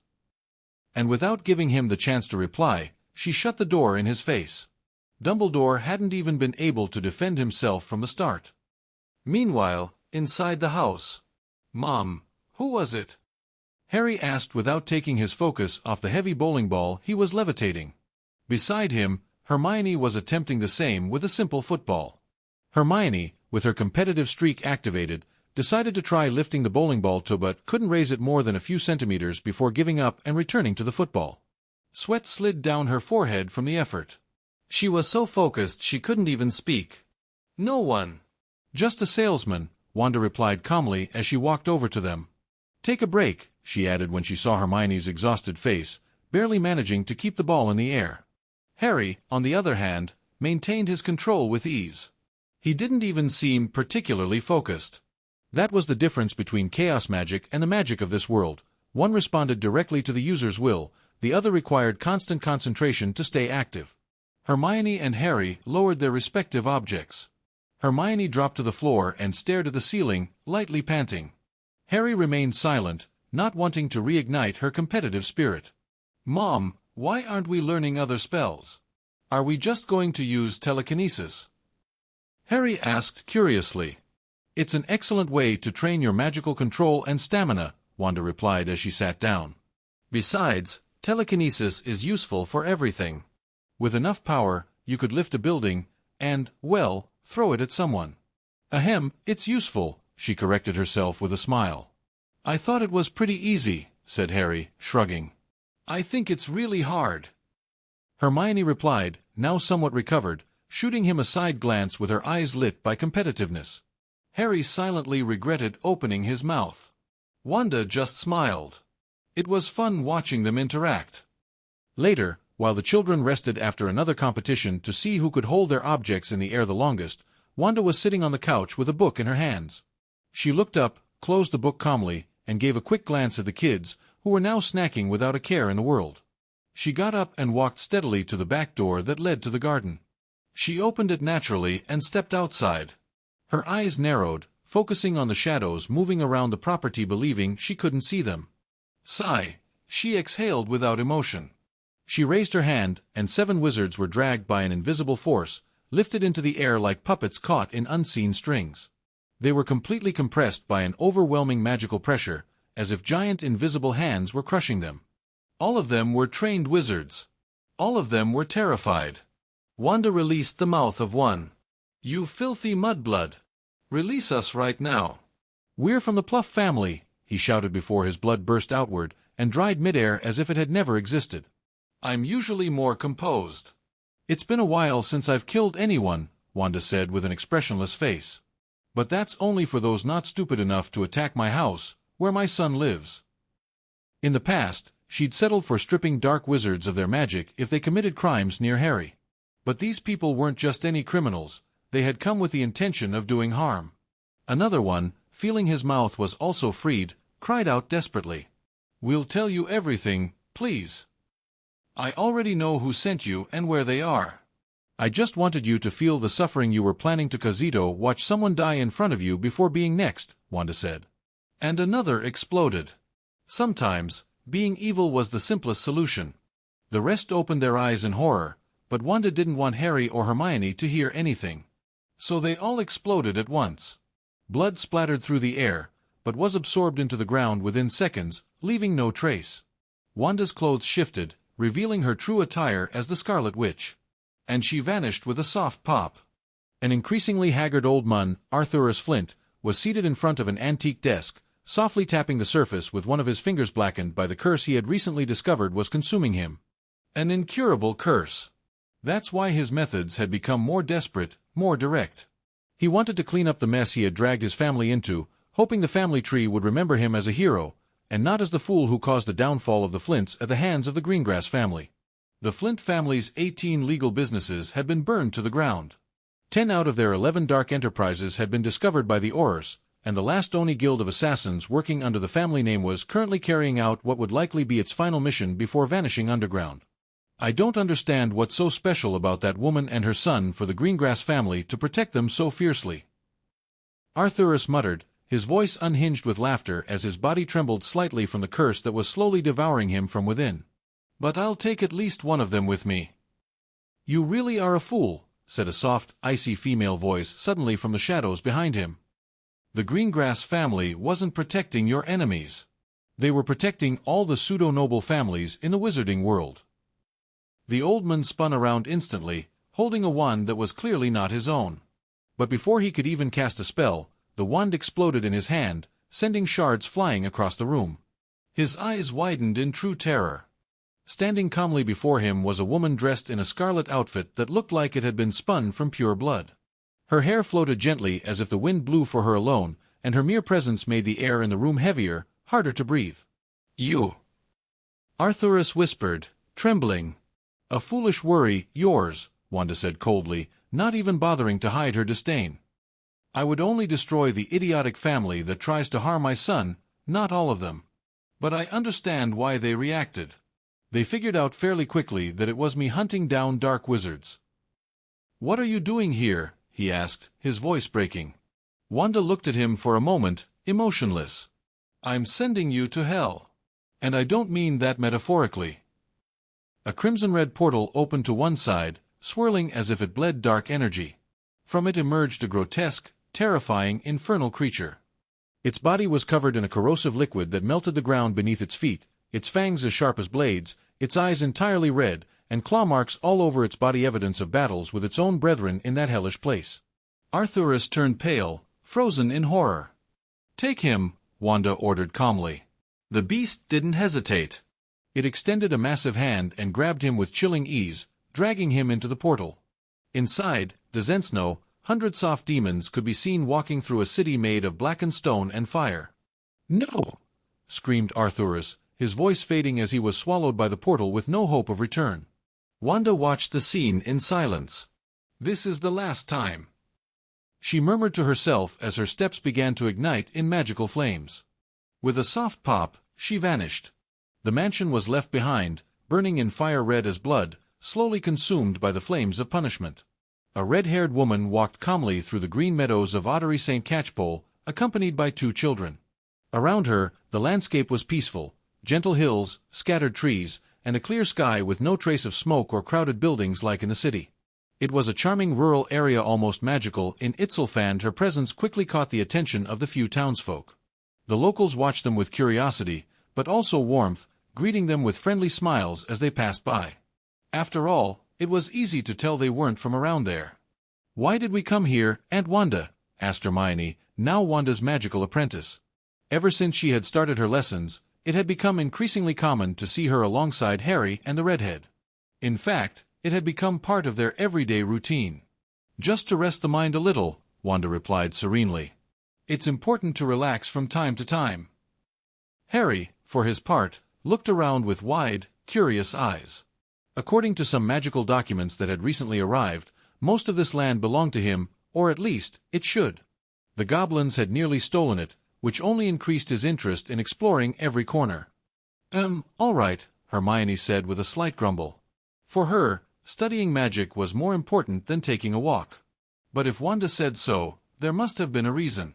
The 3 of them walked for a while, enjoying the soft breeze and clean air, speaking in hushed tones as they took in the pristine and silent scenery. There were no loud cars, no endless rows of identical houses, no gray smoke in the sky. Though they lived in a fairly private and quiet area, this felt different. Here, time seemed to stand still. Mum, let's go to that mountain, Harry suddenly said, pointing excitedly at a nearby hill. Hermione frowned, a little tired. My feet hurt. Come on, Hermione, don't be a spoilsport, Harry replied cheerfully, still full of energy. Wanda smiled. With a light wave of her hand, she levitated both children, and then floated up herself toward the hill. There was no need to keep walking. Once they reached the top, she gently set the children down. From up there, the view was stunning: rolling hills, crystal-clear rivers, small scattered cottages. The people in the valley below looked like ants.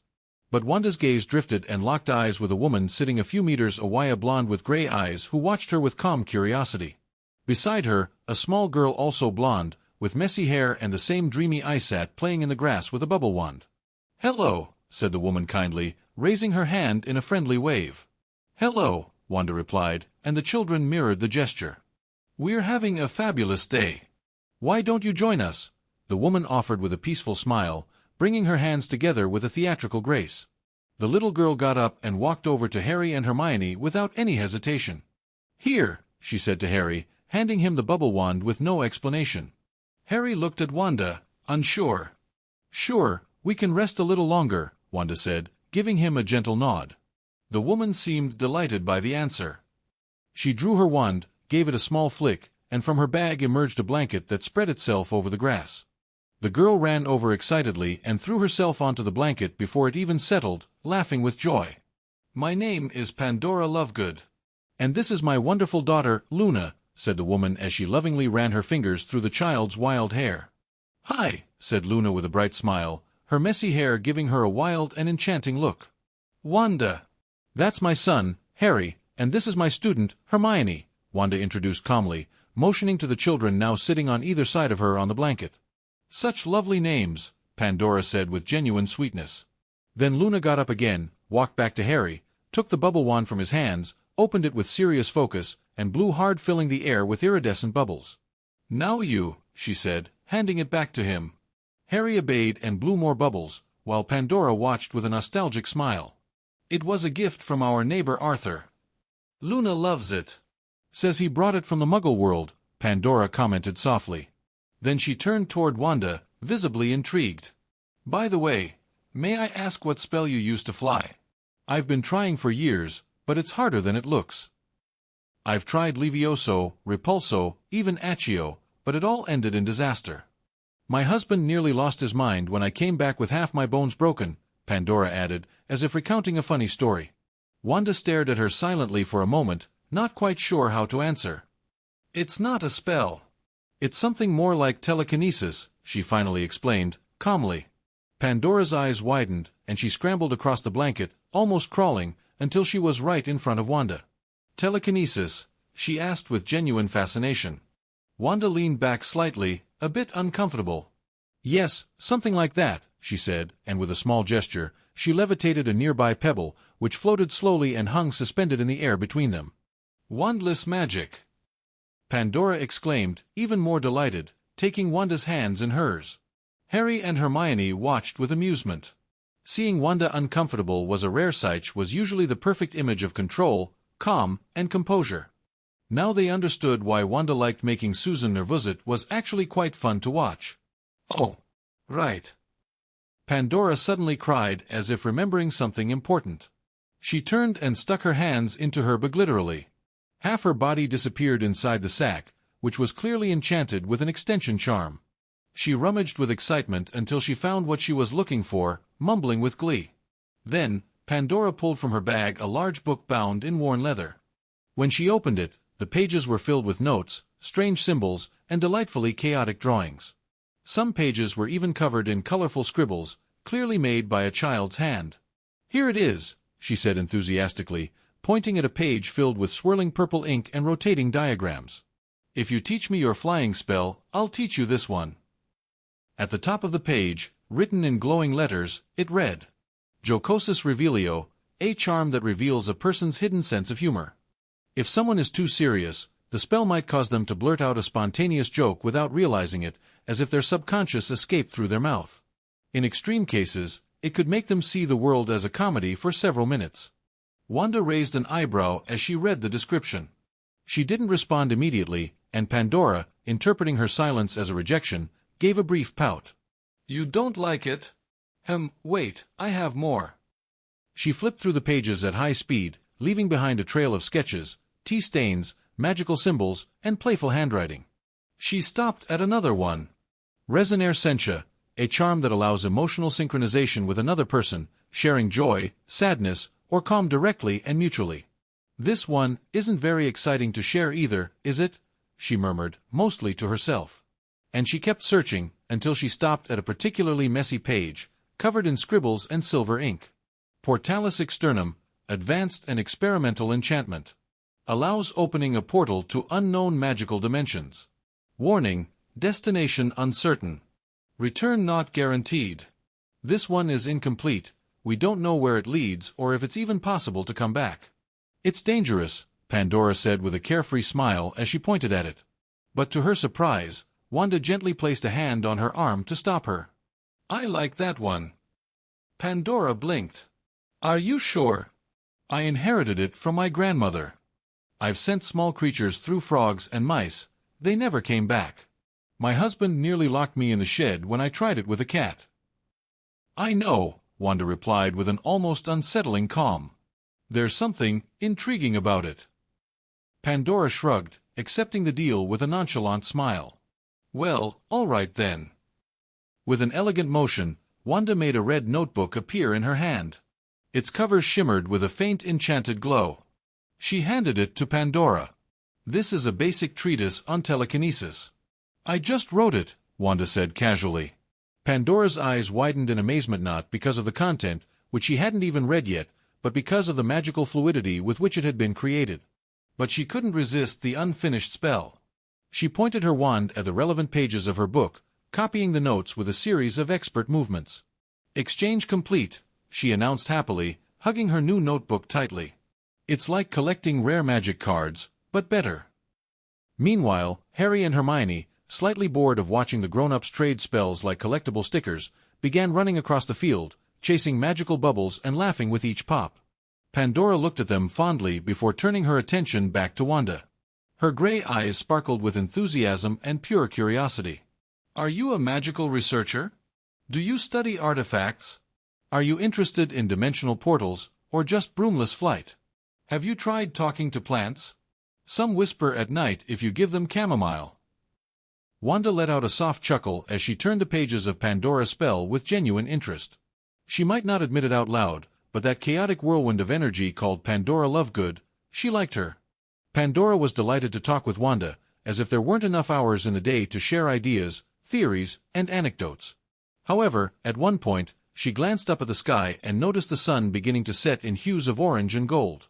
Wow, it's already evening, she murmured with a soft sigh. I suppose it's time to head back home. The children, meanwhile, had fallen fast asleep on the grass after spending hours lying there, watching clouds and guessing their shapes, a dragon, a teapot, a hat with legs. Pandora looked at them fondly and then turned to Wanda. I know. Let's exchange addresses. That way, we can send each other letters. Or better yet, you could visit me and I'll show you my research center, she said with an excited smile. Well, it's actually just my basement. But I have jars that glow when you speak to them in Russian. Wanda smiled and nodded as they pulled out quill and parchment to exchange addresses.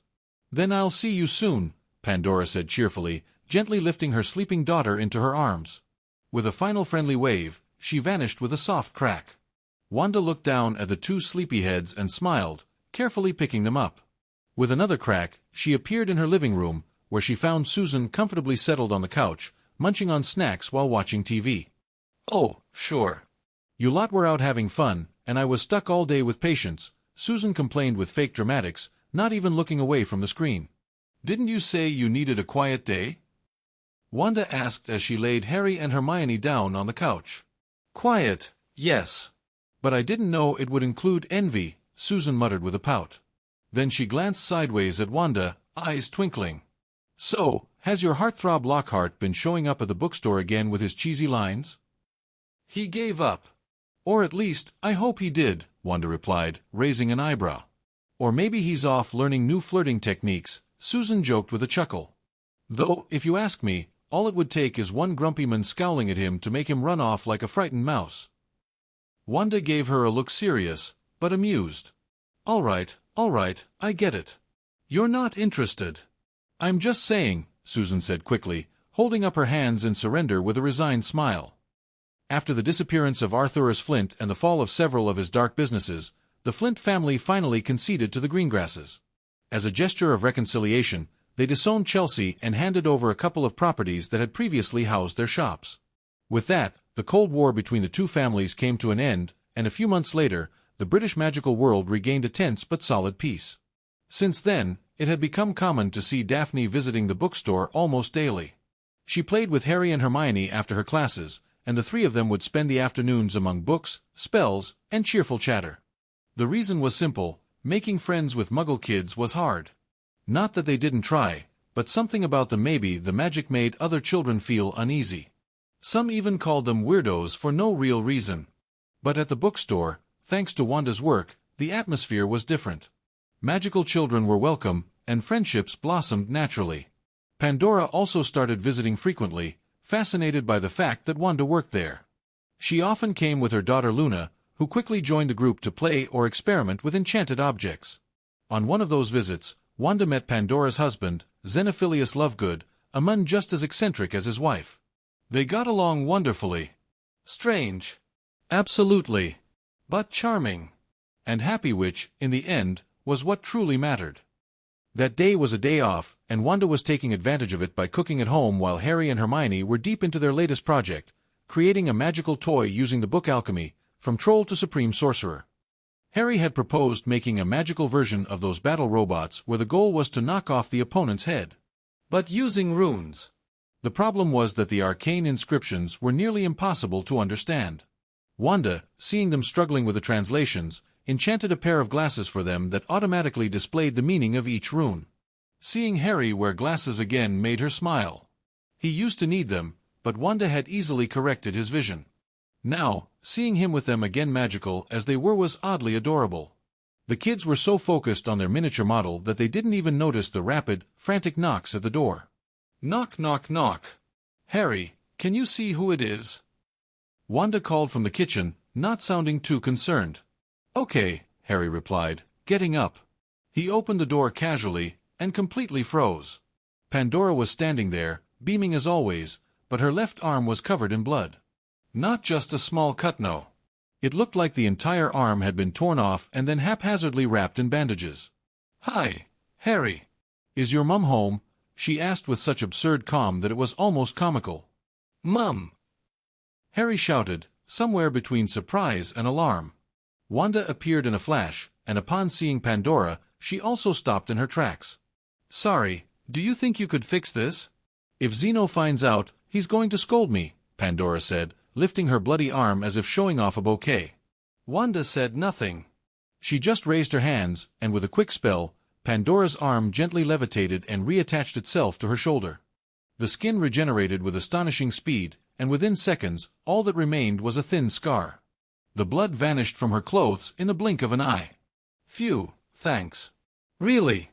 Zeno faints if he sees more than 3 drops of blood, Pandora said, as casually as if discussing the weather. What did you do this time? Wanda asked, crossing her arms. Well, you know that spell that makes teeth grow? I was trying to adapt it to grow arms. Just a bit. But I may have overdone it. Literally. Wanda started walking toward the fireplace with a serious expression. I'm going to let your husband know. Wait. Pandora yelped, dashing after her like she actually was worried this time. Meanwhile, Harry was still frozen in the doorway. Hermione approached him cautiously. Are you okay? She asked softly. Yeah, just a bit surprised, said Harry, shaking his head and snapping out of it. He closed the door calmly, as if Pandora hadn't just shown up bleeding all over with the same ease as someone bringing over a pie. It was only a few minutes later that Xenophilius arrived at the house, accompanied by Luna. Upon seeing his wife, he couldn't hide the fear in his eyes. He hugged her immediately, more relieved than angry, though he didn't stop scolding her gently as he checked her over with trembling hands. Again, Pandora? What was it this time? He murmured, voice thick with worry, never taking his eyes off her now healed arm. Just a poorly calibrated experiment, she replied with a guilty little smile. He thanked Wanda at least half a dozen times, nearly tripping on the rug in his haste to leave. He wanted to take Pandora to St. Mungo's immediately to make sure there were no internal consequences. Pandora, though hesitant at first, eventually followed her husband without complaint. Seeing Xenophilius so distressed broke her heart a little. She adored his quirks, but he always worried too much when she got hurt. "See you another day, Wanda," Pandora said before vanishing into green flames through the fireplace, waving as if nothing had happened, though she still had a faint smear of blood on her cheek. Right at that moment, the front door opened, as if fate had a sense of humor. Susan walked in carrying a grocery bag, wearing the usual expression of someone who already considered herself part of the furniture. "Hey, I think there's blood on your Porsche," she said, raising an eyebrow and pointing at a small trail of red drops on the floor. "It was Aunt Pandora," Hermione replied without looking up from her project, as calm as if they were talking about the weather. "Again," Susan muttered with resignation. She'd met Pandora a couple of months ago. A charming woman, but with the alarming habit of showing up at Wanda's house injured, as if it were her personal ER. "She ripped her arm off," added Harry, who had already returned to his spot beside Hermione to keep working on their magical toy. Susan's eyes widened, but she didn't say anything right away. She just looked at the two kids, both completely focused. "You're way too calm for having just witnessed a self-amputation," she commented with a half-smile. "It was impressive," Harry murmured. "But these rooms are harder than that." Susan shook her head, amused, but her expression quickly turned to a frown as she noticed something missing. "Where's Red? Where'd you leave that mini dragon?" she asked, looking around. Hermione and Harry exchanged a look, as if they had just remembered something of life-or-death importance. They both jumped up and dashed toward the backyard. Wanda and Susan exchanged a tired glance just as shouts rang out from outside. "No, Red. Don't eat the clothes. You don't even need to eat. Harry, he's eating your favorite shirt." "Ah! Bad dragon." As chaos erupted outside, Susan sat at the kitchen counter and pulled a cookie from her purse, as if disorder had already become a normal part of her routine. "By the way, the Quidditch World Cup is in a couple of days. Are we going?" she asked casually. "My Wendell's become a fan of the game, though, of course, us going might be a little risky." "Of course we are," Wanda replied, stirring the pot calmly. "I'll ask Celine and Pandora if they want to come with us. That way we'll go as a group, and hopefully no one will lose an arm." "Perfect. Just make sure Pandora doesn't try to enchant the broom to fly with moon energy." "She already tried that last time," Wanda murmured with a resigned smile. "It blew up in her face. Literally." They both laughed softly as the sound of fabric tearing came from the yard, followed by another shout from Harry. "Red, let it go." Magic, friends, and Quidditch. The Granger family arrived at Wanda's house while everyone was getting ready for their trip to the Quidditch World Cup. Wanda would be taking them. She had no difficulty transporting them all at once via apparition. The Lovegood and Greengrass families would meet them there. Normally, children can't travel by apparition, especially if they're from the Muggle world, but Hermione and Harry weren't at Hogwarts yet and didn't even have wands, so they weren't marked with a trace. They were waiting in the living room.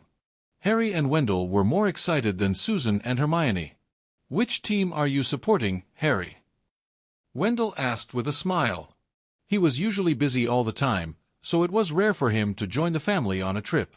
Especially since, after his wife became friends with Wanda and they discovered Hermione was a witch, Susan started dumping all her work on him. Of course, he didn't complain. He was something of a workaholic. But over time, he had become a fan of Quidditch, a magical sport that was unlike any of the sports he usually enjoyed. His wife, who often went to Diagon Alley to help their daughter adapt to a world she'd be connected to for the rest of her life, always brought him souvenirs, which he kept in a room similar to Harry's playroom, but dedicated solely to sports memorabilia. "The United States. Mom comes from there," Harry said with a smile. "Oh really? Not going to support our country?" Wendell asked with an amused grin.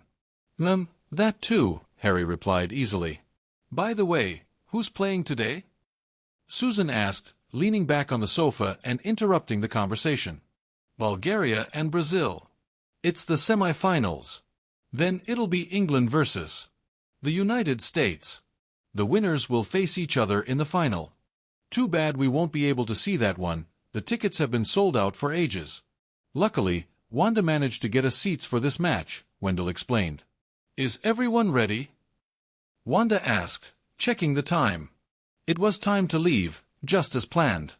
Yes, they all said. Then, everyone hold hands, Wanda said with a smile. They all obeyed, and in a blink, they disappeared from the center of the living room.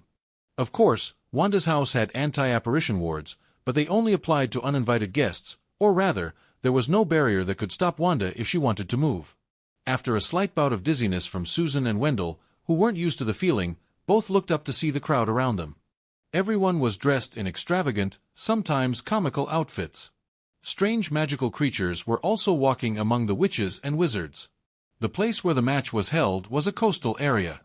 You could even see the sea in the distance. All right. Let's go. Celine said she would get our camping spot ready, Susan said with a smile, pulling out a note with the address that had been sent to Wanda earlier. Everyone followed Susan, eyeing the various stalls and the wizards everywhere with interest. It was normal to see magic in Diagon Alley, but here there were even more witches and wizards. Spells flew everywhere, and they could see auras running back and forth, stopping those who caused trouble. After a while, they reached a much quieter tent area. The wizards and witches walking there were all well dressed, wearing expensive-looking robes and even flashy jewelry. Looking at the section signs, they found a beautifully decorated green tent with golden thread adorning the roof. Just in time, the Greengrass family was stepping out to greet them. "Oh, you're here." "Welcome," Celine said warmly, while her husband, with his usual emotionless expression, gave a slight nod in greeting. "Harry, Hermione. You took forever," Daphne said with a bright smile as she and Astoria approached. "We had a tent set up for you and another one next to it for the Lovegood family," Celine said, pointing to 3 identical tents lined up in a row. "Thank you so much. You didn't have to go to the trouble." "I would have loved to see Pandora's husband and Wendell trying to set one up," Susan said with a grin. Wendell immediately grew defensive. "Hey, I know how to pitch a tent. Remember, I was a Boy Scout," he added. "When we went fishing last summer, you couldn't even set up your fishing rod, dear," Susan whispered to her husband. "It was a defective rod," Wendell replied quickly. Thankfully, his wife knew not to embarrass him, though she did enjoy teasing him. Maybe a bit too much. Probably because she couldn't do it to Wanda, so she did it to him instead. "So, we'll drop off our stuff and then go explore. What about you?" Wanda asked. "We're coming with you. Hanging around this place full of stuck-up people is boring," Celine said, while Edward gave her a sideways glance. "What?" "It's true," Celine said with a shrug toward her husband. Wendell and Edward realized why Celine and Susan had become friends so easily. They had very similar personalities. "Hey!" Pandora's voice called out not far away as she approached with her husband and Luna. "Looks like we made it on time," Pandora said with a smile. "We're going to drop off our things and then head out to explore," Wanda said. "Then we'll do the same," Pandora replied cheerfully, as Celine pointed out the tent prepared for them. After a few minutes, everyone stepped out of their respective family tents. Wanda's was next to the Greengrass families, the Grangers were in the middle, and the Lovegoods were in the one next to them, which had a view of the sea. After that, the 4 families went out together to explore the stalls, buying things for the children while the women chatted with relaxed smiles. The 3 husbands just walked behind them, smiling as they watched them enjoy themselves. Meanwhile, the children ran around, buying anything that caught their interest. Harry was walking with the others when something caught his eye. It looked like a pair of binoculars, so he approached the vendor. "What's this?" he asked. "Omnioculars. They're magical binoculars that let you see plays in slow motion, replay moments, and display player information," the vendor replied with a professional smile. Harry's eyes lit up with interest. "Then please give me 2, said Harry. One was for him, and the other for Wanda. But then he looked at the girls who were with him. "Make that 4 more, he added. "Wow, you're quite the little Casanova," said the vendor as she started putting the omnioculars into a paper bag. "That'll be 60 galleons." Harry didn't understand what Casanova meant, so he ignored the comment. He pulled out some gold coins from the small pouch Wanda had made for him and paid. Then he began handing out an omniocular to each of the girls. "Thank you," they said happily. "Daphne!" But a voice interrupted, causing Daphne and the others to turn and see a blond boy in elegant clothing approaching with a smile that seemed forced, or at least a little nervous. "Long time no see." "Hello, Draco," Daphne said calmly, looking at Draco after so long. Draco had been her first friend, but he had drifted away when his father forbade him from seeing her again, leaving her alone once more. Luckily, she had met Hermione and Harry, so she held no grudge. "Are these your friends?" Draco asked, looking at Hermione and the others, until his gaze settled for a moment on Harry and the scar on his forehead. "Harry Potter!" he exclaimed in surprise. "Draco! Come back to the tent," a woman's voice called from afar. "Coming," he shouted back. Then he turned to the others. "Well, it was nice seeing you." And with a brief nod, he ran off. Meanwhile, Edward and his wife were watching the conversation between Draco and their daughter.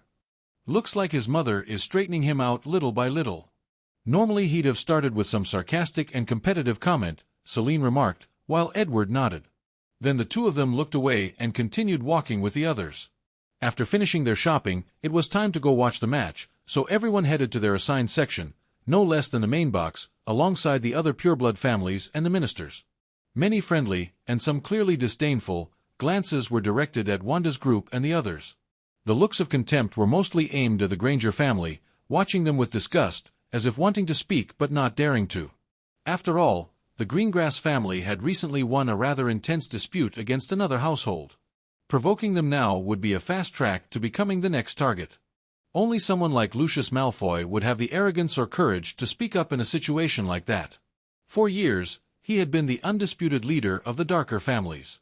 However, after his fall, the Caro family had taken over, albeit with a more shadowy, discreet approach. On top of that, the Flint family had hidden backing from several families who had lost massive amounts of money, all thanks to Edward Greengrass.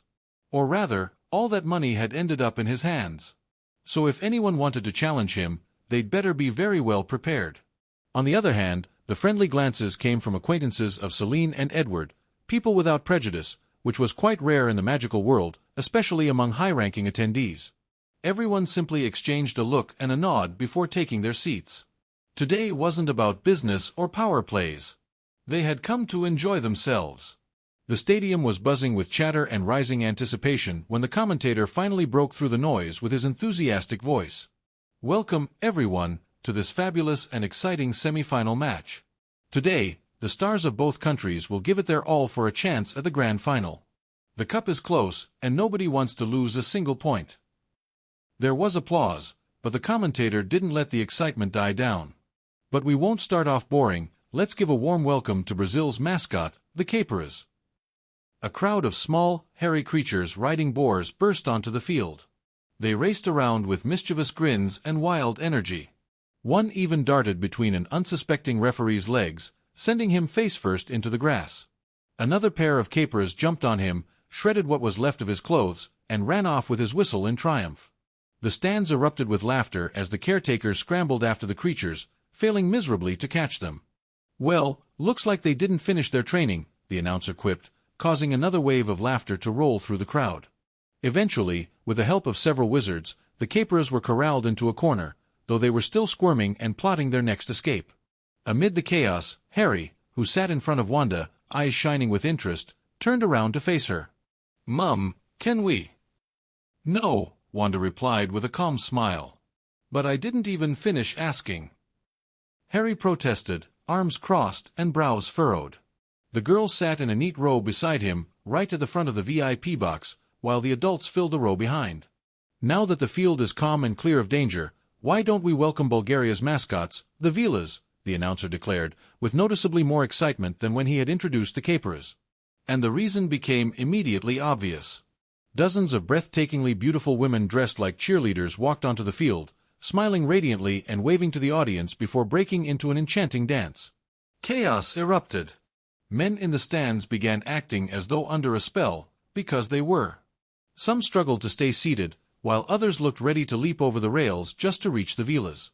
Even the referee, still in his tattered clothes, began dancing along with them, completely entranced. The VIP box wasn't much better. Even the so-called noble families couldn't resist the Vilas' allure. Many remained seated, yes, but slack-jawed and wide-eyed. Meanwhile, in the Lovegood section, Pandora and Xenophilius stood cheering like lifelong fans, clapping and beaming with genuine joy. Edward Greengrass sat with his legs crossed, eyes closed, radiating the relaxed grace of a noble. Beside him, Celine smiled with amused interest, clapping lightly at the display. Susan, however, glanced sideways at her husband with a smile that wasn't quite a smile. He, for his part, was sweating bullets, using every ounce of willpower to resist the Vila's enchantment. And to be fair, for a Muggle to hold out against a Vila's magic like that, was nothing short of legendary. Harry, sitting front Wanda, simply tilted his head, not understanding what was going on. After all, even though his chaos magic was still weak, that type of magic had a natural resistance to mind control. To him, this kind of spell was irrelevant. "What's going on?" he asked, confused. "Oh, Harry. "We read about it in Fantastic Beasts and Where to Find Them. Vilas are magical creatures that can enchant men," Hermione quickly explained. "But in the book, they were ugly monsters with harpy heads," Harry replied. "That's the form they use to trick fools," Daphne said with a mocking tone. "Daphne, language," Celine called out from behind. "Sorry," the blonde answered instantly. "To trick the gullible." That made everyone laugh. Finally, the match began in earnest. Wow. Looks like they're starting with everything they've got. The beaters aren't letting anything through. "Time to release the snitch, while they're smashing each other's heads in," the commentator shouted excitedly as the players on their brooms hurled bloodjares at one another without mercy. "And the golden snitch has been released," he yelled again as the tiny winged ball sparkled in the sunlight, darting around the field at dazzling speed. But before anyone could even react, Brazil's seeker shot forward like a lightning bolt, dove down, and caught the snitch with almost insulting ease. "Wait, what?" "Brazil's seeker just caught the golden snitch," the commentator exclaimed, stunned for a few seconds before bursting with excitement. "He didn't even let the poor snitch stretch its wings. And don't even mention the quaffle, it didn't go through a single hoop." Some spectators cheered with enthusiasm, while others grumbled in frustration over the match's brevity. It was like they had just sat down, and it was already time to leave. "So, moving on to the finals is Brazil, with 150 points," the commentator announced as a large part of the crowd began to leave the stadium with annoyed expressions, feeling cheated by a match that barely lasted. "Well, that was disappointing," Wendell said as he stood up. "Shouldn't they decide by wins and not just points?" Hermione asked, frowning. She had read the tournament rules thoroughly. "That only applies to school tournaments, dear," her father replied, brushing off the matter. "Since it ended so fast, we can have more fun at the festival," said Harry, beaming with a bright smile. "Of course," Wanda replied, ruffling his hair affectionately. The group left the stadium, and soon the families split off to explore the place on their own. They would reunite later in the tents to have dinner together. "Want to buy some souvenirs?" Wanda asked, walking hand in hand with Harry. "I want to get some figurines to collect, like Uncle Wendell does," he replied thoughtfully. "What kind of figurines?" "For now, the team captains," Harry said, touching his small money pouch. It was directly connected to his vault at Gringotts. He only had to reach in to pull out whatever he needed. Though it only allowed coin withdrawal, and Wanda had set a monthly limit to prevent him from wasting it on nonsense. Not that money was an issue.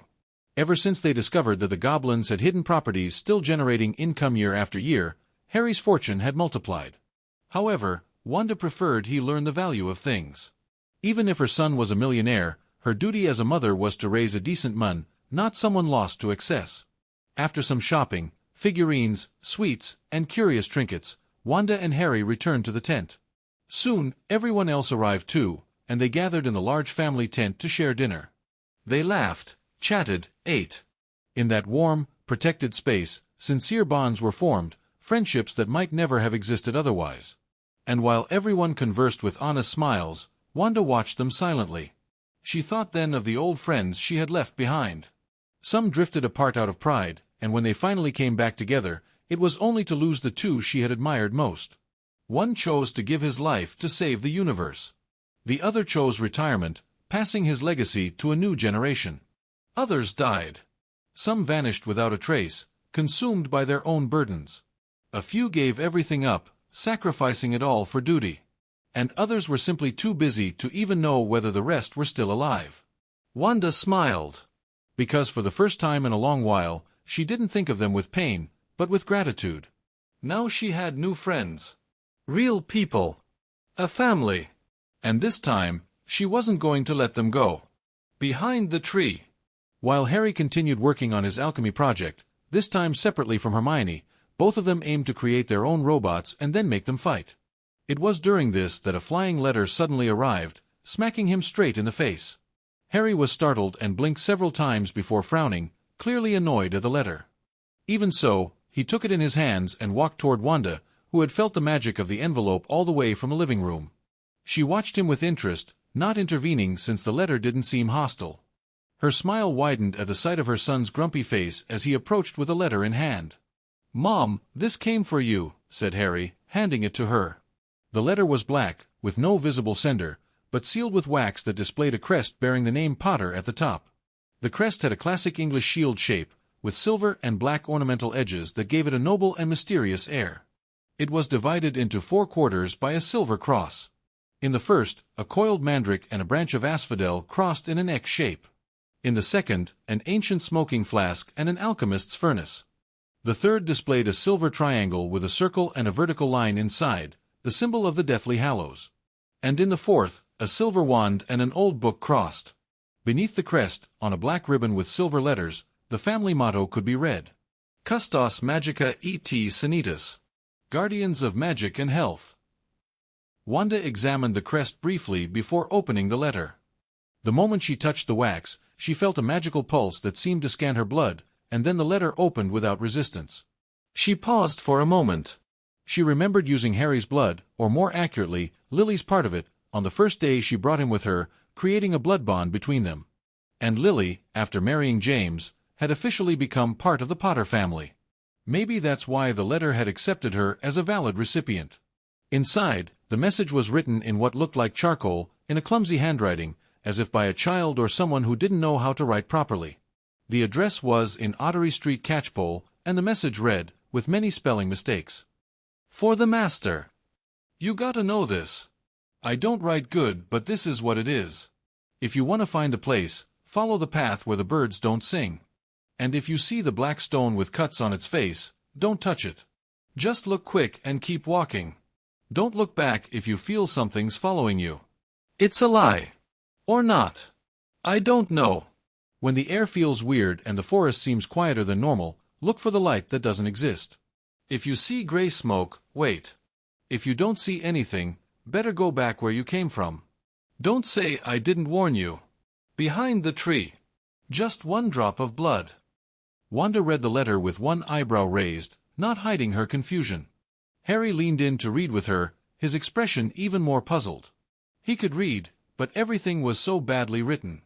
Still, he understood something. This was an adventure. His eyes lit up with excitement. Are we going to go? He asked enthusiastically. Wanda looked at his hopeful little face. She couldn't say no. Especially not when the seal on the letter bore the name Potter. The two of them walked through the forest. Although Wanda could easily find a place, she didn't want to spoil the adventure for Harry, who was reading the letter like a treasure map, clumsily trying to follow its instructions. Could this be the stone with a man's face? Harry asked, stopping in front of a black rock with 2 holes and a line underneath. It was completely black and covered in claw marks. Gwag! The stone made a strange sound as the line opened like a mouth, trying to bite Harry. Harry jumped back quickly, startled. Yeah, looks like it, said Wanda with a smile. Then this way. Harry declared with excitement as he started walking toward the side of the clearing. Behind them, the trees moved, shaking their branches as if they were alive, making the place feel eerie to anyone unfamiliar with magic. That place was known as the Enchanted Forest, north of the village.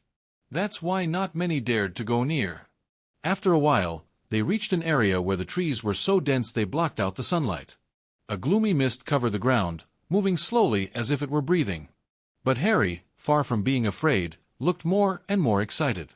He felt like he was getting close. Then, a strange light caught his attention. It floated in the air, spinning slowly before approaching him. It circled around him a few times, then darted off in the direction they had come from. Come on, Mom! Run! Harry shouted as he chased after the light, heading deeper into the dark forest. However, at one point, they lost sight of it. In front of them stood a gigantic tree, the biggest Harry had ever seen in his life. "This is it, Mom," he said excitedly. "You did it." "You're quite the treasure hunter," Wanda replied, praising him as he smiled proudly. Harry approached the tree, trying to figure out how to open it. He remembered the message said 1 drop of blood, but didn't know exactly what to do with that. As he ran his hand along the tree bark, a splinter pricked his finger. Instinctively, he brought it to his mouth, but a single drop of blood fell onto the wood, and then it began to glow. The massive tree split open down the middle. As if it had always been 2 trees fused together, it slowly parted while the ground rumbled with a faint growl. Harry moved closer to Wanda, watching in fascination. Between the 2 trunks appeared a translucent membrane that shimmered for a moment, and then revealed an ancient and imposing mansion. Harry peeked around the tree, but saw only more forest. The mansion was only visible from the exact space between the 2 trunks. As they watched, Wanda sensed something rushing toward them at great speed, like a missile. Harry, still looking through the trees, was suddenly tackled by the creature and knocked to the ground, though Wanda softened his fall with a protective spell. When he looked down, he saw something clinging tightly to him, sobbing. It was a strange creature with long ears. It stood just over a meter tall, thin and frail, though it had run incredibly fast. Its head was disproportionately large compared to its body, and it had huge, glowing blue eyes full of emotion. Its clothes were made of old, poorly sewn patches. Liz knew Master Potter would come someday. It squealed joyfully through tears and snot. Liz was sure. Wanda watched it with interest when she sensed another presence approaching, this one with calmer steps and a more controlled energy. "Liz, compose yourself like a proper house elf of the Potter family. You can't go running around like some common elf," scolded the new figure, another elf, very similar to Liz but with a more serious and proud face. He moved with elegance, and his vocabulary was clearly more refined. "Gree, look. The young master has arrived. Finally. We've waited so many years," Liz exclaimed, completely ignoring the scolding. "Indeed, the young master has arrived," said Gree firmly, though clearly moved. "But that does not excuse." He noticed Liz wasn't paying attention at all, and his brow furrowed in frustration. "I'm talking to you." "Put the young master down at once," he ordered as he reprimanded her, while helping lift Harry's robe. Despite his stern tone, his eyes also shone with barely restrained emotion. Wanda watched them with interest while Harry wore a completely confused expression. Seeing this, she decided to step in to help him. "Clap!" Wanda clapped her hands loudly to get the elves' attention. "Wouldn't it be better to explain what's going on? You're only making Harry more confused," she said calmly, looking at both of them gently. "Ah, right. Silly Liz!" Liz exclaimed. "Come, young master, let's go inside the Potter Manor," she said quickly, taking Harry's hand and leading him toward the entrance. "And you are?" asked Gree, giving Wanda a serious look. "His mother," she replied with her usual calm. My sincerest apologies, madam. Please, follow us. This place is crawling with insects," Gree said with a respectful and courteous expression. And so, Wanda and Harry were led toward the grand mansion, which, despite its age, was surprisingly well maintained. Although some details were rather crude, the lawn looked like it had been cut with scissors, the trees were roughly trimmed, the walls were clean but marked with brushstrokes, and in one corner, there was a ladder propped up next to several buckets of water and scrubbing brushes. Everything clearly showed that the elves had been the ones taking care of the place all this time. Inside the mansion, Wanda and Harry were guided to the living room. The place was impeccably decorated, with ancient tapestries and paintings on every wall.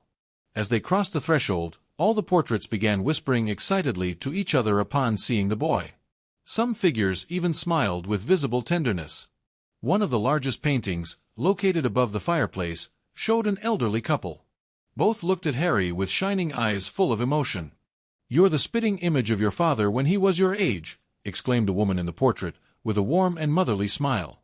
"Welcome, Harry. We've been waiting for you for a very, very long time," added the man, his voice calm and proud. "Waiting for me? Who are you?" asked Harry, confused but curious. "We're your paternal grandparents, Fleamont and Euphemia Potter," the man replied with a wide smile. "My grandparents?" Harry murmured, surprised. For the first time, he felt a family connection beyond the Dursleys.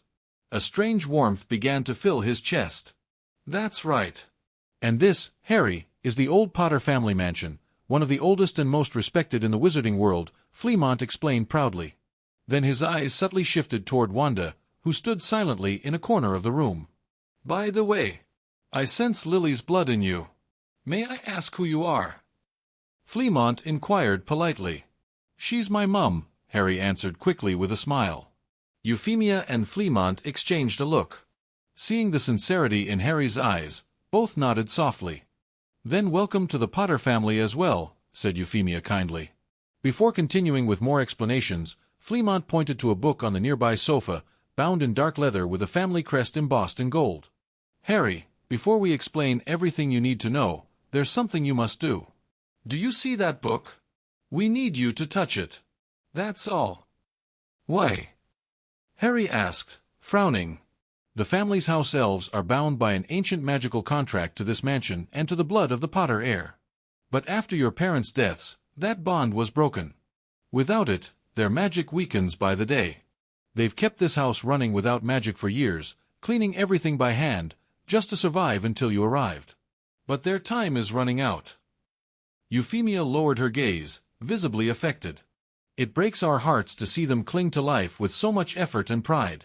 They are loyal servants of this house, and they don't deserve that suffering. The two elves, Liz and Gree, stood in a corner. Upon hearing those words, they couldn't hold back their tears. Master, Miss, it's not like that. Liz and I don't mind suffering a little, because Master Harry has finally come, said Gree. Harry didn't hesitate. He walked over to the book and placed his hand on the cover. A brilliant blue light emerged from the tome and spread throughout the mansion, like a wave of ancient magic awakening after years of slumber. When it touched the elves, both shuddered, and their bodies glowed briefly. Liz dropped to her knees, tears of joy falling from her face.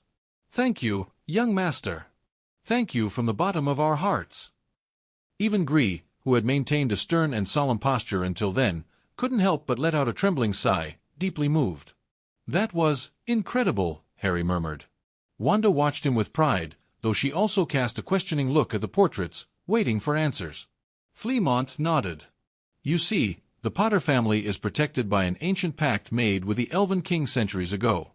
One of our ancestors was a healer who saved his life, and in gratitude, a magical bond was sealed. A bond? Wanda asked, frowning. That contract ensures there will always be two elves dedicated to the Potter heir, no matter the circumstances. If a Potter is in danger, the elves will appear, even if it means breaking ties with other households, Fleamont explained. And why weren't they with Harry from the beginning? Because after James and Lily's death, his temporary magical guardian issued an order to keep all magical beings away from the boy. They didn't realize that order interfered directly with the ancestral contract. When the order finally lost effect, the elves were able to send a letter, but by then, years had passed. Fleamont lowered his voice with regret. If James had known about this place, if he'd had time to seek refuge here with Lily and Harry, perhaps things would be different today. Harry listened in silence, but inside he boiled with a mix of sadness and anger. The very idea that the elves had suffered because of someone, even unintentionally, made him clench his fists. But now none of that matters anymore, said Euphemia gently, trying to lift the mood. With Harry here, the Potter family can be reborn. Not just as a bloodline, but as a bearer of knowledge. Our most valuable inheritance isn't gold or titles, it's what we know. The Potter family was founded by Linfred of Stinchcombe, an exceptional healer. He created potions still used at St. Mungo's to this day. While other families hid their discoveries, he shared many of his, believing magic should serve the world, not just the powerful. Of course, he also protected discoveries that were dangerous, or too powerful to fall into the wrong hands. All Potter descendants have been educated in potions, herbology, and alchemy. Eventually, one of our sons married a descendant of Ignotus Peveril, and thus, the cloak of invisibility entered our family. Only the direct heir can use it to its fullest. Wanda listened attentively, recognizing the depth and nobility that surrounded the history of the Potters. Harry, for his part, didn't quite know how to process it all. But one thing was certain, something had ignited inside him, a spark that might one day become a flame. A flame worthy of the Potter legacy. Invisibility cloak. Harry asked, puzzled. You don't have it? Fleamont asked, his brow furrowing with concern. Wasn't it in the vault? Euphemia asked, turning to Wanda. There was no cloak, Wanda replied, her expression serious as she crossed her arms. Fleamont and Euphemia exchanged a grave look, their faces tightening at the news. "Gree," said Fleamont in a firm voice. "Could you take care of retrieving the invisibility cloak?" "Yes, sir," replied the elf with a slight bow. He snapped his fingers a few times, getting used to his magic again. On the fifth snap, he vanished with a soft flash. "Well then, let's continue," said Fleamont with a sigh, trying to ease the atmosphere.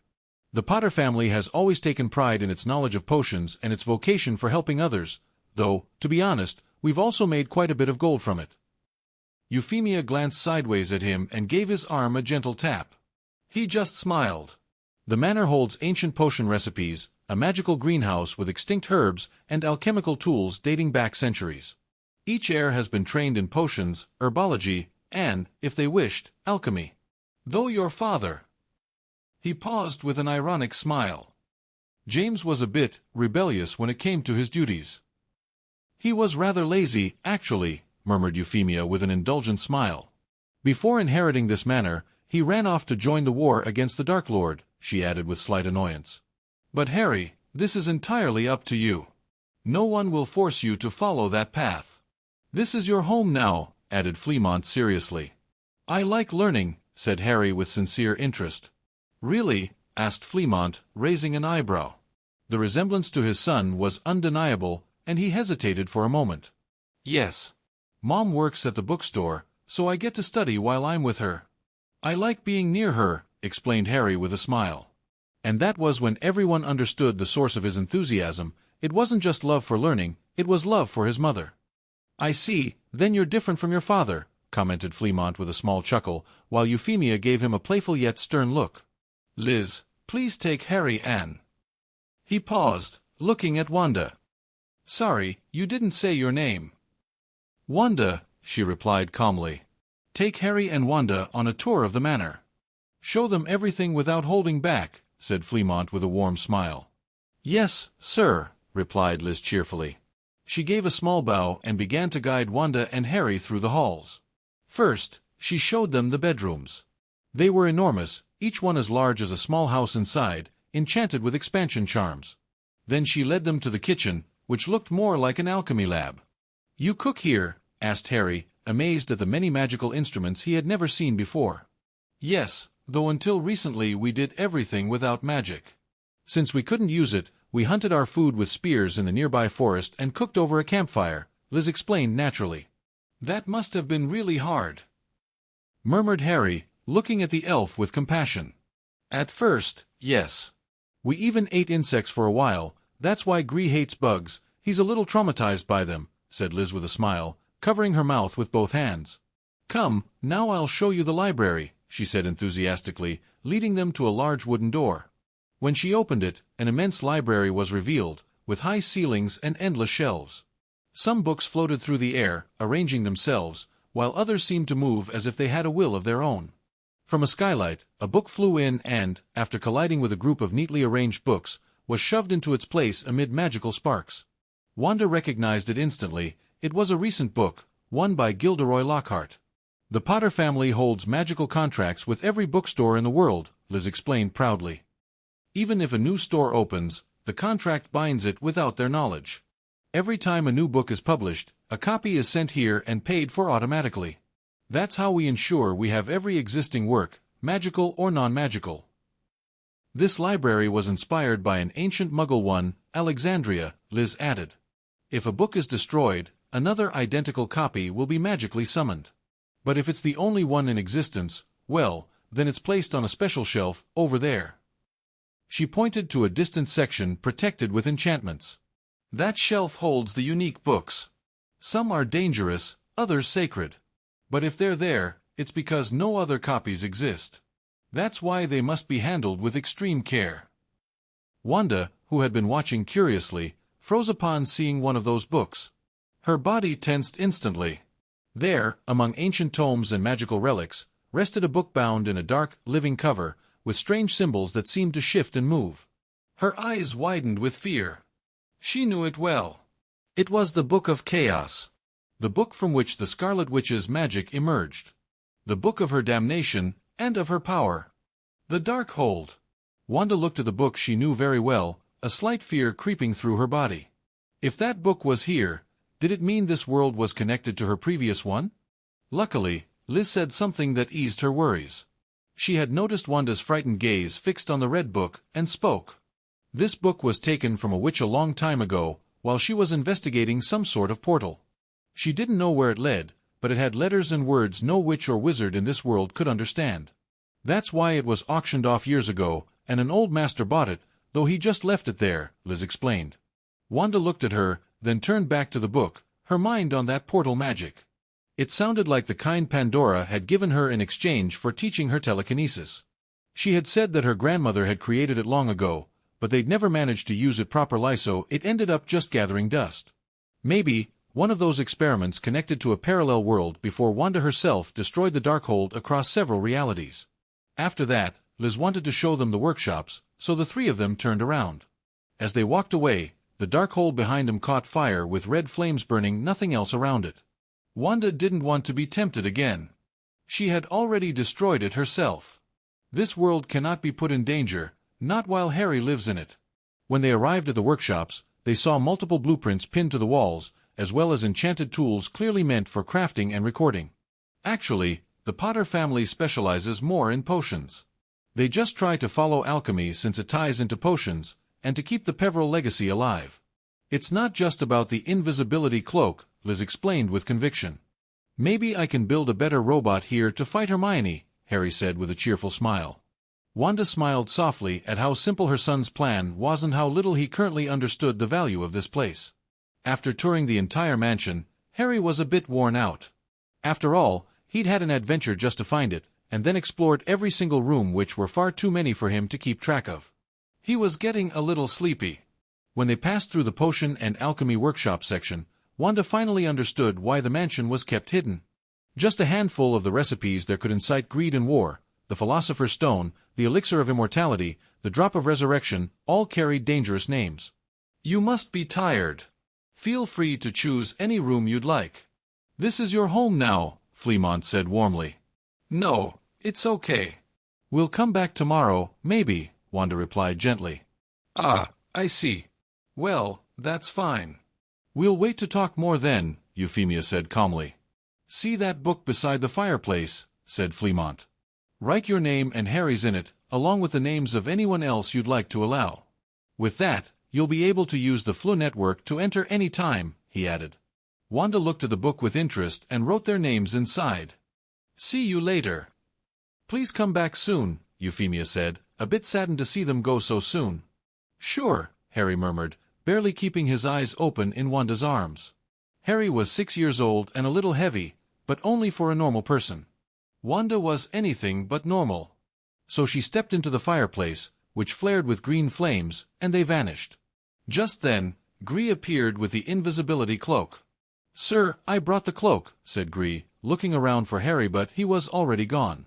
He went home, said Fleamont, turning his gaze to the cloak with a solemn expression. Who had it? He asked. That Mr. Dumbledore. It was at Hogwarts. The elves there tried to throw me out and stop me from taking it, so it took me a bit longer than usual after defeating them all, said Gree proudly.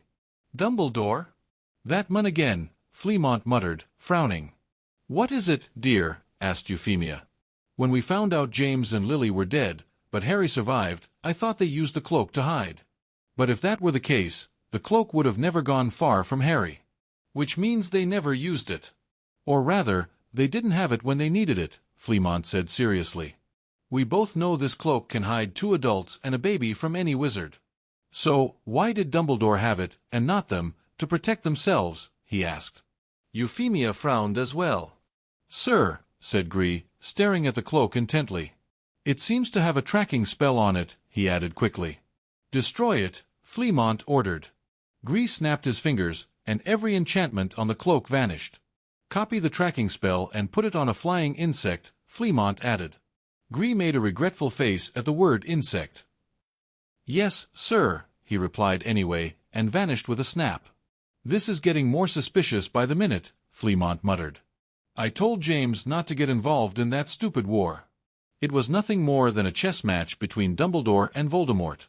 The only ones who never got hurt, the only ones who kept falling were their followers and soldiers, Fleamont added with simmering anger. And now their son has to be raised by someone else, instead of his own father. It's okay. Harry is being raised properly. And that girl, Wanda, she seems like a loving mother, said Euphemia. I know. I can't deny that not when Harry is so happy and such a good boy. But still, because of a foolish war, he lost his parents. If he hadn't been lucky, he could have ended up in any house, mistreated and unloved, Fleamont said with frustration. It's okay, that didn't happen, and it never will, said Euphemia, though her heart ached just imagining it. Unfortunately, both of them had died of dragonpox long before Harry was born. They hadn't even truly lived to see their son's wedding. Wanda and Harry returned the next day, as Harry was excited to continue hearing the story of the mansion. Because of that, Wanda asked for time off from work to go with him. Hermione joined them at Harry's insistence, and when she heard there was a legendary library, she agreed without hesitation. Wanda had already written Hermione's name in the book, knowing she'd come eventually, so she passed through the Floo network without any issues. "Well, who is this beautiful young lady?" said Euphemia, looking at Hermione standing beside Harry. "This is Hermione." "She's Mom's student and my best friend," said Harry with a smile. "Oh, I see." "Then welcome, Hermione," said Euphemia kindly. "Thank you," replied Hermione respectfully. "Come on, Hermione." "I'll show you the library," said Harry before running off with her. As Wanda was about to follow them, Euphemia stopped her. "Wait, Wanda. We'd like to ask you a few questions," she said in a soft voice. "Of course," replied Wanda calmly. "Are you telling the truth?" asked Fleamont, his eyes locked on Wanda with a serious expression. "Yes," said Wanda with equal seriousness. "That bastard!" shouted Fleamont, slamming a small table in the portrait. If he could, he would have leapt out of the painting to personally confront the fools who made his grandson suffer. They were basically asking her about Harry's life.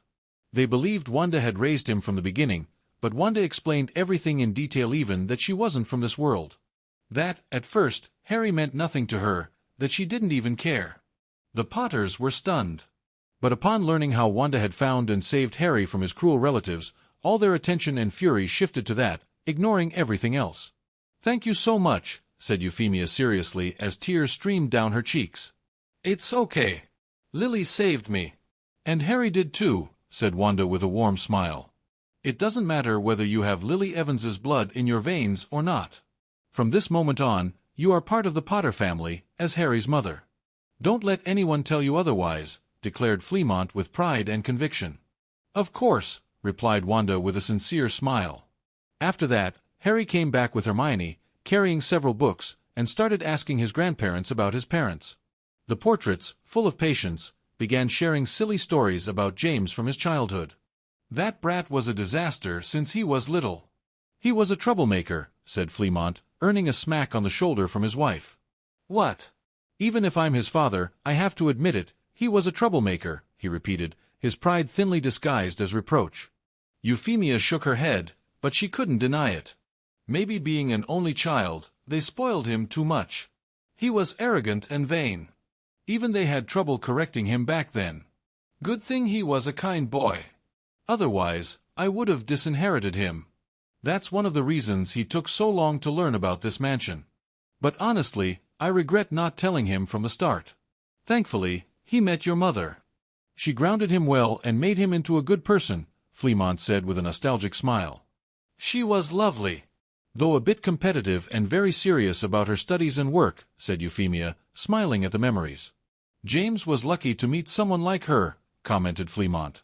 "Absolutely," added Euphemia, still smiling. "By the way, there's something that's still bothering me," Fleamont said, frowning. "Oh? What is it?" asked Harry, curious. "Where the hell did that rascal Sirius go? We didn't hear he died, so we always assumed that if James had a son, Sirius would have been the first to ask to be his godfather and the one to take care of him," said Fleamont, clearly irritated. "I've wondered the same." "It's strange that Sirius isn't around to care for Harry after James passed. Even if Dumbledore didn't want Harry involved with the magical world, Sirius wouldn't have listened. He would have stayed glued to him, never letting him out of his sight," said Euphemia with concern. "Who's Sirius?" asked Harry, confused. You don't know who he is? Asked Euphemia and Fleamont at the same time, visibly shocked. Later, I'll ask the Greengrass family. They must be well connected in the wizarding world, said Wanda casually, ready to help. Greengrass? You know them? Who's the head of the house now? Asked Fleamont with curiosity, raising an eyebrow. Edward Greengrass. Harry is friends with his daughters, Daphne and Astoria, and I often chat with his wife, Wanda explained calmly. Ah, so that's the boy. I knew his father, Octavius. An unbearable Slytherin, arrogant to the core, said Fleamont with a mocking smile. But his wife was the complete opposite, kind, intelligent, grounded. It was interesting seeing them together right after they finished Hogwarts. You went to Hogwarts, Grandpa? Asked Harry, eyes sparkling with curiosity. Of course I did. And I was a fabulous Gryffindor honorable, brave, and loyal, Fleamont replied proudly, puffing out his chest. Hufflepuffs are the loyal ones, dear.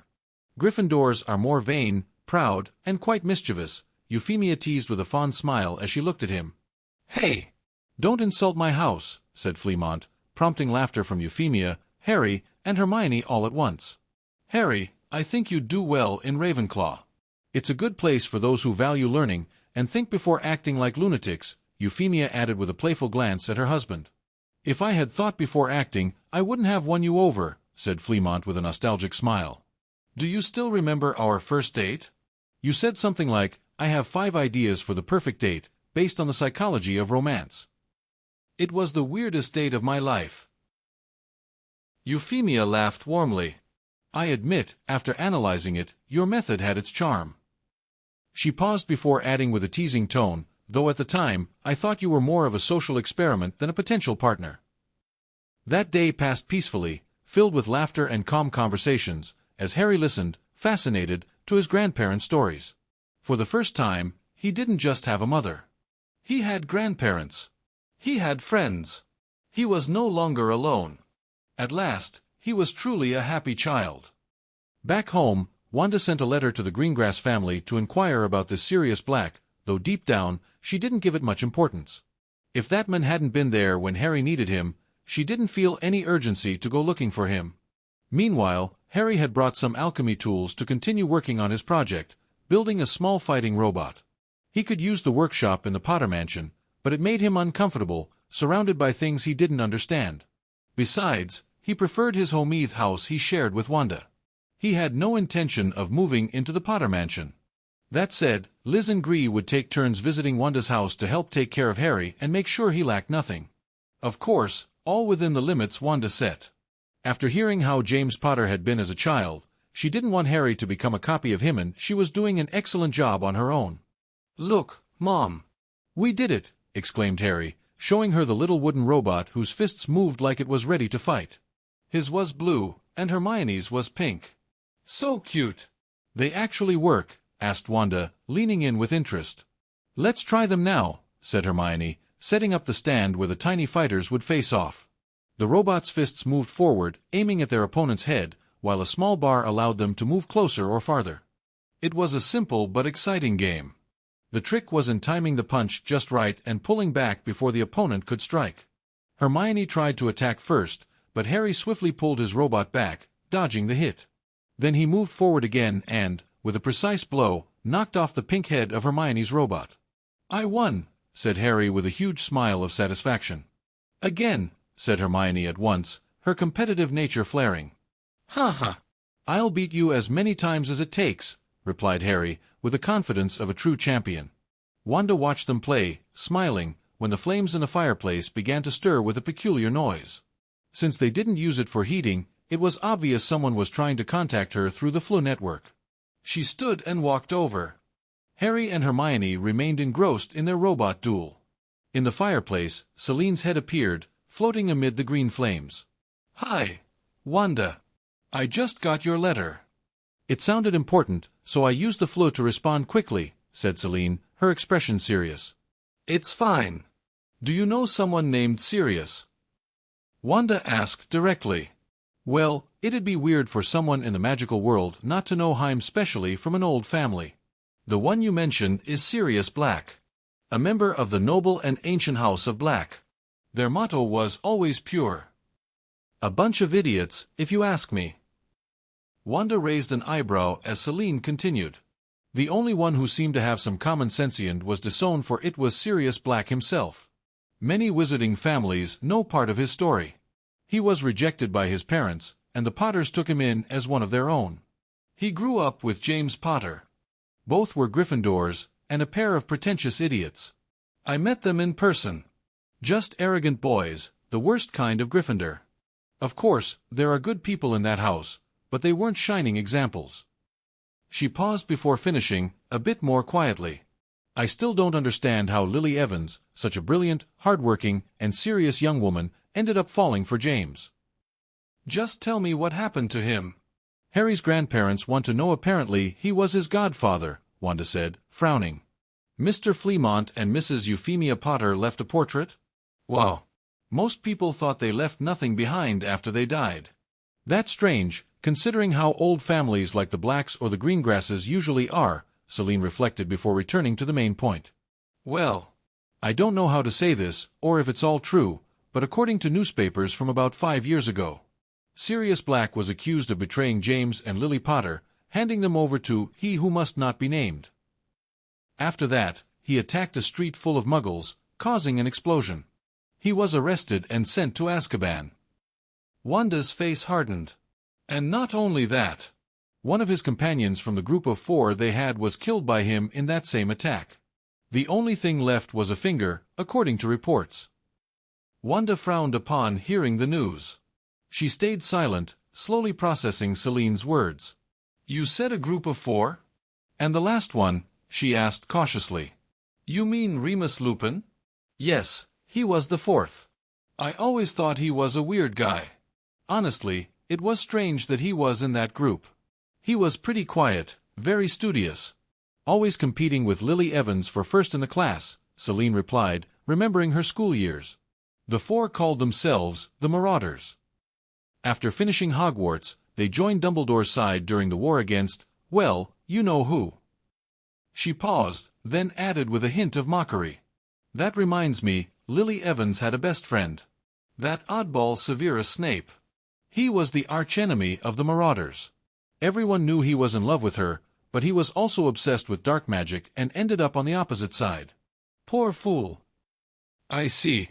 So James Potter had a group of friends. One died, another is in prison, and the last just disappeared, Wanda said quietly. I suppose so, Celine replied indifferently. Anyway, it's better not to pay much attention. It would be worse if Harry got close to people like that. Let everyone know, the only one who improved by being near Lily Evans was James Potter, though to me, he remained an idiot until the day he died. Then she sighed and said goodbye. Well, I have to go. I hope the information was useful. Thank you. I'll tell Fleamont and Euphemia, Wanda answered with a slight smile, just before Celine's head vanished amid the green flames of the Flu network. Turning around, Wanda saw Harry smiling happily as he played with Hermione, who frowned in annoyance at losing again. She preferred not to tell him anything. She didn't want to disturb the peace she had worked so hard to build. Harry, I'm going to talk with your grandparents for a moment. Make sure Red doesn't break anything, okay? Okay, the boy replied without taking his eyes off his robot. Wanda appeared at the Potter mansion and, without beating around the bush, explained everything Celine had told her. Sirius betrayed James? That's a monumental stupidity, said Fleamont, his expression somber and voice filled with disbelief. That kid would have killed himself before putting his friends in danger. He once jumped off a cliff to save James. He came back with so many broken bones we spent hours healing him. Wanda remained silent. She didn't know Sirius, so she had no judgment about him, but she noticed Fleamont spoke with absolute conviction. Gree, please gather all the information possible. And if necessary, go to Azkaban and get the truth straight from him, Fleamont ordered gravely. Wait, Fleamont. Don't be hasty, Euphemia interrupted, frowning. Even though Gree is a house elf with his own magic, Dementors won't let him in that easily. TSK. Then have him pull Sirius out and bring him here. If he's guilty, we'll send him back, Fleamont growled, without hesitation. I told you it's not possible. That prison is infested with Dementors, Euphemia insisted, clearly irritated by his impulsive attitude. "And what's your plan then? If that kid is innocent and locked in the worst magical prison in the world, are we just going to leave him there like nothing happened?" Fleamont asked, crossing his arms, frustrated but still loyal to Sirius. "We'll have to proceed legally. It's slower, but safer," Euphemia explained firmly. Fleamont said nothing more, but it was clear he wasn't satisfied. His eyes burned with contained fury, though he accepted his wife was right. "I'm sorry, Wanda. Could you do us a favor?" Euphemia asked, turning her gaze to the witch. "Of course," Wanda answered calmly. "There's a woman named Andromeda. She's Sirius's cousin. Like him, she refused to be part of the Black family. She could help us. She's the only reliable ally we have left within that cursed lineage," Euphemia explained seriously. "We know political chapters can be a bit heavy, so we're giving them a little break. In this chapter and the next, we'll skip over the political parts to dive straight into Wanda and Harry's daily lives. That way, we keep the pace flowing and focus on what really matters." Looking for Andromeda was easier than Wanda had expected. She simply asked Celine, who told her they had been classmates and then gave her the address. When she arrived at a cozy house, the person who opened the door was someone Wanda and Harry already knew, Ted Tonks, the man who had helped them with the issue of Harry's name. Ted looked at Wanda with slight surprise upon seeing her appear at his doorstep, a brief memory of the Gringotts incident flashing in his mind. He shook his head to push it away. "Hello. Are you here to see me, or?" "I'm looking for a woman named Andromeda. Celine Greengrass gave me the address," Wanda replied calmly. "Ah, I see. Andromeda is my wife. One moment, Plesia can wait in the living room." "I'll go get her," said Ted, stepping aside to let her in before quickly heading off to find his wife. Wanda waited patiently in the living room. "Dad, I'm going out with my friends." "Be back later," shouted a teenage girl as she rushed out of the house. Her hair briefly turned a very striking color. But then, the screech of shoes skidding to a stop was heard, followed by hurried footsteps returning. A head peeked into the room, curious pink hair and a face that still held traces of childhood showed she was still quite young. She looked at Wanda with interest, and for a few seconds, her hair changed to a color similar to Wanda's before she dashed off again at the sound of someone approaching. "Nymphadora, come back here," called a woman with chestnut brown hair and light brown eyes. Her face was warm and kind, though there was a hint of irritation from her daughter's sudden escape. "Don't call me Nymphadora," came a distant shout as the girl ran off. The woman just shook her head in resignation at her daughter's rebelliousness, then walked toward the living room where Wanda was waiting. "Sorry about that. She's my daughter, and ever since she became a teenager, she's been a bit wild," said the woman. "I'm Andromeda Tonks. Nice to meet you." "Wanda Maximoff," Wanda replied, shaking her hand. "So, what did you need from me?" Andromeda asked with a friendly smile. Wanda explained why she had come and who had sent her with a request. "I see.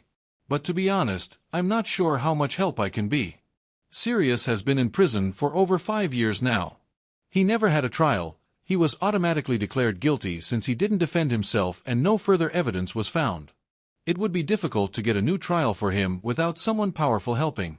Even with Celine's help, we'd still need a couple more," Andromeda said.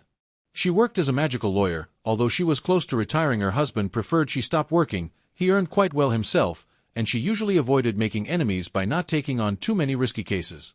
"I was given this," said Wanda, showing a seal with a Potter family crest. Andromeda looked at it seriously for a moment. "Do you know what this is?" she asked. "A family seal. With it, I basically have the power to control everything related to the Potter family," Wanda explained. Andromeda paused in thought, then her eyes widened in realization. "The Potter family has a seat in the Wisengamot," she said seriously. "If we have Celine and the Greengrass family support, plus the Potter seat, we'd only need one more person to request a new trial for Sirius," Andromeda said with a smile. "And I have someone in mind who'll help if I ask." Wanda was sitting beside Andromeda, sipping tea as they waited for the person Andromeda believed could help them.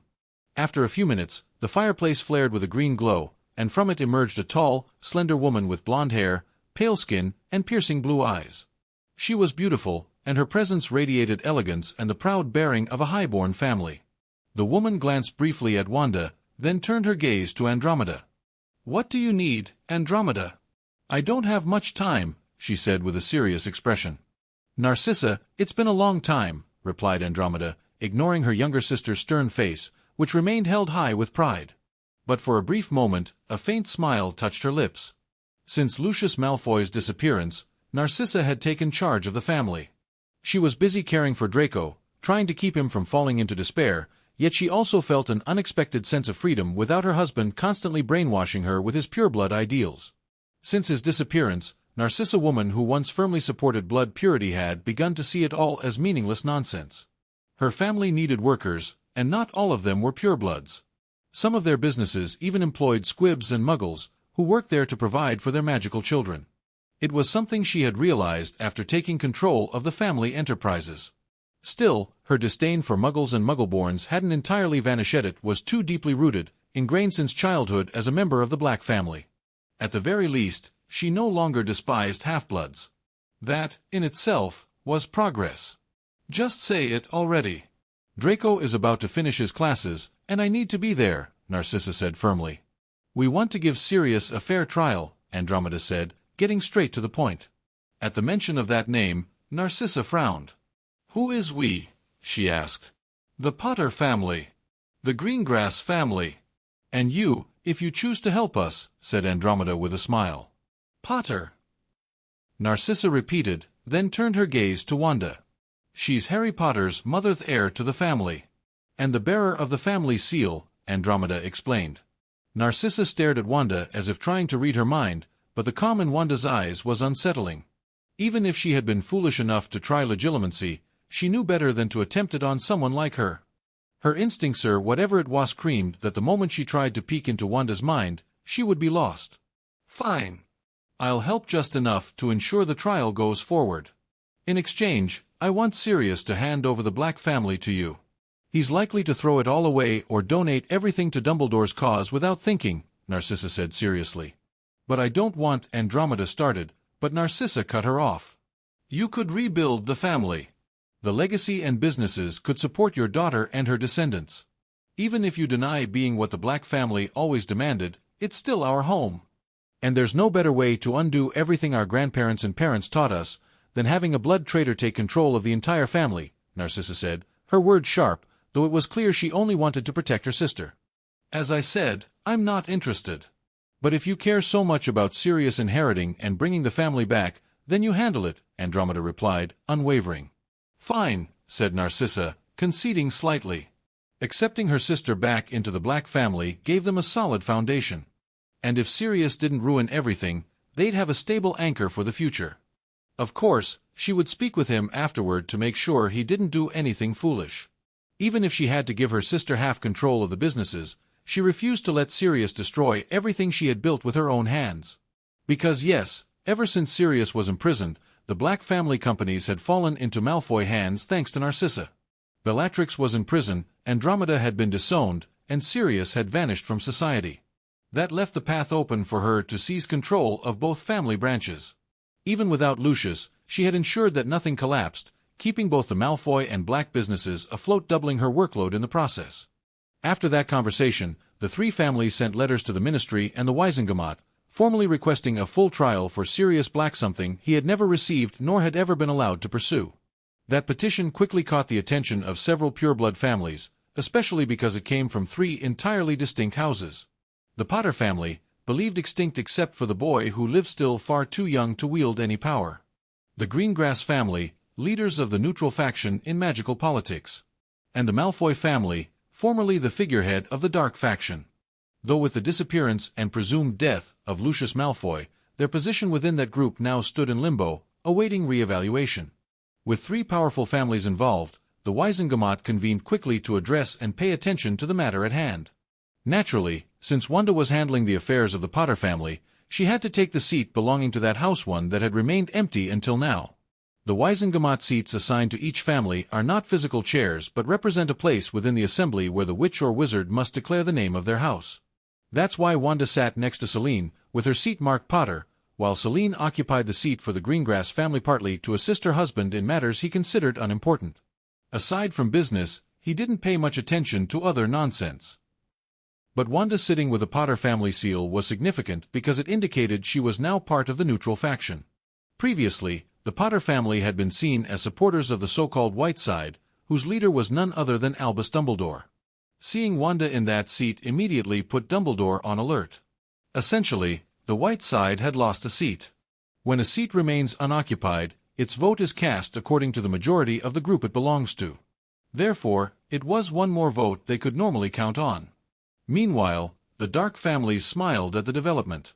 But the arrival of Narcissa, who also went to sit beside Wanda on the neutral side, made many frown, especially Alex Caro, the current leader of the Dark faction. Normally, the three factions were balanced in terms of political and economic power. But now, with the Malfoy family allied with the neutral sector and knowing the Potter family held considerable financial power, the three groups were thrown off balance. That's why they would need to proceed cautiously. Luckily, as neutrals, they usually stayed out of most matters, but better safe than sorry. And this wasn't just the dark side's thinking, it applied to the white side as well. "Let's settle this once and for all," said Millicent Bagnold, the current Minister for Magic. "Let's vote on whether we want a trial for Sirius Black, to determine whether he is guilty or innocent."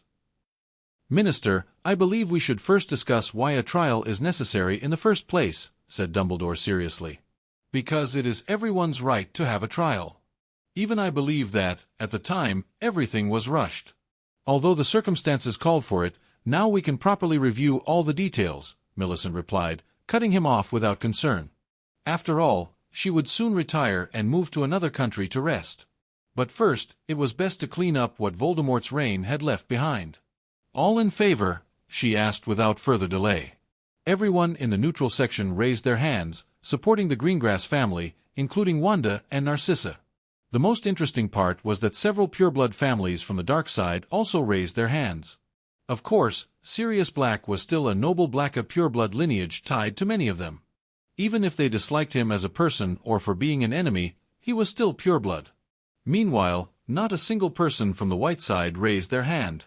Not one, not even Dumbledore. "I see. Seems like the vote was close.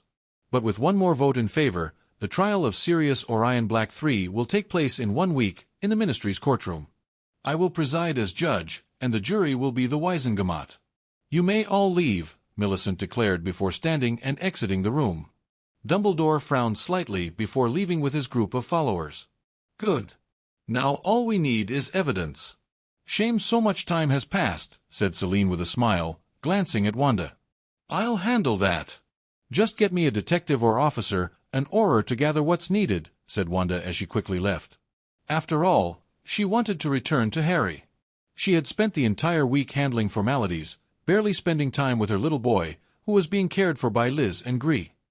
Wanda appeared through the fireplace of her home and found a complete mess in the living room, cushions overturned and some kind of fort made of sheets over the sofas. Just then, Harry peeked his little head out from one of the holes and spotted Wanda. "Mom, you're back," he said before disappearing and then emerging through a door made of mattresses to hug her. She quickly returned the hug, as if recharging her energy through him. "Yes. Sorry for not being home much. Just one more day, maybe a little more, and I'll be done." "Then I'll throw the work at someone else," said Wanda warmly as she gently stroked Harry's head. "Okay," said Harry happily, then took Wanda's hand to show her the fort. "Gree and Liz helped me build it. It's awesome, right?" Harry said with a bright smile. "Of course," Wanda replied as Harry led her inside. From the inside, it was much bigger than it appeared on the outside, showing just how powerful magic could be able to create a vast little world between a few cushions and some sheets. After a week, the trial finally took place. The accused had finally appeared, and Wanda was able to see the face of Harry's godfather for the first time. He was a haggard man, with long hair and an unkempt beard. He showed signs of psychological damage and looked like he hadn't eaten properly in years. His gaze was filled with hopelessness and sorrow, as though he had never recovered from a loss, likely the death of his friend. "Mr. Black, would you describe what happened that day?" Millicent asked, watching him closely. "Mr. Black," she repeated when Sirius didn't respond, lost in his thoughts. Sirius looked up before speaking, barely in a whisper. "It was my fault, my fault. I trusted the wrong person. It was my fault," he said with deep sorrow, repeating incoherent words. "Are you referring to the Dark Lord?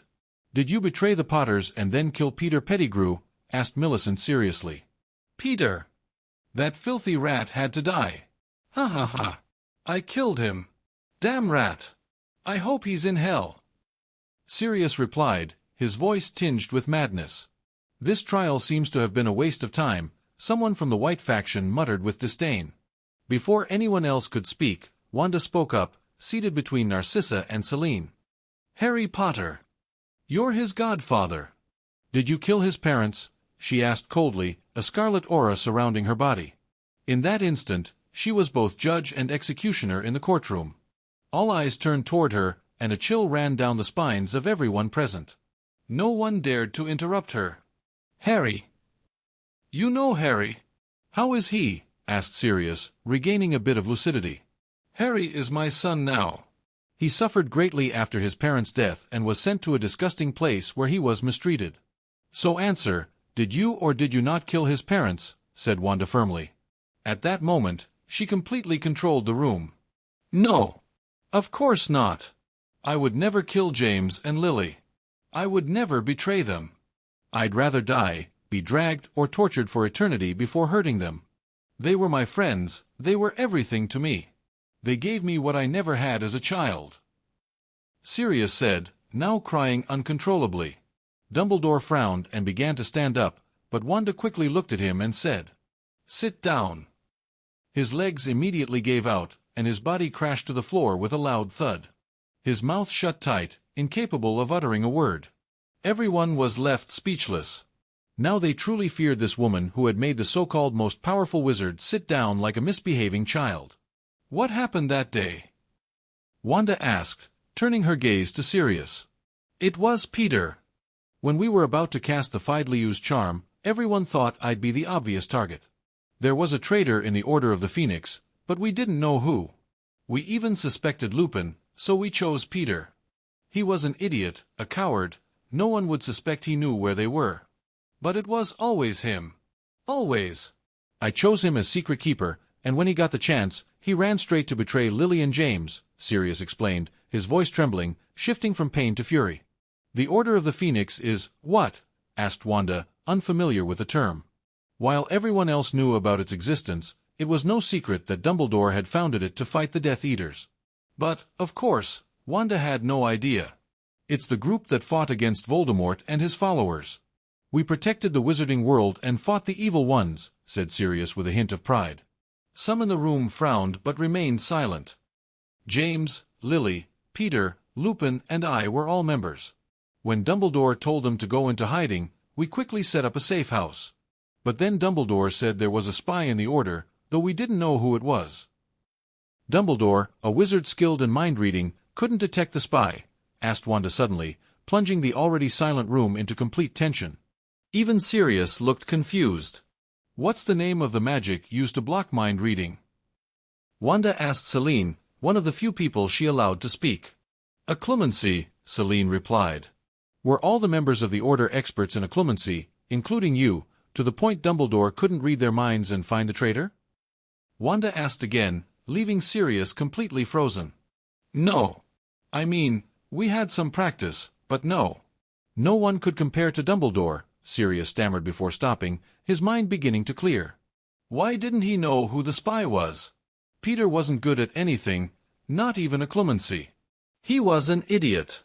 Dumbledore should have known, he murmured, staring at the floor, as if battling a truth he didn't want to accept.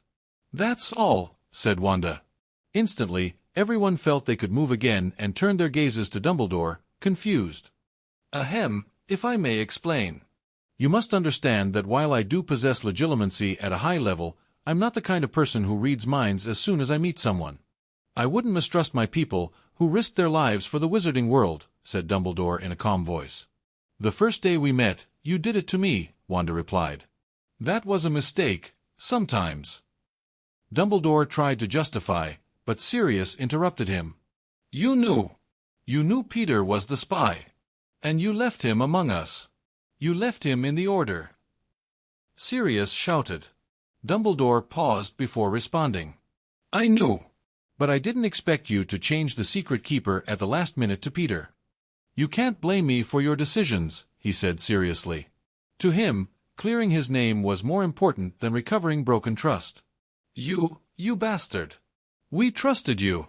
You were the one who said James should hide in his house. We could have taken them to the Black Manor. Or joined them with the Longbottoms, who were also being hunted. But you said it was better to keep them apart. And that day there were no guards. Only Hagrid showed up, before I did. Where were the others? Who was protecting their house? Sirius shouted, eyes wide. Even members of his own faction began looking at Dumbledore with suspicion, especially an elderly woman who frowned deeply at him. Bang bang bang. Millicent struck hard to regain order. The trial had to stay on track. Mr. Black, is there any evidence that Peter Pettigrew was the real culprit? Millicent asked seriously. But Sirius remained silent. It was obvious that Bastard had blown up a street, killing innocents to fake his death. About that, we have proof that Peter Pettigrew is alive and well, Madam Minister, said a voice approaching, accompanied by heavy footsteps and the sound of a cane. Alastair! I thought you'd retired from the field and were now just training kids, Millicent said upon seeing the Auror. Well, someone asked me to lend a hand to help an old colleague, said Moody, looking at Sirius. And what's the proof? The minister asked, intrigued. Of course, Peter Pettigrew himself, said Alastair, as several Aurors entered behind him, bringing in a plump man with large teeth in chains, struggling to break free. What madness, commented Celine, enjoying the show. All she was missing was the popcorn. So, Mr. Pettigrew, do you have anything to say? Asked Millicent with a glacial gaze, her eyes cutting into Peter like sharpened steel. Her face remained unreadable, as if the verdict had already been sealed and she was merely granting the rat one final chance to explain himself if that was even possible. Sirius, for his part, was trembling with raw fury. A primal rage coursed through his veins like molten fire. He couldn't form a single word, every fiber of his being screamed to launch himself at Pettigrew and tear him apart with his bare hands. The intensity of his impulse was so great that Moody had to cast a Petrificus Totalis on the spot, freezing him for a few seconds. Yet even paralyzed, Sirius's eyes burned like embers, locked on Peter and brimming with hatred. It's a lie! It's a lie! Pettigrew shrieked, shaking like a leaf as the piercing gazes of the courtroom fell upon him. Every witch and wizard of the Wizengamot stared with razor-sharp interest, as if they were already dissecting him with their eyes. What's a lie, Mr. Pettigrew? Millicent asked, this time with a note of restrained impatience. What Black said. He's lying. I wasn't the secret keeper. He just wants to pin it all on me. That's why I ran. That's why I hid. The Dark Lord's followers would have come after me. He would have sent them, on his command. Peter stammered, each word more panicked and clumsy than the last. Millicent narrowed her eyes. Interesting. Tell me, Mr. Pettigrew, how do you know Sirius Black just accused you of being the secret keeper? Can our voices be heard outside this chamber, which is protected by over 100 security enchantments? All eyes turned toward Moody, who replied calmly. Not at all. We just arrived. I caught him trying to flee in his animagus form. Millicent gave a slight nod before turning her gaze back to Peter. Then, how did you know? Peter swallowed hard. He said it. When he chased me, he shouted it. Yes. That he'd blame me, that he'd go free, he shouted it proudly while blowing everything up. The lie was so clumsy, so obviously improvised, that even the most neutral members of the Wizengamot frowned. This is a waste of time, said Wanda, crossing her arms and staring at Peter as if he were an annoying insect. Tell the truth, she whispered softly, as an invisible spell slipped from her wand like a sigh. No one noticed, except Peter, whose eyes briefly glowed red. The fear on his face vanished, replaced by a cold, bitter expression. Then, he spoke. Yes. It was me. I told the Death Eaters. I told them everything. I told Lord Voldemort himself, my master. He promised me gold, fame, glory. And I was tired. To James, Sirius, and the others I was just a shadow, a servant. A follower. A damn tag-along rat. The silence in the room turned funereal. I was tired of pretending. No one ever saw me as an equal. They all had something. James had Lily, Sirius was a legend, even Lupin had women chasing him, though the coward ignored them out of fear of what he was. And me? I turned into a filthy rat. You think that was easy? You think that was fair? Faces around the courtroom turned to stone. Peter continued, overtaken by a mix of resentment, madness, and truth. All I had to do was say yes to what they offered. Why did Dumbledore even allow a werewolf into Hogwarts? Ridiculous. I followed the others because it was fun humiliating Snape. I thought after school we'd all join the Death Eaters, but James and Sirius, with their stupid pride, chose to fight for the light. Idiots! When Voldemort came for James's son, I saw my chance. With their deaths, Sirius and Lupin would follow. And me? I'd bring the child of the prophecy straight to the Dark Lord. I'd have the honor of handing him over myself. But he was a fool. The bastard just went to die. What kind of idiot is Voldemort? Or Dumbledore? He never even found out I was a spy. Or maybe he did, and still gave me information. The Wizengamot held its collective breath. Sirius found me. He discovered everything. He chased me. So I blew up the street, cut off my finger, and he took the fall. Ha ha ha. Azkaban for him. But then the Death Eaters came hunting me. Many of them are here. Yes, you. You pathetic purebloods, pretending to be innocent with your imperious excuses. I saw you. Every last one of you licking Voldemort's boots like dogs. And then, the spell broke. Peter blinked, confused. The words he had spoken now struck him like hammer blows. As he looked up, he met dozens of eyes filled with hatred, disgust, and fear. The same pureblood families who once ignored him now wanted him dead. They needed to silence him. At any cost. Celine, meanwhile, was delighted. To her, Wizengamot trials were pure entertainment. Helping her husband Edward? That was a bonus.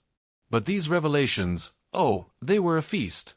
I request the Dementor's kiss, said Alex Caro, raising his voice like a tidal wave. Others from the dark houses stood one by one, demanding the same. They didn't seek justice. They wanted silence. He knew too much. And now, he had betrayed them. No. No. I didn't mean to say that. Someone made me say it. I was controlled. I was controlled. Peter screamed, collapsing to his knees. This time, he was telling the truth. Bang! Bang! Bang! Order in the chamber. Millicent barked, slamming the gavel onto the stone table. Her furrowed brow was a warning. She knew exactly what those purebloods were trying to do: execute the one man who held all their sins in his hands. But she would not make it easy for them. As the true culprit has confessed to all the events in question, there is no need for a vote to determine his fate. I will use my authority as Minister for Magic and presiding judge of this court, Millicent declared with resolute strength, as several faces among the gallery visibly paled. Peter Pettigrew, by your direct and voluntary confession, you are hereby found guilty of all charges for which Sirius Black was wrongly imprisoned. As a result, in 5 days, you shall receive the Dementor's kiss. A wave of relief spread through many witches and wizards, especially among the purebloods. Some even smiled with satisfaction, until Millicent continued. However, she added, her voice rising above the expectant silence, if within these 5 days he provides solid evidence or useful information about the followers of he who must not be named, his sentence will be modified to life imprisonment in Azkaban. Several people shifted uncomfortably in their seats. If the information is verified as true, Pettigrew will be transferred to a section with minimal Dementor exposure, though he will remain imprisoned. He will not be released. Not after the lives he destroyed. But he will be given the chance to survive, if he cooperates. Think about it, Mr. Pettigrew. You have 5 days. Millicent gave a nod toward the Aurors stationed at the corners of the chamber. With professional and cold precision, they levitated Peter with their wands, silenced him to prevent his desperate screaming, and escorted him out of the courtroom. Meanwhile, the purebloods of the Dark faction were in shock. Their minds raced, searching for ways to silence the traitor before he spoke any further. Fear and fury were clear in their eyes. Now, please, release Mr. Black, Millicent ordered, looking at Moody. The Auror nodded gravely, tapped his staff against the floor, and the spell-keeping Sirius, petrified, was undone. The former prisoner dropped to his knees, trembling, but his eyes still burned with fury, pain, and tears. Sirius Orion Black III has been declared innocent of all charges. with the exception of being an unregistered animagus. However, considering this occurred during wartime and was necessary for the greater good, he will receive the minimum sentence of 3 months. Another murmur spread through the room. He has already spent far more than that in prison. Therefore, the ministry will drop all charges, and as compensation for each additional month unjustly spent in Azkaban, he will be awarded 10,000 galleons per month. Several wizards gasped. Even among the wealthy families, that sum was impressive. But Millicent didn't blink. Her decision was final. Furthermore, he will receive full psychological and medical care, all his rights, properties, and his wand will be returned, and the ministry offers an official and public apology. A formal investigation will be launched against all those who failed to process his trial fairly, and depending on the results, they will be dismissed or punished. Mr. Black, I'm sorry. Millicent bowed her head briefly, with respect, then raised the gavel. This trial is concluded. Bang! She struck the podium, making the sound echo throughout the entire room. Without another word, she turned with dignity and walked away. Sirius stood in complete silence. Tears streamed down his face. After so many years of darkness, he was finally free. Off to the side, Celine smiled and turned to Wanda. Well, that was fun. Want to go grab something to eat? My treat. Wanda gently shook her head. I'll pass.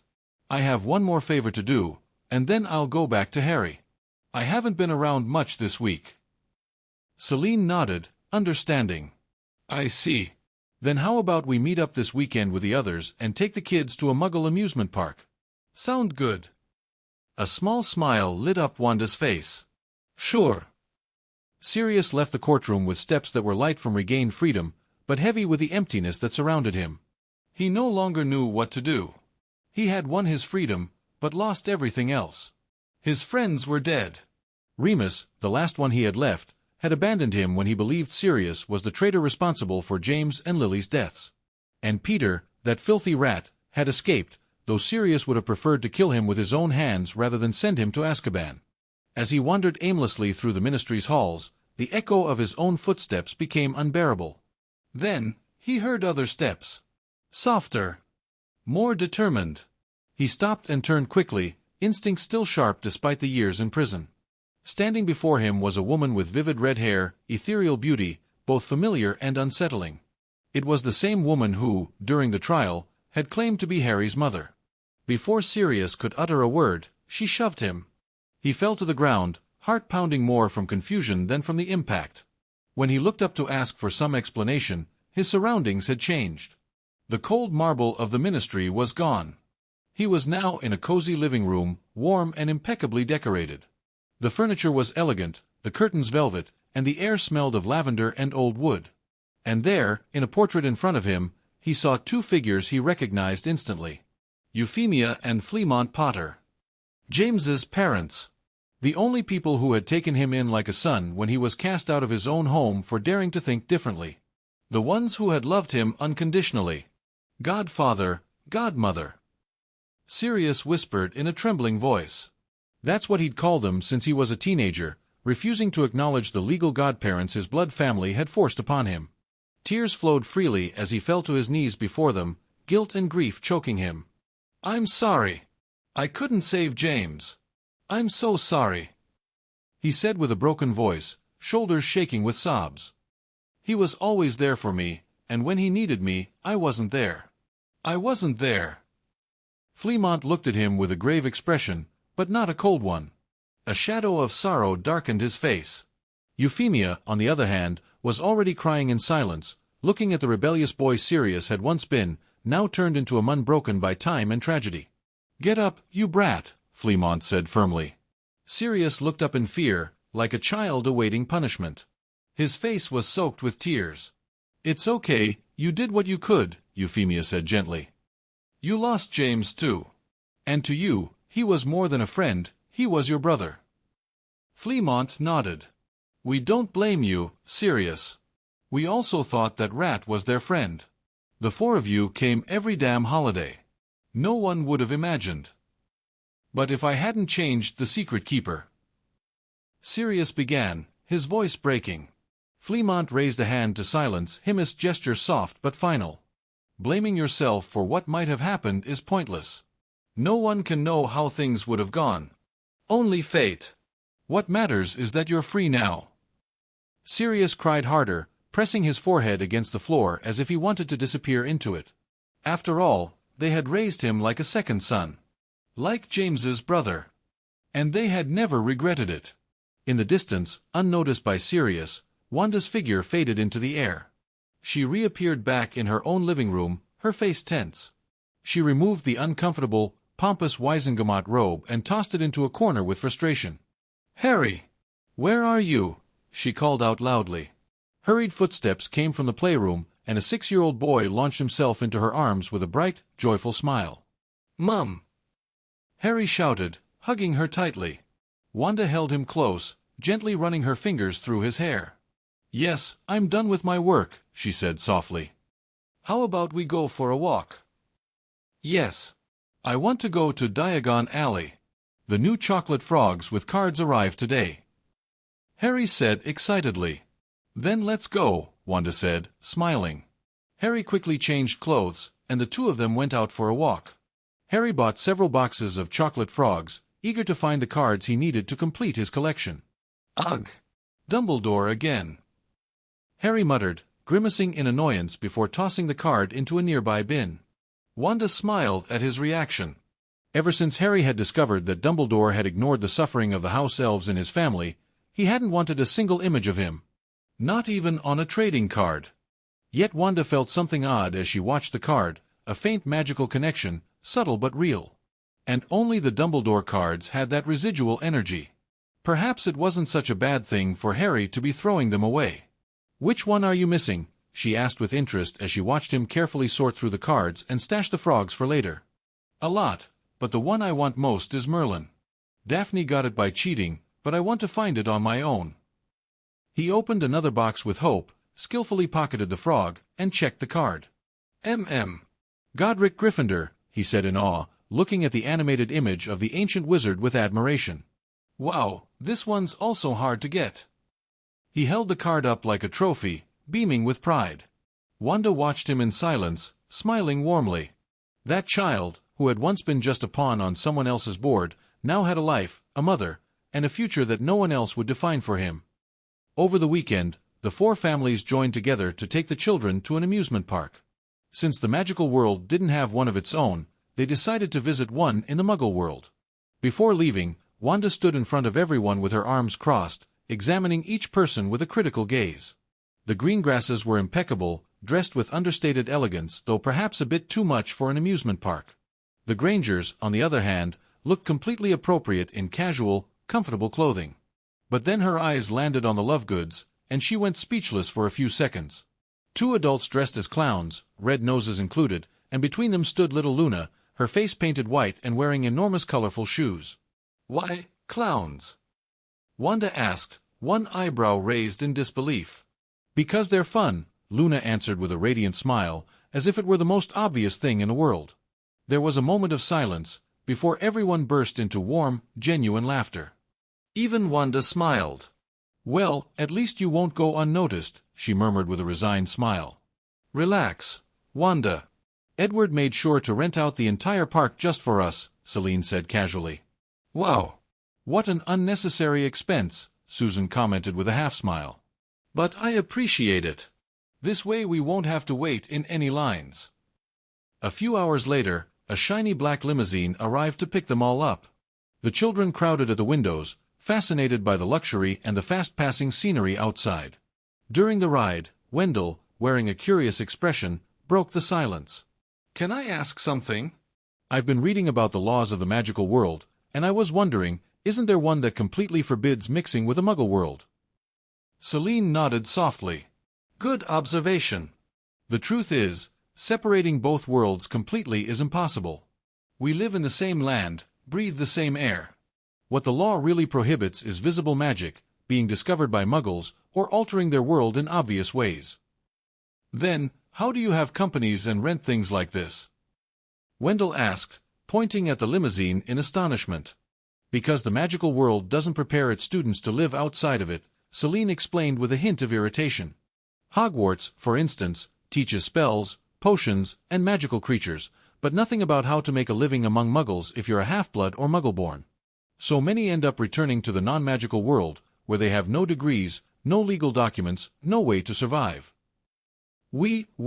Some magical families saw an opportunity, she continued. We offer them jobs, financial backing, and they manage our businesses in the muggle world.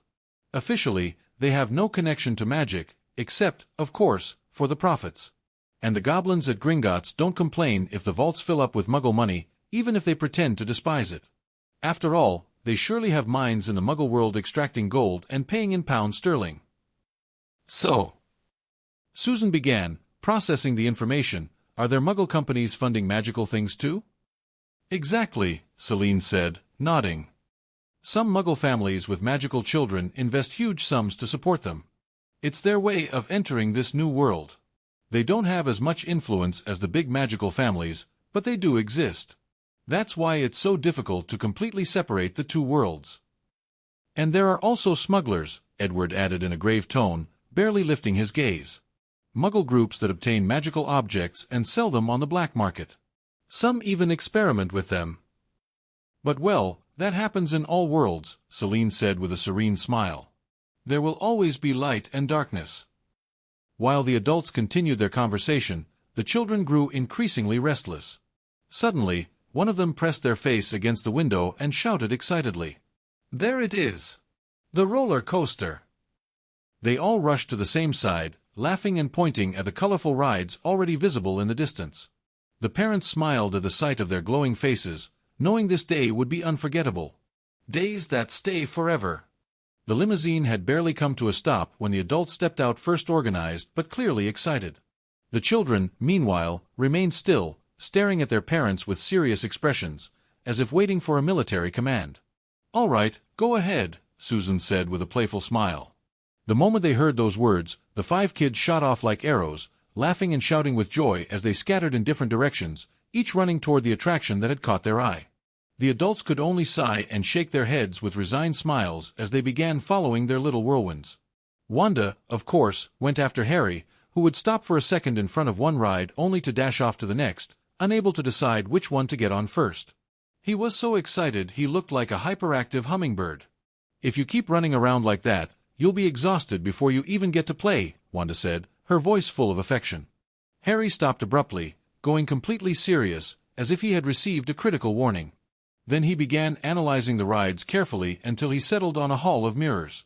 Let's go to that one first, Mom, he said excitedly, immediately grabbing her hand and tugging her forward. He didn't want to be the only one having fun. His mom had to enjoy it too. Wanda walked with him, and they entered together. Inside, their reflections multiplied endlessly, bouncing off every mirror and making it impossible to tell which way was forward. Harry turned his head in confusion, unable to find the path. Wanda gently took his hand and began guiding him step by step. Some of the mirrors had wavy surfaces that distorted their bodies, making them look funny. Harry laughed and made silly faces at every reflection before moving on to the next one. Next, they went on a small roller coaster, designed for kids but surprisingly fast. It had just one steep drop and then a wide loop. Harry screamed with excitement, laughing uncontrollably as the wind whipped past his face. Later, they headed to the bumper cars, where all the families met up again. Everyone picked a car, ready to dive into the chaos and join in the kids' fun. Watch out, Daphne, shouted Harry, right before crashing into the side of her car with a triumphant grin. Oh really, replied Daphne, turning her wheel sharply as she chased after Harry with a laugh. Hermione rammed into him from the side, catching him by surprise, and right after that, Daphne hit him too. Luna and Astoria weren't far behind. They all teamed up and surrounded him, leaving him no way to escape. Hey, no fair! Harry protested, laughing and grumbling as the girls turned away, giggling with victorious smiles. Meanwhile, the adults were also bumping into each other, laughing and having fun while keeping an eye on their children. Come on, Wendell, hit someone, cheered Susan as she chased after Pandora's car. I'd rather not. Even if the ride's safe, we're not exactly young anymore. Wendell murmured, looking a bit uneasy. But before he could finish his sentence, Mr. Lovegood rammed him from the side, making him burst out laughing in surprise. Then Celine, Pandora, and Susan noticed that Wanda was driving calmly, not bumping into anyone. The three women exchanged looks and silently agreed to team up against her. Wanda saw them coming and, with a small wave of her hand, made all three cars spin violently backward, completely out of control. "Hey! No using magic!" Susan protested quickly. "You could damage the electrical equipment." "Not mine," Wanda replied with a faintly teasing smile as she continued driving like nothing had happened. Afterward, all the families gathered for lunch in a quiet area of the park. The children ate enthusiastically, recharging their energy to keep playing, while the adults chatted and laughed together. The whole day went by like that: games, laughter, excited screams, and unforgettable memories. They visited almost every attraction in the park, having fun with friends and family, creating a day they would remember forever. On the way back in the limousine, the children fell asleep one by one. Some rested their heads on each other's shoulders, while others like Luna and Astoria dozed off with their heads resting on their mother's laps.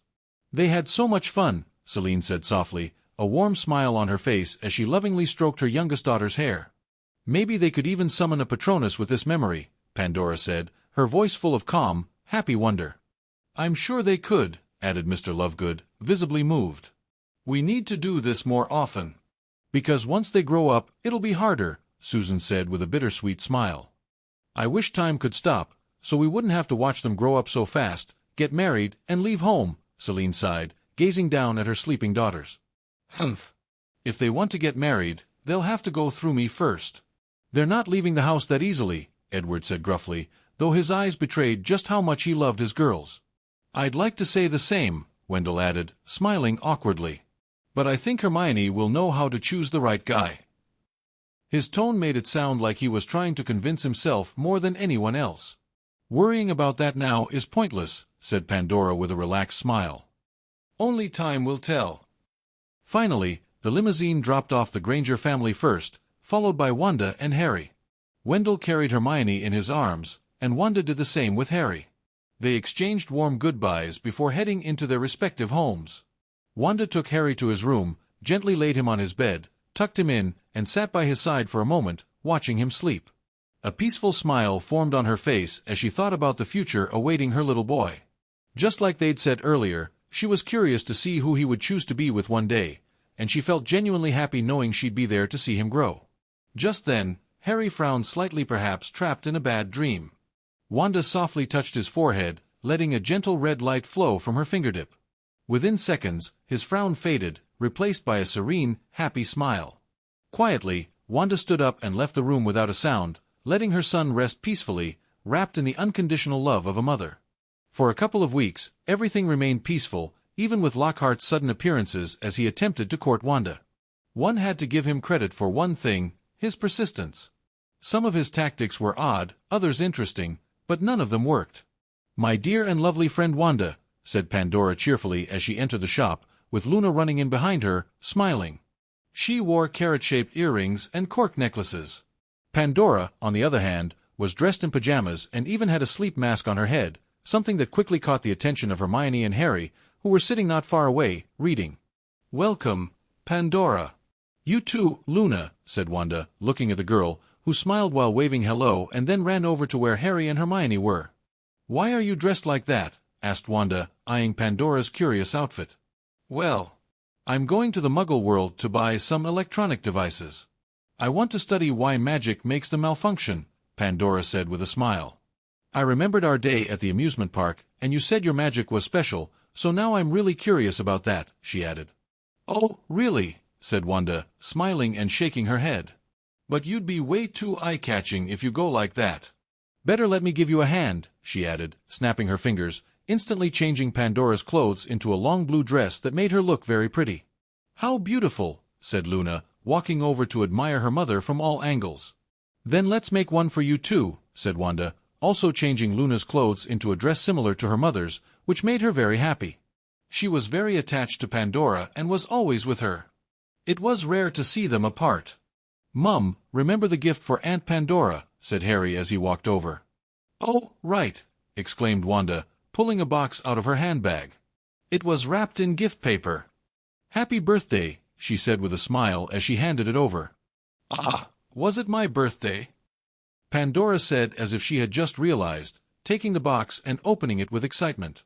Inside was a red heart-shaped necklace. It was open, showing a photo of Luna on one side, and on the other, a picture of the Lovegood family. Pandora's eyes lit up with joy as she lovingly picked up the necklace from the box. "Thank you," she said, a small tear of happiness forming in her eyes. "I told Mum to put a protection spell on it, so you don't get hurt again while studying spells like last time," Harry said seriously. "It's fine. I'm used to it, and my arm works just fine," Pandora replied, moving her arm slightly to show it was normal. But Harry said nothing. In truth, he still had a small trauma from that time Pandora showed up at his house holding her own arm, which had come out of its socket while trying to create a strange spell. Luckily, Wanda had fixed it with no problem. That's why Harry thought it would be better if Wanda made something for Pandora to stop her from blowing herself up with her own spells. "Mum, it's getting late," Luna interrupted. "Right. Time to go. See you later, Wanda." "And you too as well," said Pandora, waving to Wanda and the kids before taking Luna's hand and quickly heading out. As they watched Pandora and Luna leave, someone else entered the shop, prompting Hermione and Harry to roll their eyes before turning back to their books. "Oh, I must have walked into paradise, because all I see is an angel at the counter about to tell me whether I'm allowed to enter," said Lockhart dramatically as he walked in. From the sofa, Harry and Hermione whispered. "How many times has he used that line?" asked Harry. 15 this month. "New record," replied Hermione. Meanwhile, Wanda, standing behind the counter, kept her professional smile. "Hello, Mr. Lockhart. What brings you back here, for the 9th time this week?" Wanda said, a slight edge of annoyance in her voice. "I still owe a Canute from last time, remember? I came to settle my debts. And also to pick up a fantasy novel," Lockhart said with a charming smile. "Which one?" asked Wanda. "The Love I Have for You," replied Lockhart, winking flirtatiously.